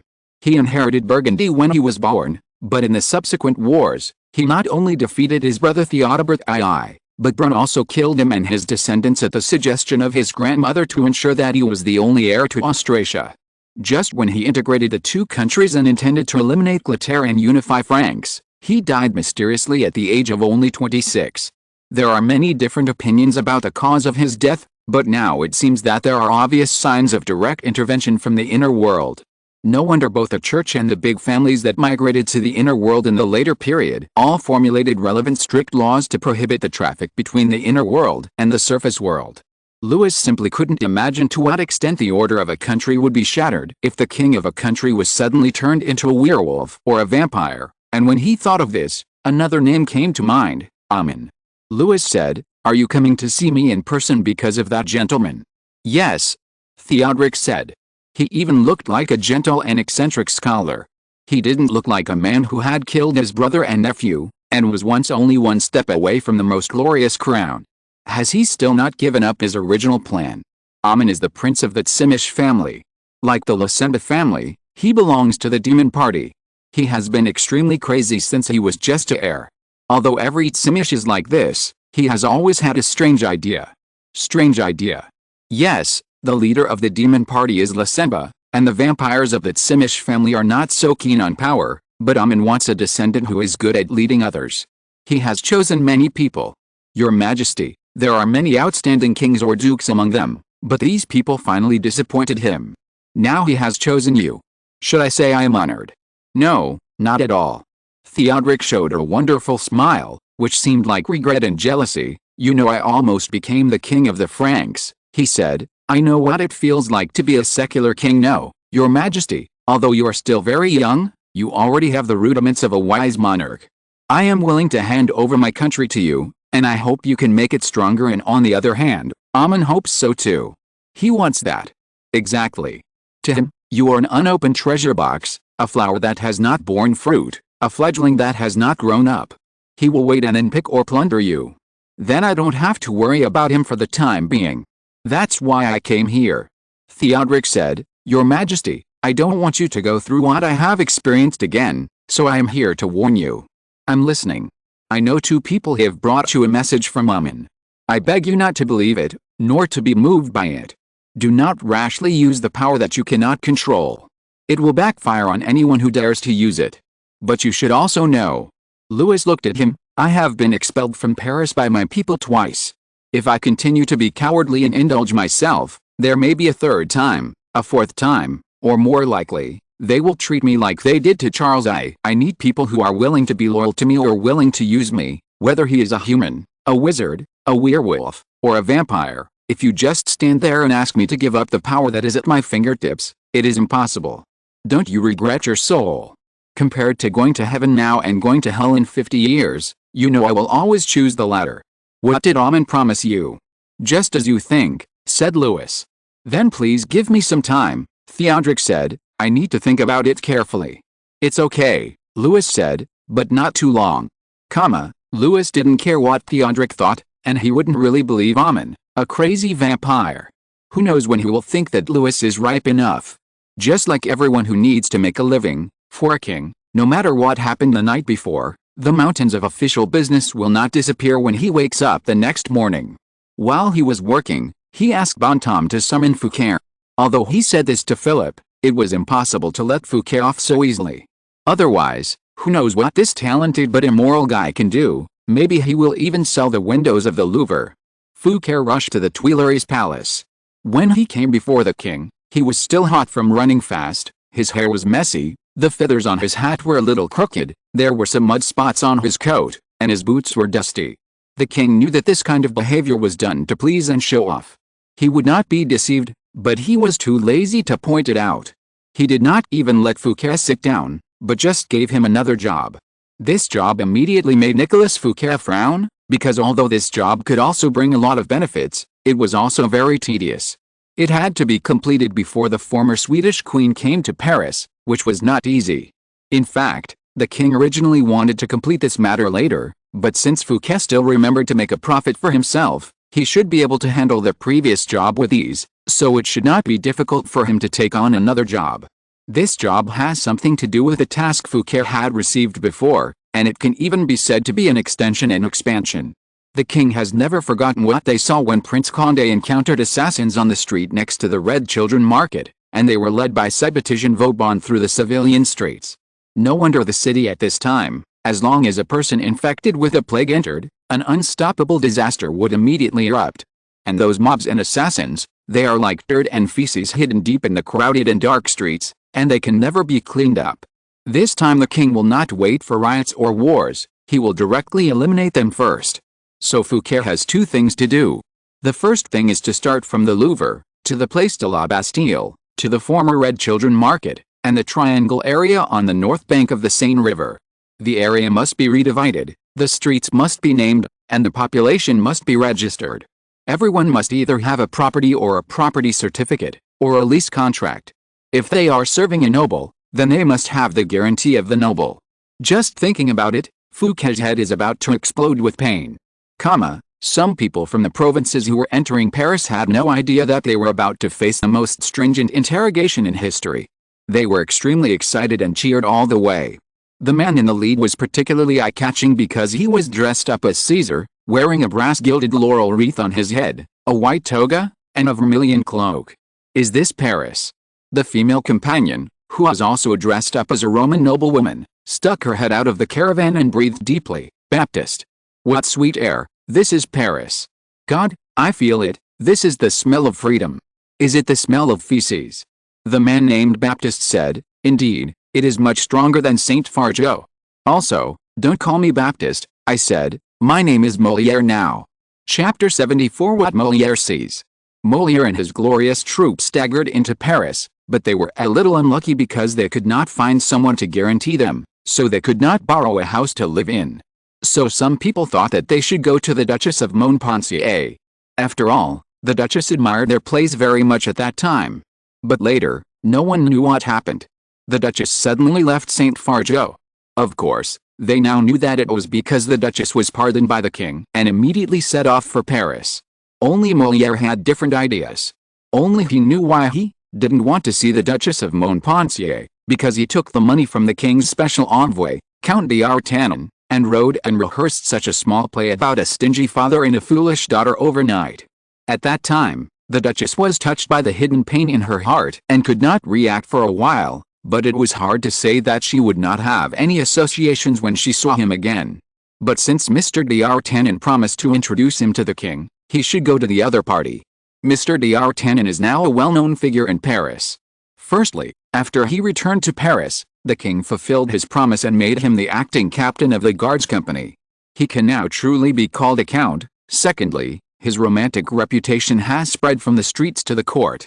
It is said that many noble ladies are willing to spend a lot of money on him, and he also likes to dress up carefully and proudly ride the horse given by the king, a new horse. His original beautiful black horse had been damaged in that unknown inn, and walk around the streets of Paris. D'Artagnan had no objection to Molière's request. The king had indeed mentioned to him that if there were any outstanding theater troupes or musicians, they could be recommended to him. He agreed immediately and acted as a guarantor to help Molière rent a two-story building near the Red Children Market. This building had a very long history, and after 2 riots, it was almost only a charred shell. Although its owner had tried his best to repair it, a closer look at the corners showed pried-off floors, blackened walls, a ceiling with no lampstand but only a brown round hole, windows without glass and door panels without door handles. But for the exhausted troop members, having a place to live was good enough. They had also lived in stables and cowsheds before. They occupied several rooms noisily, leaving Molière bargaining with the landlord over a few crowns. When Molière returned to them, his female companion lit a fire in the middle of the room, put the earthenware pots they brought with them, poured some water into the pots, added pickled dried meat and beans, and this was their dinner. If other people saw this scene, they would definitely feel desolate, but Molière was extremely confident. He rubbed his hands quickly like a huge fly, full of confidence. They were already in Paris. This was the best step, although the air quality here was obviously not comparable to Saint Fargeau, but as long as they could get the king's favor, they would soon be able to move to a better place and eat fresher and more delicious food. For example, potatoes were said to be very delicious. He had seen them in the kitchen, and it was said that the yield was very abundant, but it was not yet to the point where a small theater director could get his hands on them. But in Paris, maybe it was possible. After all, this was one of the king's favorite foods. Baptiste, come and have some soup. A loud shout interrupted Mr. Moliere's fantasy. His female companion, the only female singer in the troupe, was taking a spoonful of beans from a clay pot and carefully pouring it into a tin plate with no less than 5 or 6 dents. Come on, Moliere shouted, and call me Moliere. As he spoke, he looked away from the window, but at this moment, the scene at the corner of the street suddenly attracted his attention. Not only did he not return to his friends, but he even stretched out half of his body and head with interest, watching a group of people crying and shouting and being forcibly driven out of a dark and narrow alley. Judging from their clothes, these people's living conditions seemed to be not the worst. Some of them were wearing bloated clothes, in this era when clothes were still quite valuable and could almost be regarded as inheritance or remuneration. They could even be called rich, and their shouts were quite powerful and clear. They were begging those fierce soldiers, begging these terrible people not to drive them out of their homes. What are they doing? The singer lady who didn't wait for Moliere to stick her head out from under his elbow, what did they do? These are two questions that sound very similar, but the meanings are very different. Yes, the men are accusing, the women are begging, the old people are praying, and the children are wailing and sobbing. Everyone who sees and hears them will inevitably feel some pity, but Moliere has been to countless places since he left home, and he could tell at a glance that these people were not the innocent people they claimed to be. Judging from their groups, strong men gathered in groups of 3 or 5, and then an old man was surrounded by a group of teenagers and children, and the young women were led by older ladies. Some women brought babies, but they didn't care about the children. In quarrels and pushing, they would even throw the babies' swaddling clothes directly on the ground and let them cry. That's a den of thieves, said Moliere. Look, he pointed to his female companion, those strong men are thieves or robbers. They gather together because they are used to being with their accomplices.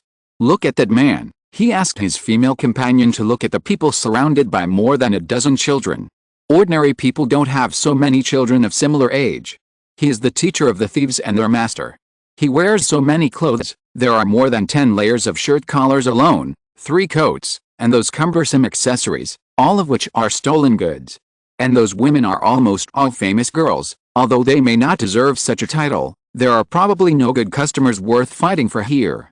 I mean, compared to Boulogne, here may only be thieves, sailors, workers or traveling merchants, so they often have children because they can't afford expensive contraceptives, which are the ones you see, so they don't care at all.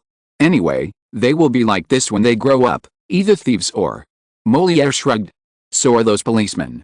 Maybe, Moliere said absent-mindedly, and he quickly took out a small notebook from his pocket and began to write and draw on it with charcoal. His constant collection of materials was the greatest reliance of his success. He deeply memorized these scenes and characters and then used them in his play. Just as he was concentrating on writing the last word, he heard his female companion laughing. What's the matter? Did something interesting happen again? Look, his female companion shouted, and then Moliere looked in the direction of her line of sight and saw a nobleman in a long black coat getting on the carriage in a mess, followed by dead rats, dead cats and dead dogs, and even half-rotten fish like hail. It seems that this is the person in charge of this matter. Moliere turned a page in the notebook and added a few words in a hurry. Well, what's wrong with chapter 72? Is it all about the big, or is it a problem below the waist and above the knees? Chapter 75, Former Queen Christina of Sweden. The king just smiled when he heard about the danger Fouquet encountered when he forcibly drove away those dangerous elements with unidentified and ambiguous origins. Of course, it was not just dead mice and dead cats. Some people also threw stones and musket bullets at him, but he was protected by police soldiers and was only a little frightened and humiliated. This was exactly why Louis handed this matter over to Fouquet. When clearing the area around the Louvre, the regent reaped a lot of benefits, and the work was not too difficult. After all, in this area, there were some nobles with backgrounds and surnames. At most, they would give Fouquet some cold looks, but would not be too disrespectful to the upstart in front of the king. But for those lowly people who came from the lowest and dirtiest places, they didn't care who Fouquet was. They never took their lives seriously. To drive them out of their nests, Fouquet would face the most direct threat. So from the beginning, Louis would not let anyone else take charge of this project, whether it was Vauban, Colbert, or D'Artagnan, or even D'Artagnan's cousin. These were the people he really placed high hopes on and was going to use in the official administration later. In addition, he also hoped that they could make Mr. Fouquet sober up and not think that the king could be bullied because he was young. It is unknown whether Mr. Fouquet was aware of this, but his ability to get things done was still quite commendable. The day before Mrs. Christine Alexandra arrived in Paris, the road from the outskirts of Paris to the Louvre and the buildings on both sides had been repaired and cleaned. The walls, which had originally exposed the wood, were recoated with thick mud and brushed with chalk. The windows facing the street shone with bright glass, and the doors were painted again. What satisfied the king was that after obtaining a special license, each door was painted a deep and solemn black, inlaid with brass. Door knockers, royal blue silk banners hung from the terraces and windows. This blue had first won the favor of the French kings in the 12th century and was confirmed as the royal color by Louis XIV. In emblems, crowns and curtains, we often see this elegant and luxurious blue. It is deeper than azure, more stable than cobalt blue, and purple in certain light. Against a backdrop of black doors and white walls, it is like a flowing gem, unforgettable. At the end of the banners were white flowers. When the lady's carriage passed through the street, the citizens sprinkled perfume and petals on the ground. Perhaps sensing the king's dissatisfaction with him, Mr. Fouquet also took great pains to do one thing, which was to ensure that the roads where the former Swedish queen passed were paved with slabs or gravel. Although this ensured that the roads were flat and would not be muddy by rain, it also made the king laugh and cry, because Louis planned to pave roads for Paris first after the cement was trial produced. After Christina Alexandra left, would he have to lift up these slabs and gravel first? Louis could not blame Fouquet for this problem. After all, his disgust for muddy roads, or feces roads, had long been well known, and the cement problem was indeed not something Mr. Fouquet was qualified to know about now. He still expressed his appreciation for Fouquet and gave him a room in the Louvre. Although Mr. Fouquet had already found a very good mansion for himself near Notre Dame, just like the Duchess of Montpensier, who had to return to the court even if she paid 500,000 livres, this room was of great significance. Everyone knew that Nicolas Fouquet was in high spirits. This favor continued to the ceremony of welcoming the former Queen of Sweden. When the carriage of this lady, who was said to be very similar to a man in both face and character, drove into Paris from the city, the air she smelled was much more fragrant than when Moliere's glorious troupe came to Paris. She looked out from outside the carriage and saw clean and happy faces, heard cheers and praises, and her female companions were very happy because they needed the support of the King of France. Only Christina had no joy. She only smiled when the carriage slowly drove into the street in front of the Louvre. The carriage stopped 300 feet away from the Louvre. The former Queen of Sweden's female companion looked out through the gap in the curtains worriedly, because the person who came to greet them indicated that the French court was willing to give them recognition. A white horse galloped, and the knight jumped off the horse with an extremely graceful and calm posture, and walked towards the carriage. He opened the door for Christina and held out his hand to take her out of the carriage. Christina didn't want to admit that she was slightly relieved when she saw the person coming, because the person was the Duke of Anjou, the king's younger brother. Before coming to Paris, the former Queen of Sweden had seen his portrait. His carefully groomed golden brown curly hair hung down behind his shoulders. His white coat was embroidered with silver silk threads with the French royal family's iconic lilies, and the diamond pin used to fix the scarf shone dazzlingly in the sun. The long carpet had been opened in the square, and Christina stepped on it and walked towards the Louvre accompanied by the Duke of Anjou. This huge building surrounded by the square on three sides has gone through hundreds of years of wind and rain. In addition to the deep imprints of rain, sun and wind on the stone, there are also traces of swords and artillery fire. This inevitably reminded Christina of the Three Crowns Palace in Stockholm, which was left to her by her father, but she lost it. Thinking of this, the former queen couldn't help but burst into tears. The king greeted Christine Alexandra on the grand steps in the atrium. On this huge staircase, nobles and officials were arranged in a line like geese on the left and right, according to their bloodline, title and official position, as well as the king's likes and dislikes. The latter were the most important at that time. For example, Nicolas Fouquet had the honor of following Bishop Mazarin, and General Schomberg's position was second only to Viscount Urin. He was even a foreigner who had recently obtained French citizenship. Looking at those eyes flashing with unwillingness, Bishop Mazarin felt mixed emotions. He heard that when the king handed the matter to the Duke of Anjou, He also instructed his subjects to pay close attention so that they could take over this tedious but important task at any time, because he did not think that the Duke of Anjou, who was only 16 years old, could do it well. But the Duke of Anjou did it, and the bishop did not know whether he should be happy, for the intelligence and talent that his younger brother possessed, which could not be eliminated even under his and the Queen Mother's special education, or he should be worried. What they feared most was that Louis and Philippe would repeat the war between Louis XIV and the Duke of Gaston. After the king had shown outstanding talent, they really did not want a second outstanding child. The Duke of Anjou did not know what Bishop Mazarin was thinking, or rather, he was only concentrating on his brother and the gazes of everyone present. He smiled and brought the former Swedish queen to the king with dignity and courtesy, bowed to the king, and stepped aside. Christina Alexandra knelt to the king and was then pulled up by the king himself. "Welcome, madam," she heard a gentle and young voice say. "I hope you will feel at home." Yes, it was because of her youth. Christina knew that French Bishop Mazarin had planned a marriage between Louis and herself. Although at that time, royal marriages were more based on the needs of the country rather than personal feelings, when she saw the real Louis XIV, she was still glad that the marriage ended in vain. And few people knew that compared to her who was scarred and full of resentment, this king was like the morning light, bright and clear. She simply could not imagine how she should stand with him. The queen was originally a dangerous and difficult position, and the king's wife would have to bear even more. The king was also observing the woman who almost became his wife. To be honest, Christina was not ugly. If she had to be said, if she were a man, she would be like another Mars. She had prominent brow bones and long, thick eyebrows. Her eyes were big and bright, and her nose was also high. Her nose bridge was high without any bumps or collapses. Her lips were much wider than people could accept and were dark in color. Her shoulders were too broad and her height was almost the same as Louis. It is said that when she was born, she already had two older sisters who died young.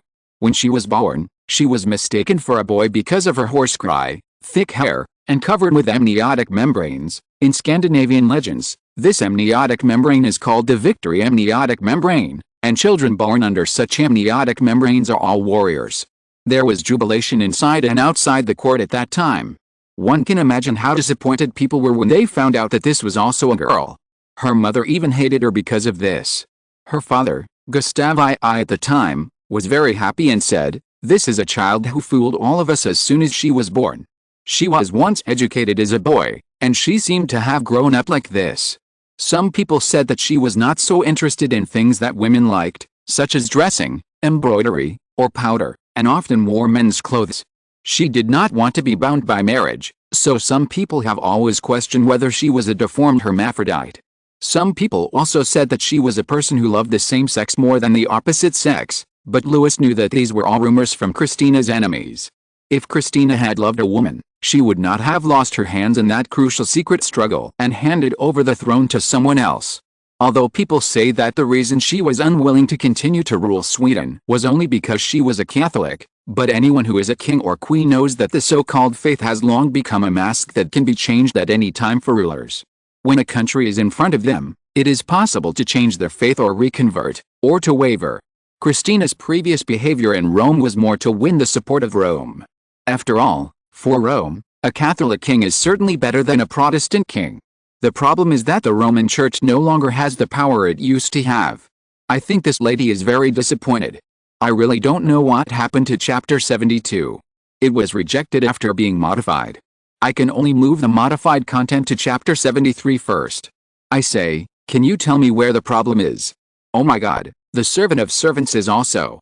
I really can't see what else is wrong. My eyes are sore after reading it. The latest novel is published first on Liu 9 Shuba. End of this chapter. Thank you very much for reaching the end. Don't forget to like. Looking for more exclusive content and immediate access? Subscribe to our Patreon. Remember, every like, subscription, or donation encourages us to continue. Thanks to everyone. See you in the next video.